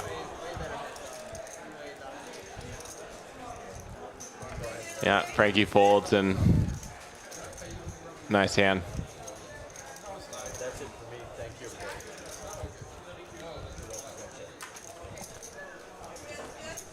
I just remembered that we had a comment earlier when we were on the Will Ferrell movies, essentially stating Anchorman in a way that like we didn't bring it up, and I just want to say that it's kind of offensive if you think we wouldn't bring up Anchorman when talking about a list of Will Ferrell movies.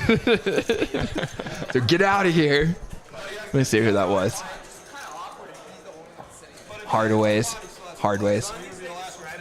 Oh, he's also the one who gave us Kicking and Screaming, Blades of Glory. And then, I thought there was one more, but whatever, a lot of epics. Will Ferrell has done a lot of epics. Well, I think when I was a kid, Will Ferrell was probably my favorite actor. Now I would have to say it's got to be Leo. Leo. Leo's a stud, dude. He is a stud. I don't know if I have a favorite actor. I don't want to play a stand-up game if you know, like, it'd be weird if one person doesn't have to win a hand. Yeah, you still have to win a hand. Yes, but you just want to play the stand-up game. Frosty Nug Farms. Wonder where that name's derived from. So they're going to start the stand-up game right now. Here we go. We're informed that Nick is playing the stand-up game, so he does need to win a hand. So he is still incentivized.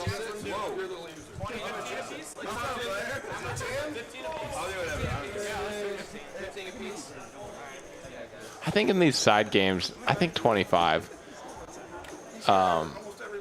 should be the go-to. I think so too. I think 25 is still very reasonable for what we're gambling for. Yeah, exactly. Like we're like, you know, look at these stack sizes. Yeah, these boys are willing to bet $1,000 on a poker spot where they don't even know if they have the best hand. Look at these stack sizes right here.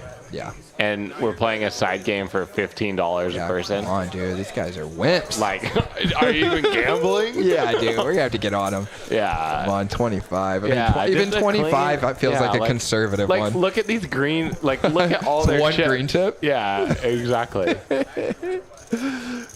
Like, what do you lose if you lose the stand-up game? Yeah. 15 times 8, $120. Oh, yeah. So- I keep forgetting that it's like one person pays everyone. Yeah, but still, like, Yeah. You'd You lose know. $200 if you'd had to pay it. yeah, so it's not that much difference, but Yeah, I feel that.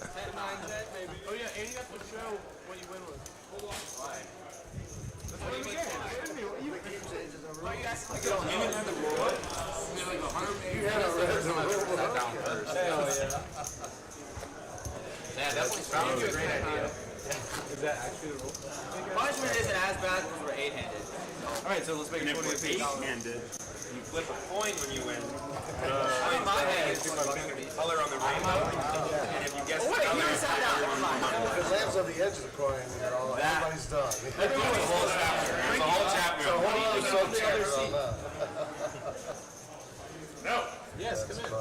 I've tried. You just want to Come play. on, Dano. It sounds like they're trying to convince Dan to get in the game.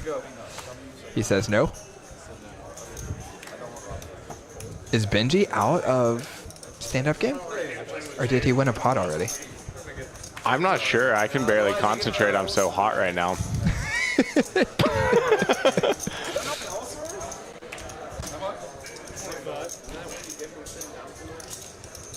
Rosie's got the ace-queen on the button. I think this is going to be a pretty clear ISO spot for him. And he does go huge. It's 25 and a call between, so there's 50 out there. A little more than 3x the pot here. But I don't mind it because actually he's got that little extra incentive of having those bounties in the pot. Although right now the bounty portion of it is not worth that much since everyone is still in the game. So you're only saving yourself on average about $10, or if someone has already sat down, maybe $12 or $14 or something. So it's not really that relevant. But maybe worth sizing up just a little bit on that squeeze. Gets a great board. That's 125. Nick can appeal once.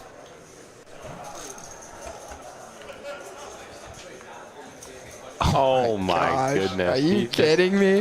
This guy is a magician. He just open ships it. He's like, Man, I mean, and then- we've been seeing the cards, but Nick seems to be doing this when he hits a hand. Like, I don't know if I've seen him do it. Has he done it tonight where he just opened jams?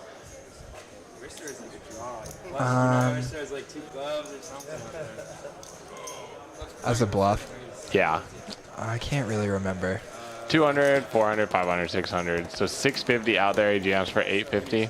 Ooh, this is a tough spot. I mean, I think against Nick, it would be hard for me to fold Yeah. if I'm Rosie. That stinks, but it's so hard to beat ace queen. Ace queen is a good hand on an ace high board.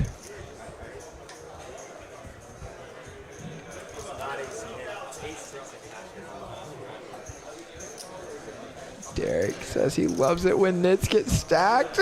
Oh, poor Rosie. You might have to hit him with a wah wah here in a second. Don't spoil it. Be ready to fire. Come on, Rosie. I've been in a pot with all of you except for you. Go for it. And here's Nick swooping in with the speech play. One of my favorite things about watching him. I think you have to call.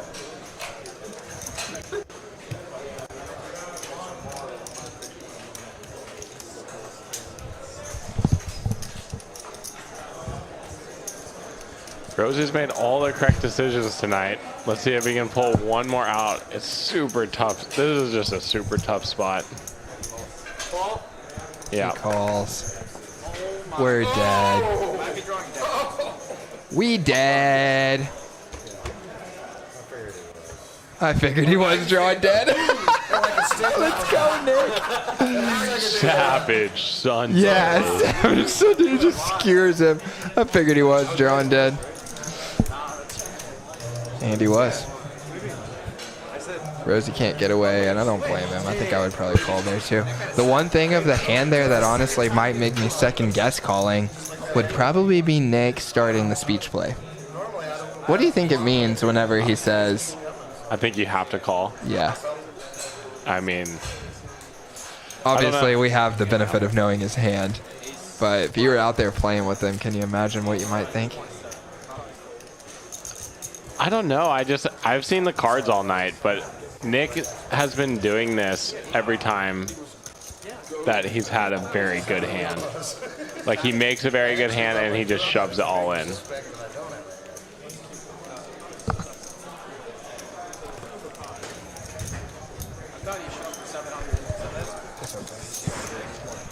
I think they're done.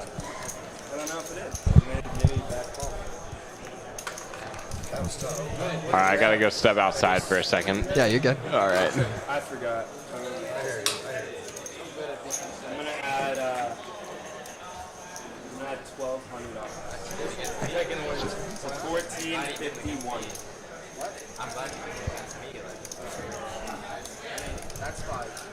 Ooh, all right, boys. Let's pop up a couple of stats for y'all. Start with VPIP. Yeah, that's Nick 6. He is up near 70%. And everybody else kind of down in a reasonable range in the teens, 20s. Not that playing 69% is unreasonable. It is just very active and nerve-wracking in my opinion. Let's check out some pre-flop raise percentages. So these are obviously how often the players are raising it up pre-flop.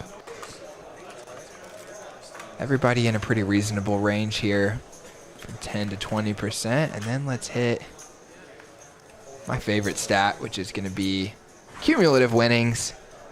It is Benji leading the way. We got several players over $2,000.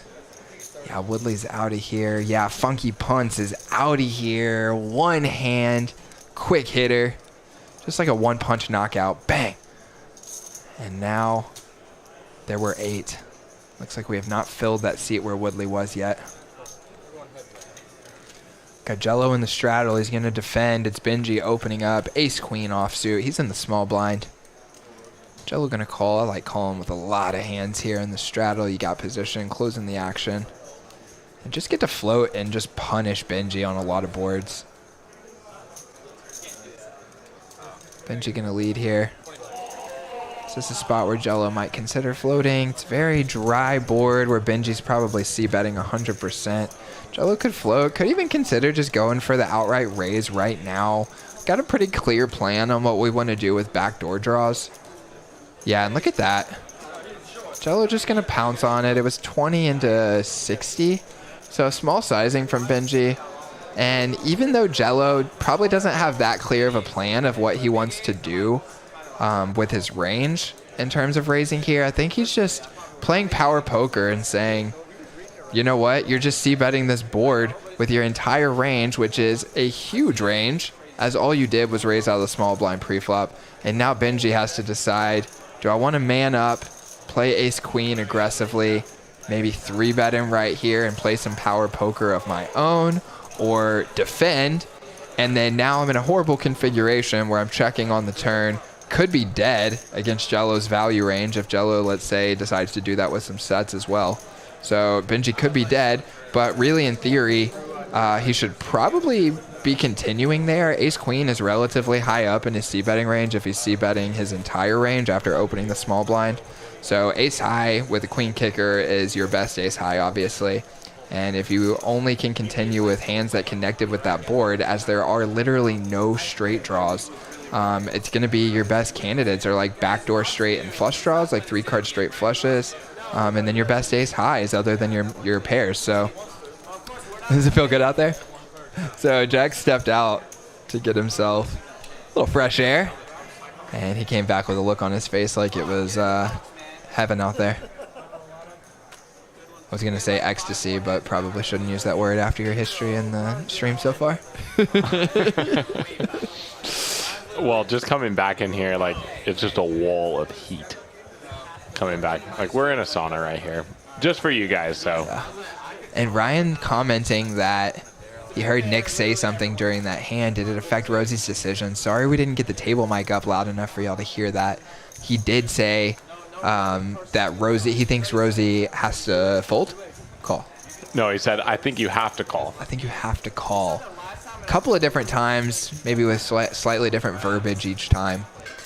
But pretty interesting there to note the speech play, and not sure if that encouraged Rosie to maybe call there, or if maybe he was stronger on call and then it brought him off of it a little bit, but he still decided to call anyway. Yeah. Sure. I mean, you just like 3-bet Nick, and then you flop an ace, and you're feeling so good about your hand, and then suddenly he just like jams into you on the turn, and you're just like, oh my gosh, but like, how am I supposed to fold this?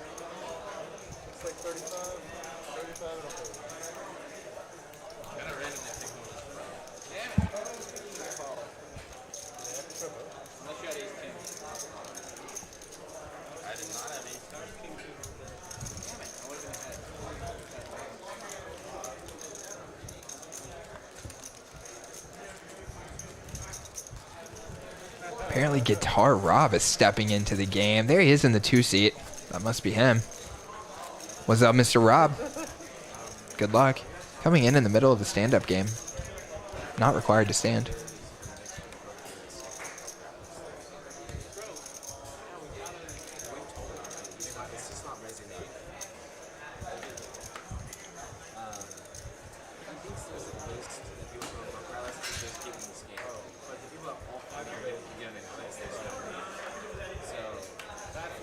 Frankie picks up pocket nines.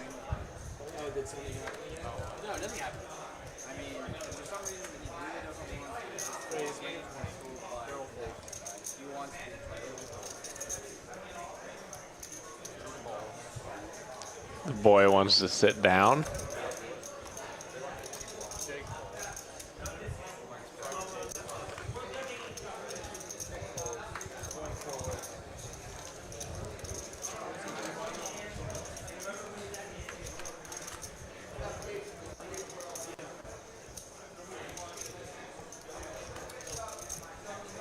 Pretty interesting board here. Frankie flopping the bomb. Oh, yeah. Top set. Nice. I like his check here, too. Just checking most all of his hands on this spot. Let Jay take one off here. Yeah, Jay gonna stab. He's got the backdoor draws and a gut shot. Sorry, backdoor flush draw and a gut shot. Nick gonna call for 40 with under gut shot. That would make a one-liner. Very ambitious there. Yep. Frankie just has to call here. I don't think he just has to call. Yeah. Sorry, I should say Frankie decides to call here. Yep. That's interesting. I think there would be a lot to say about that. I'm just going to let it go. Yep. Well, we're just going to see what the turn card is. Yeah. The boy gets away from the 9. King. See, some weird situations happen when you call. Like, a king peels, and, like, you definitely want to keep betting this turn. Jay's not guaranteed on continuing to bet this turn either. But then are we supposed to, like... I mean, leading it seems reasonable. If we check... Because, like, we don't want to count Jay to bet for us here. So we're going to lead. It would be really interesting if we checked and Jay did decide to bet. I like the decision to lead once we call flop on this turn, because we don't want Jay to just check back and realize all of his like 8x or spades or all of this. We want more money to go into this pot is the big thing, and we want to control that more money does indeed get into this pot. Jay picks up the double gut shot here, and he decides. Oh boy. He decides that is going to be good enough. So here basically Jay, I think, is thinking, okay, I bet 40 on the flop. Frankie raised pre-flop, overcalls the turn, and now he's leading on the K turn. So Jay's saying, like, I think that Frankie is capped to a 1-pair King X hand here in this situation, and I am not. So I'm going to attack this bet, being super deep, and I'm going to raise his lead. What do you do as Frankie in this spot? It's a really interesting hand. Yeah, it does. How it's playing out.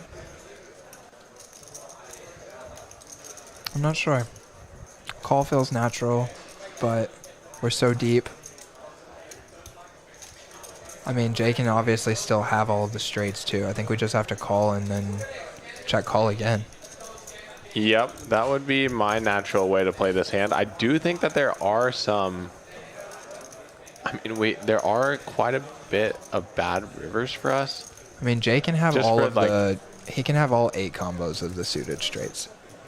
Just overcalling on the button. Yeah. And we can't have any of them. Yeah. We But need then to he has defend ourselves. then he has 6 combos of sets. I'm just saying, I don't think that we're even allowed to raise because of that. Yeah. I don't think we can raise any of our range. Yeah, being so deep, like, I agree with you. That's why I just, like, so naturally, I think, just call here. Yeah, it's just feels call, good. check, Call, and then bluff catch again on the end. Yeah. It's our best bluff catcher. It's our strongest hand that we check call the flop with. Yeah. We have kings. Yeah. Okay, yeah. Second strongest, but But he doesn't 3 have kings, combos, so it's the 3 exact combos. same hand. Yeah. Yeah, so I would be planning on just check calling a lot of rivers.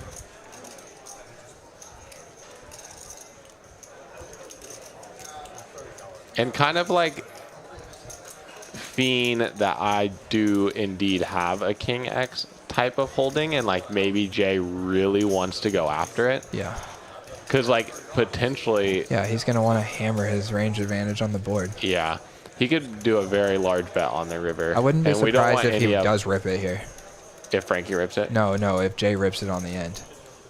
I mean, that would be 3K into Well, okay, not rip. 1700. Goes for a huge river bluff. Yeah. Maybe not rip it. Yeah. 2x5. Like, yeah. But, I mean, he could, dude, I mean, because he that could. is the point, is to exploit the fact that you can have the nuts and Frankie can't. Yeah. I think So- that might even be the play. Yeah, 2x I think pot. maybe even raising to like... More here. Oh, and Frankie just rips it here. And Jay has to snap fold too much for a rip there, I think. I feel like you're kind of value owning yourself now. Like maybe Jay will call with 7s and 6s. Maybe. But there's actually more combos of straights than there are of 7s and 6s. Yeah. And who knows, like he might even have like 10-8 offsuit there.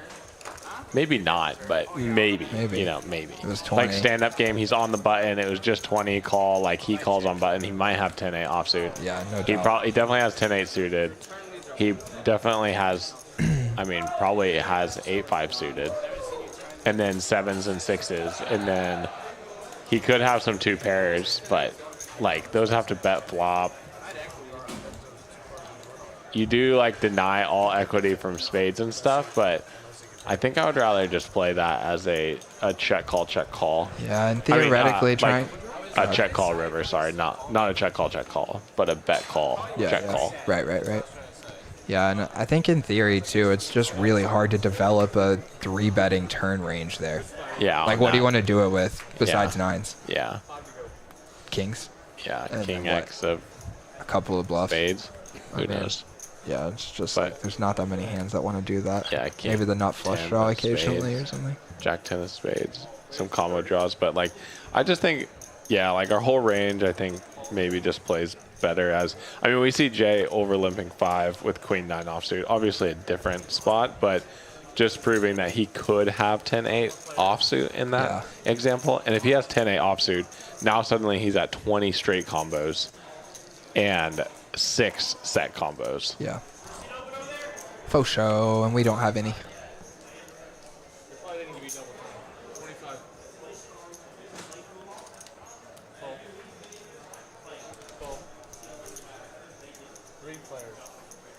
JR saying he doesn't mind the shove though. I mean, there's definitely, if you're only thinking about this hand right here, right now, shove makes a lot of sense from the perspective of denying equity to hands that are drawing against you and getting value from some worse sets. Like, just from those pure standpoints, I have to agree with you that it does make sense. Just so if you're trying to consider like your broader just strategy and game plan overall in that spot, it just becomes really hard, in my opinion, to 3-bet it. And the shove is enormous too. And you like take out all of his bluffs. Yeah, right. Like I could see him on the end there going for it when he gets that backdoor card.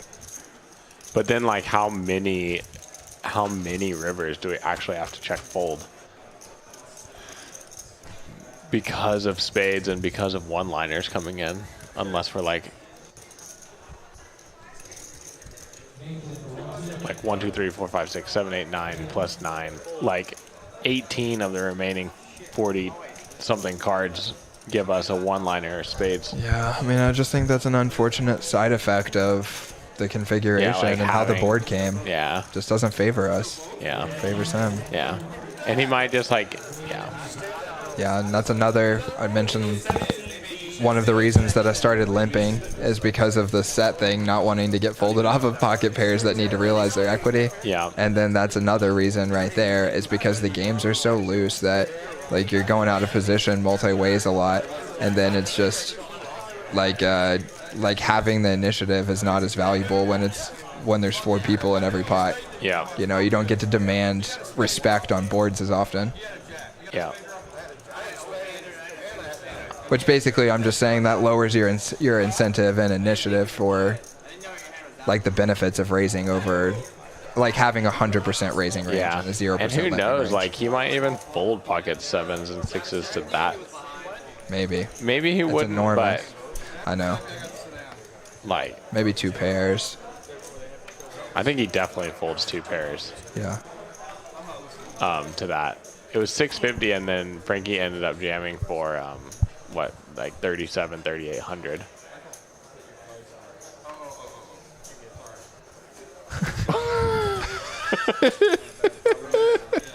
Sorry about that, Lego. We Yeah, just dude, get in the mood to talk about poker strategy, and then we just go to town. Yeah, I got a little loopy sitting in this sauna, and then I stepped outside, and I could think about poker again.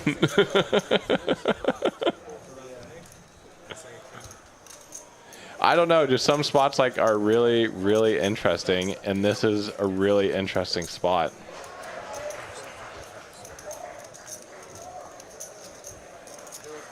At the end of the day, like I like the check raise on the flop, I think. But if we call flop, I like the lead. And then if we lead turn, then we must lead call turn and then check call rivers. Yeah. I'm with it.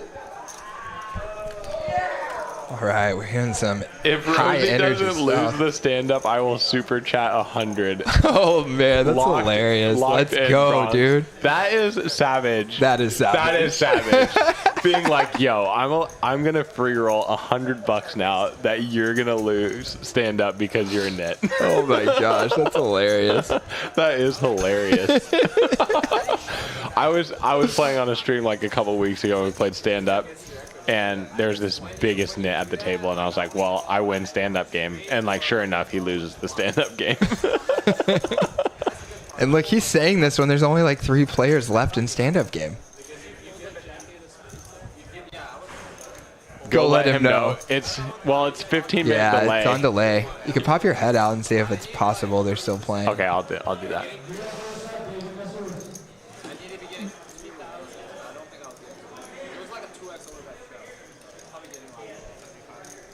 Jack checking to see if anyone's still standing. Still standing? Yeah? It's Bronx Bomber. All right, he's telling him.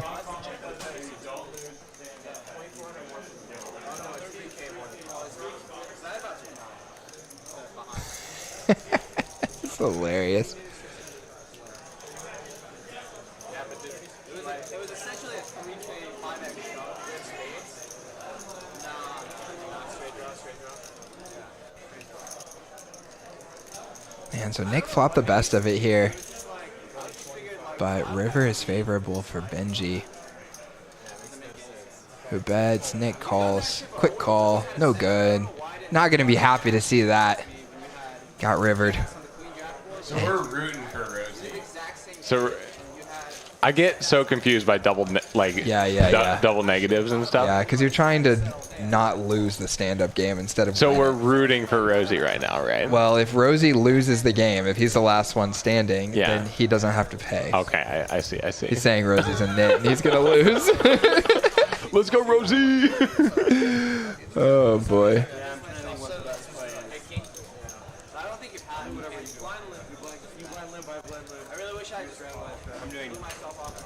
Here's some straddle negotiations going on. 3 left in the stand-up game. We got Jay's still Jay, in there. the boy, and Rosie. All right. I gotta say, Rosie is the favorite to lose. What? Double negatives. Yeah, I would say that too.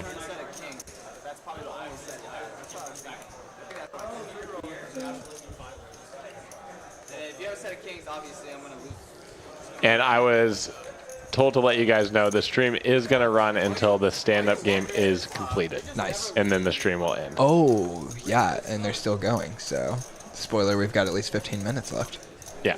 We're rolling here.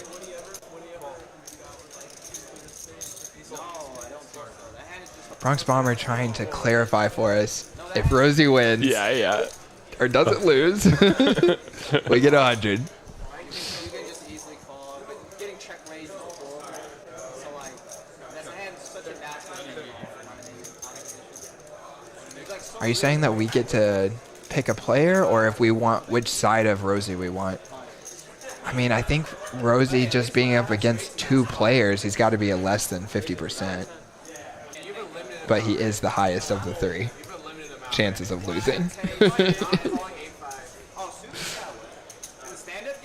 I think we should just stick with it how it is and just give Rosie the needle Yeah, for being nitty. definitely. So if Rosie wins or loses the stand-up game, if he is the last person standing, you are safe, Bronx Bomber. Oh no, yeah, you're safe, right? Yeah. It's funny when I went out there and I was just like, I told them what's up. Yeah. Well, first of all, I reread it like 3 times to make sure that I said it properly Yeah. when I went out there. And then they're all like, wait, so like, and I'm like, So how about this? I'm like, I'll let you guys all figure that out. Y'all figure it out, just so you know what's happening. How about this? We can say it this way. If Rosie wins a pot and gets to sit down, we get $100 Yeah. for Super Chat. We're all cheering for Let's him to go. win. Let's go. There we go. Yeah, the knit needle. That is savage. It's maybe the most savage common needle in poker. Yeah. Your knit. Yeah. It is.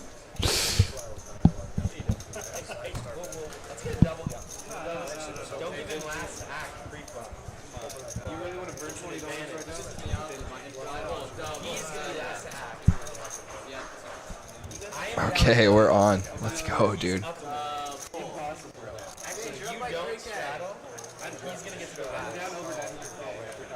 More straddle negotiations.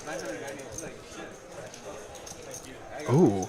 And we're getting to hear the voice of the boy. We didn't know that was coming, guys, or we would have done like 100 likes voice reveal.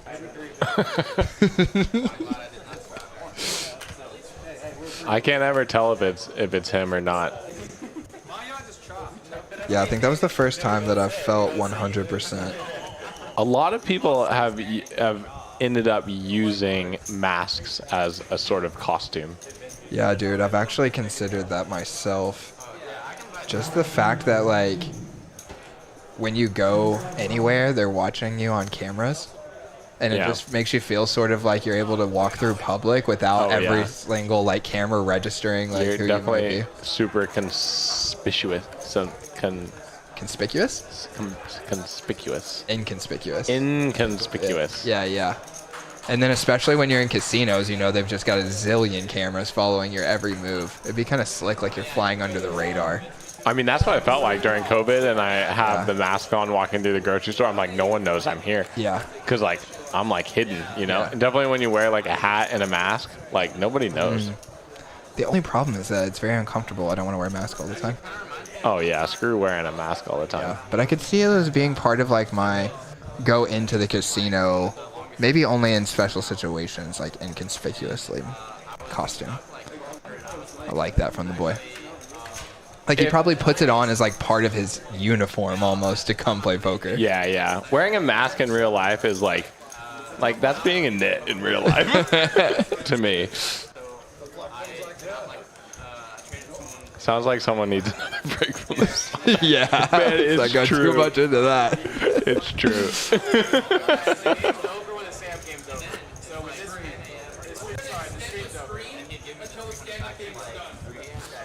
Stream's rolling until the stand-up game is done. There's the confirmation. If it goes 30 minutes, I'm not going to play. I don't want them to be gone to the booth. Frankie out there looking out for your boys. Says he doesn't want us to be stuck in the booth for too long. Good right now, Frankie. Gone 4.5 hours in here with you guys. We're having a good time. Yeah, it's cool. I'm having a good time. Besides the heat. Jack. Sorry. My gosh, they get it. They're not here to feel it, so it's hard for them to empathize with you to that degree. They're probably more like, okay, we get it. All right, we can talk poker. Jay limps, Nick limps, Benji checks.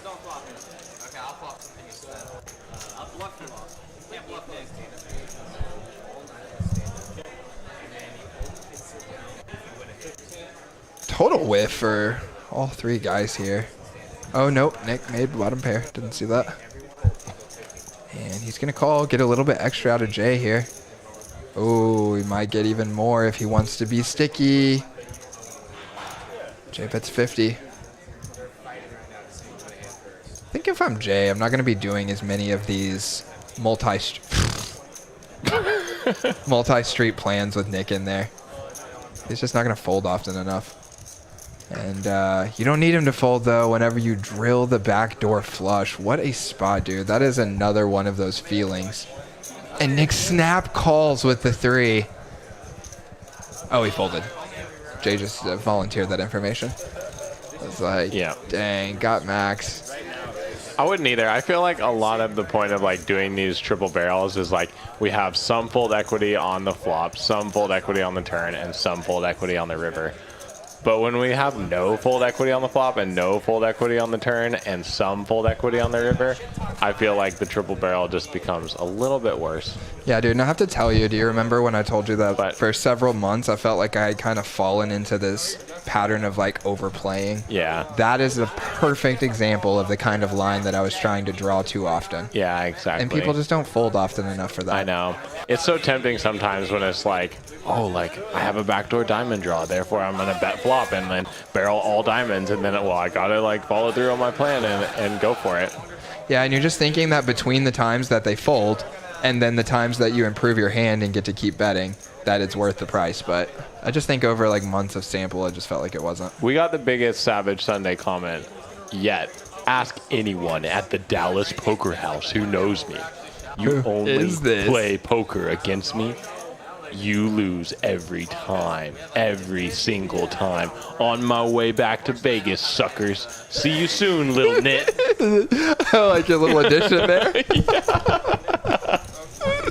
Oh, boy. Wow. What a comment. Halkin. Yeah, wow. I don't even recognize your name. But I should ask anyone at the Dallas Poker House? Hey, Nick, do you know Halkin? I can't say that I do. I don't know either. All right, Halkin, who can we ask? Who is someone by name that we would know that we can ask about your prowess? Yeah, it sounds like your prowess is massive. Yeah, by the way, this pot is getting massive. Wow, it got massive. As Frankie 3-bets the ace-queen suited. And gets called in 2 spots by Nick 6 and Rob. Yeah, these are cold callers here, I believe. Oh, maybe he just opened, but it looked like a 3-bet because it was like triple straddle. Oh, okay, I see now. Yeah, look at that, guys. I think this was a 40. Or are we at, if +2 is the straddle? Oh, Nick is +2. Holy cow, so +3 was a straddle, which is the low jack. So that means there was 4 straddles on in this pot. It must have been 80, and then Frankie opens to 2.5. Nick 6 flops Frankie into a world of trouble. Frankie's going to peel here. 2 overs, backdoor flush draw. Yeah, Nick just leads into him. Probably a good decision. I bet Frankie would check a lot here on this board.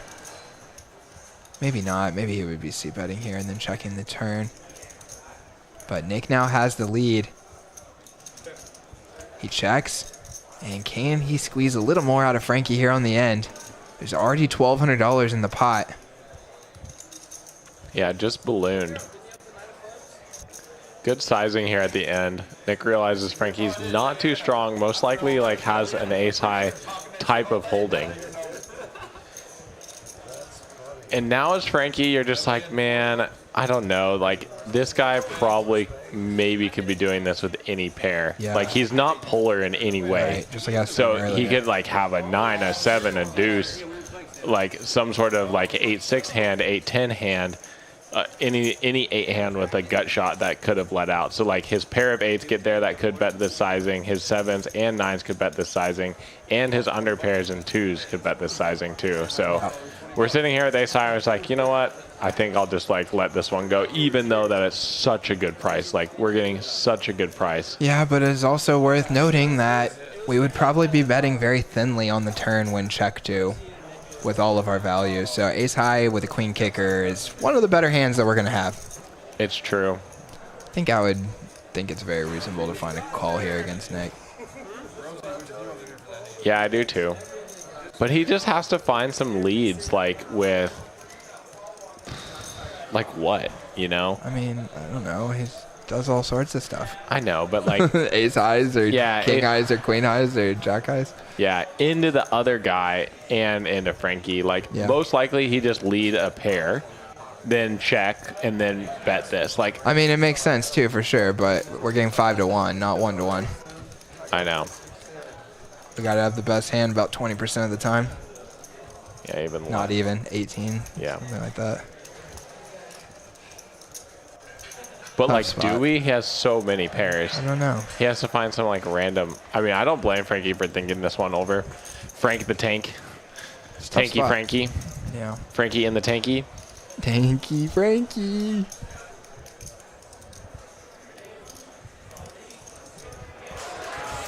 Oh.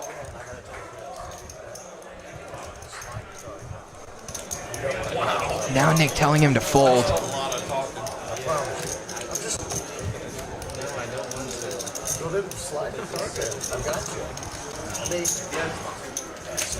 I got 7.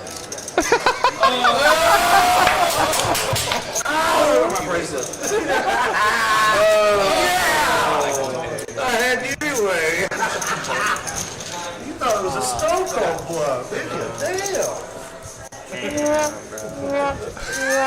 Even though Let's go. Savage Sunday. Frankie. Wow. Frankie the tanky goes in the tank, makes the hero call. Like we said, doesn't seem that bad, but next thing you know, Nick is acting like you made a great call.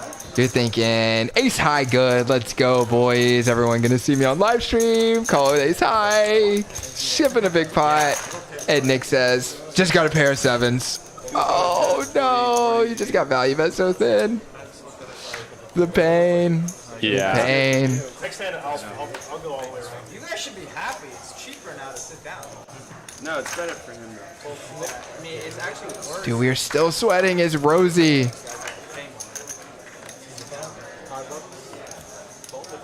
Next gen kids need to go back to school because they just got schooled. Oh, ouchie by Nick 6. Yeah, and Rosie's still in the sweat for the sit-down game here. Has Jay sat down? Jay's sat, and it seemed like Nick had not sat, but we were getting tricked. So Forgot about that. 2 left. 2 left.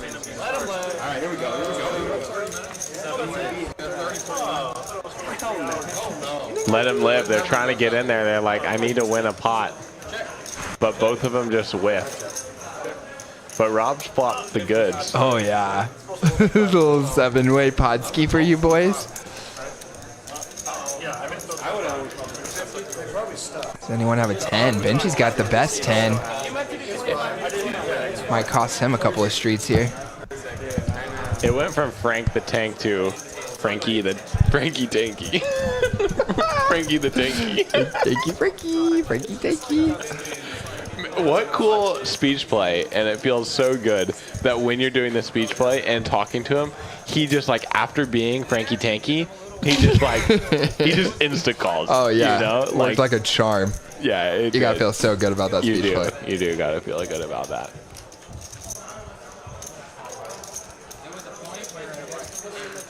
And now this one, little something for everybody as Nick improves to the backdoor second nut flush draw. It is on a paired board, but for $80, he's not going nowhere. And if he does hit that spade, it's going to be good. As long as it's not a 5.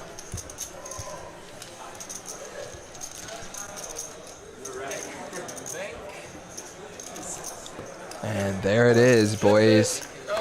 Benji makes top 2. Nick not going to play around right here. He just rips it in. Well, okay, Rob's got $160, so it actually is. I mean, just another example of Nick just going all in when he makes the nuts or effective nuts. I mean, and this spot's pretty scary on a paired board. I mean, I'm just saying he made his hand. He made a good hand. He made his hand is what I'm saying. Yep. I'm with you. I'm with like you. Here, ooh, that is so dangerous. Someone just has ace 3 and just. Yeah. For sure. We're gonna pop up these V pips right here. Let's get a little look-see. All 3 of our next gen boys down near the bottom.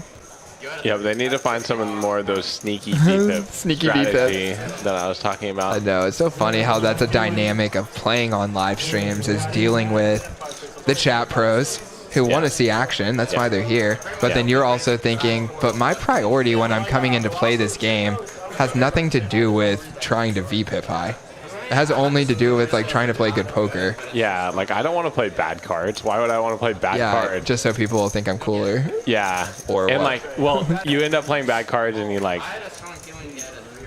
I don't know what I was going to say. Yeah, but I mean, that's the point. You end up playing bad cards and then you lose. Yeah, and then people are like, why are you doing this? Yeah, and then, exactly. And then you're like, well, I'm trying to get the VPIP numbers. Yeah, and some people who VPIP high seem to do really well, and maybe they're crushers, you know? But just like everything that I know from like playing and studying poker for a long time would tell me that like playing tighter makes it easier to win, Oh, yeah. you know? Lego trying to see if those points are working. I don't think they're working, Lego. Yeah, it's a good effort. Does Lego have a double meaning? Like Lego, and also like you play with Legos? Oh, I've gone through those options in my head as well. I was thinking it was probably the first one. Yeah, I think it's definitely the first one. The second one could be a Lego. coincidence, though, that he also plays with Legos. Yeah. Maybe didn't even think of it when considering the name. Yeah. How could you not? Of course I don't he know. did. Of course he did. Maybe he didn't though. And maybe it's his name, Lego. Maybe. Probably not. Lego. Oh, Lego.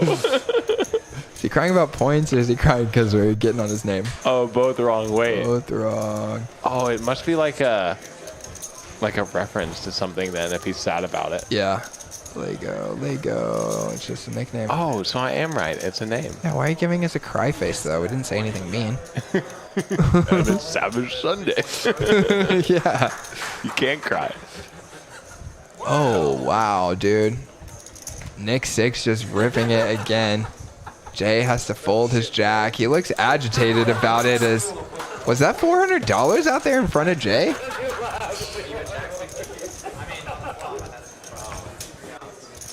3 outs, says Jay. Yes, sir. 3 outs. Yeah. Sometimes it can be frustrating when people take these like weird lines that you're like, well, I'm not supposed to, like, this hand was supposed to go differently. But really, like, Nick just lets you off the hook in this situation. Another bink for Nick 6. Turns out Lego is crying about his points. We don't even care about your points, dude. Nobody cares about your stupid points. Just kidding. You don't even have points. I saw last time you looked. It was bare bones bank account. Yeah, dude. Yeah, like, you're back to the micros, dude. 1 cent, 2 cent, grinding points. You don't even make the minimum on the table anymore, Lego. Yeah. That's not good. Time to hit those old super chats. Bump up the point total a little bit. He did get value a couple times getting his binks. He binked a set earlier in the session. Twice he's binked a full house. And he got paid both of those times. But yeah, most of the time they're just going to end up folding. And like in that situation exactly when he jammed into Jay, he's really actually only going to get called by sets, I would guess.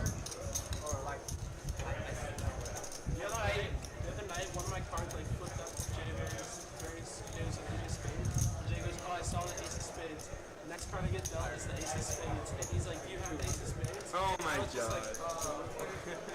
Yeah, I don't know, maybe. I like this play to just go for the limp re-raise here and just knock Daryl out of the hand and play heads up against Jay, or just have Jay fold a wide button open. Likely he is going to call more often than he's going to fold this spot, I think. But I still think that's okay. I like continuing the hand better as a 3-bet, like with initiative and playing the pot heads up than rather letting Daryl in, I think. Yeah, and Jay does perceive Frankie's limp raising range to be pretty strong. Probably knows he's capable of having a weak hand, but expects him to mostly have strong hands. And this board's going to get a little interesting here. Yeah, very interesting spot being so deep here. 400 in the pot and 2K behind. I think a bet and a check are both viable choices for Frankie here. We'll see which one he takes. Check, that would be my preferred action on this board. I think a check call feels very nice and sweet. I also like Jay's the Jay's check here.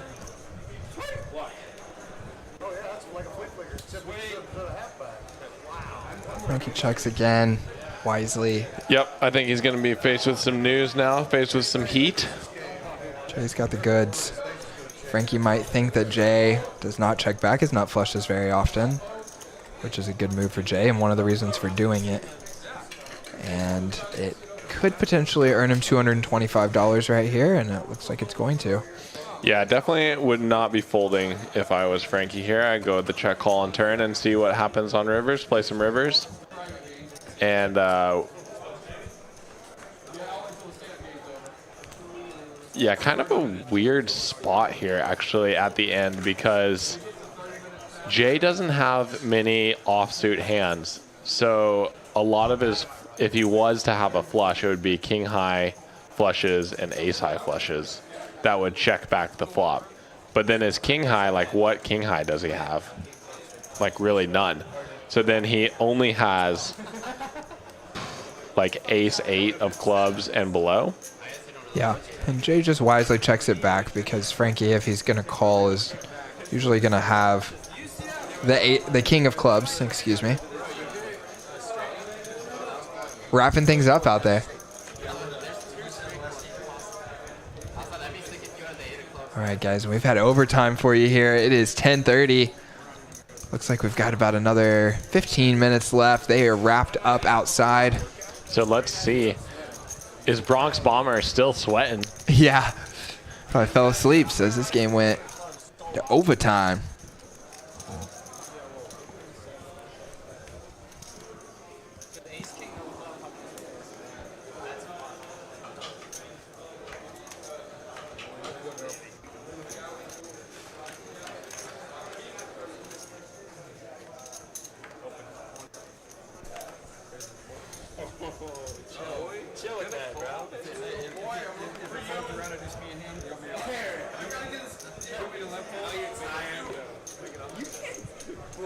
The boy has a chance right here to win it. Oh boy, he's in there with Queen 10 offsuit. Early position, feeling anxious, I think, but it's not going to happen as Jay immediately 3-bets, punishes him. He's got the 2 9s. Yeah, I would be 3-betting this also. I wouldn't be 3-betting 9s always, but when I think the boy's in there so wide trying to sit down, Yeah. I just think that his money's so dead Yeah, that it's just so beneficial for us to raise this here. In some configurations, pretty similar to this, I would think about just flatting pocket 9s, but I think that Jay's 3-bet here is appropriate. I'm with you on both of those points.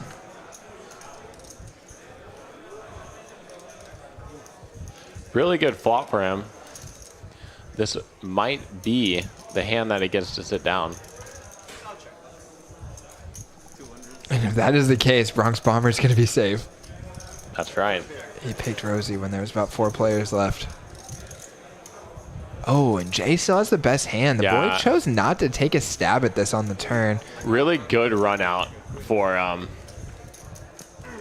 Jay. And then pretty easy call at the end, I think. Definitely with the stand-up game in effect and the king coming. If he has a jack or a king, then, you know, you can have him $100. But I think that you're going to try to bluff too much once it goes check, check, check, check. So when we have a pair, when we get to the river with a pair there, like we always got to call.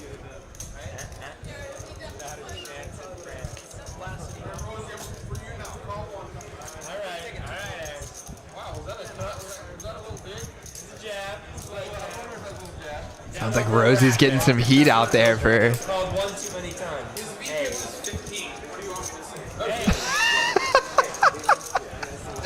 And Eric is bringing the heat. He's not even in the game. Oh, Eric is telling them that the B15? Oh, that's hilarious. From the action tracker, he is so talking funny. trash. Yeah, so funny when...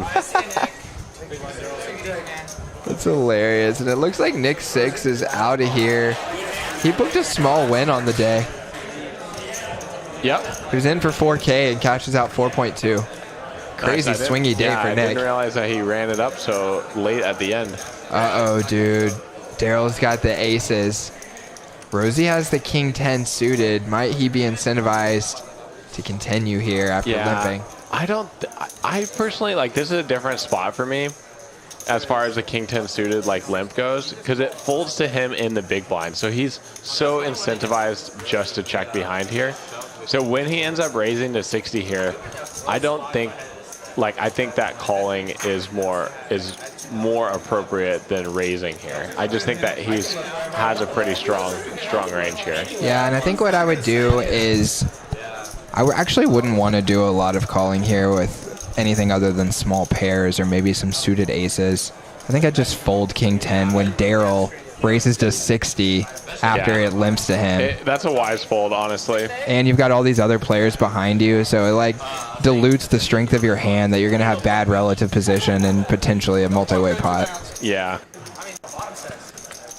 And that actually starts a parade of folds, and only Rob gives him a loose call here, and it's going to get him in trouble as he flops a queen. Looks like Rob was maybe feeling just a little impatient there. He shoves it. Daryl gets his dream spot. Dream spot. Very easily he could have won $25, and instead he's now in a $1,200 pot with his aces. Rob's got 20%. He needs a queen or a 7.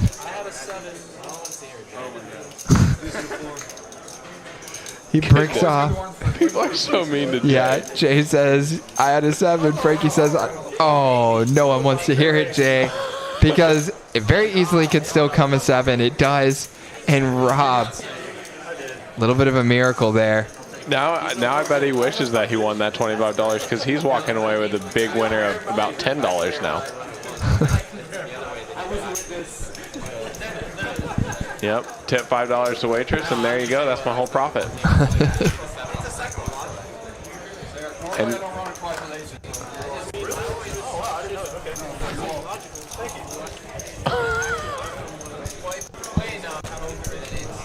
Rosie deciding to step out of hand. It's not good for us. Oh, he's back. We need you, Rosie. $100 for the stream. Let's go.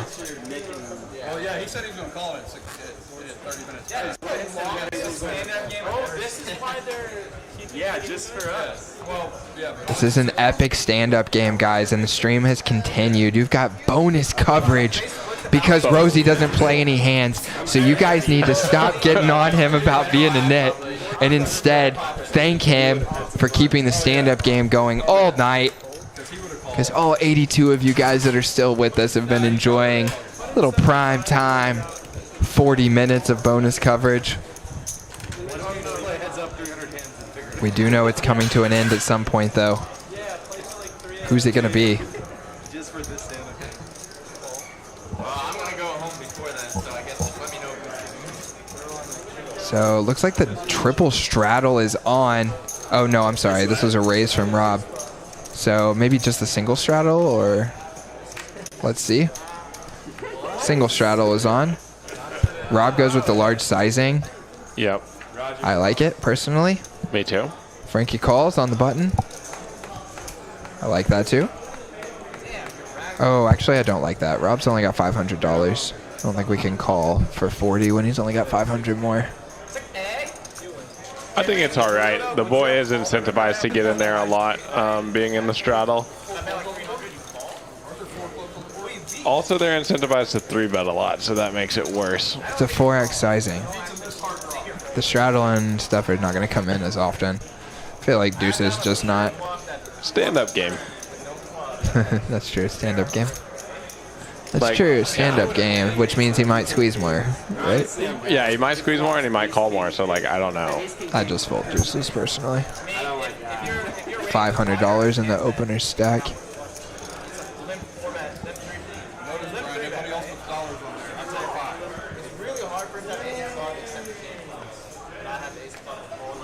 Rosie's got a 12% BPM. Eric is just giving him the business. He's got a 16% VPIP. Oh my gosh, dude. That is crazy. I love it. Yeah, that's hilarious. Oh, and Rosie going to get to VPIP right here. We might have been seeing that updated percentage. The action tracker gives us spoilers. Just like about Nick busting earlier. He doesn't VPIP. Oh, he doesn't VPIP. He's out of there. I think I would have VPIP that spot. Yeah, $10. $8 to potentially win like 120 plus the 42. Yeah, it's a slam dunkaroo. A slam dunkaroo. Slam dunkaroo.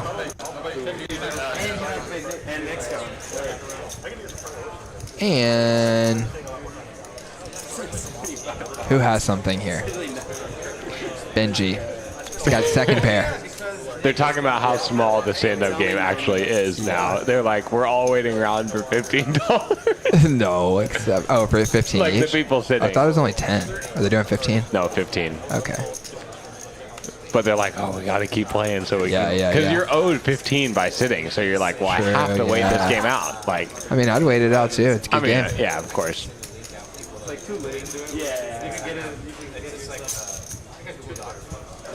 Neither one of our players are in the hand, so we know Dude, we're going to they be taking another one. They should agree to just like keep trolling and keep just don't even look at their hands and keep See how holding. long people will go. They've just been standing there. It's like 2 in the morning. Any hand, guys? I'm ready. And Eric's over there like, Rosie's BPIP is 1%. That's why he's yelling it out, because we're in overtime. He's ready to shut it down. But he's like, Rosie, play a dang hand. Okay, guys, when Rosie's in the game, we're not allowed to start the stand-up game unless there's 2 hours left on the stream. Oh, we are going Savage Sunday on Rosie over here. Just kidding, bud. Yeah. I feel like the chat kind of left us. Yeah, the chat. Guys, where are you? We miss you. Yeah, we miss you. We've had such good chats tonight. Yeah. Yeah. You guys are my best friends. My favorite chat pros. Oh, Rosie's got King Queen. Oh, dude, yes. The moment he's been waiting for. Every week they can. For the most part. There's been a couple weeks where it builds up quickly. Yeah. But we've had the boy on. Everyone's just gonna fold so they can go home. All right, give us $15. Here we go. Here we go. Rosie comes in with the big squeeze. Who's gonna believe it? Oh boy. Box bomber here. So if he wins this pot, we win $100. Yeah. Nice. And Oh no. oh no.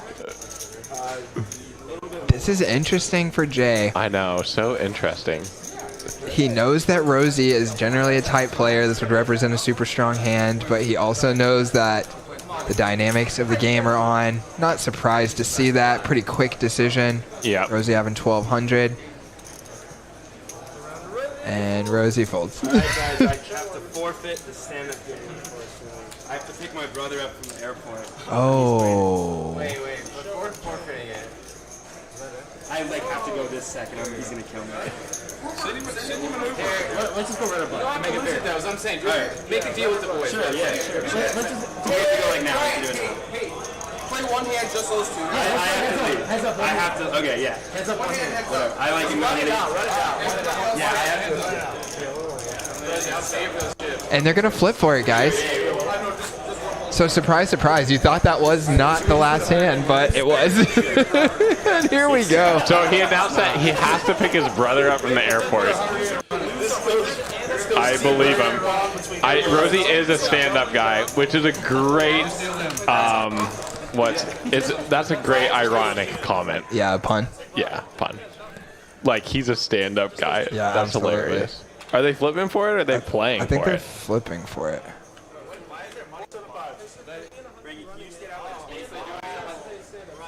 Oh, no. So, oh, wait, we're going for the... Oh! And ace high is good.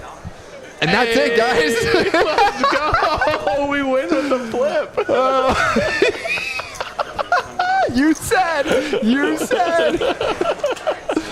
don't even know if he should have to pay up for that weak I ending know. right there. Yeah, dude. Yeah, I was gonna say that you should. I think we should just call it a wash. Yeah, how about call it a wash and save the $100 super chat for a better moment? Yeah, another day. I feel like you rather- won your bet in a Yeah, way. I think you won your bet too. He had to call in the flip Yeah.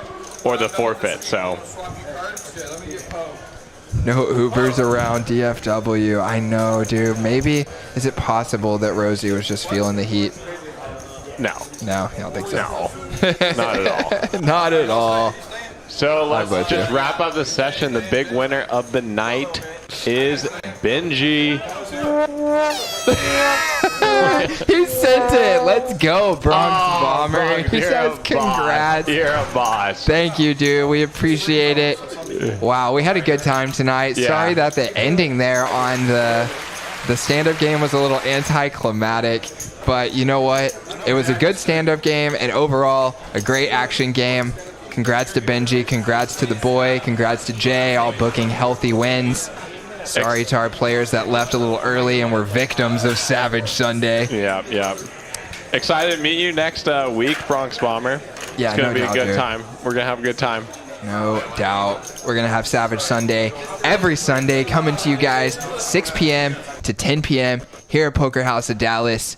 Thank you for being with us, and we will see you next week. Peace. Peace.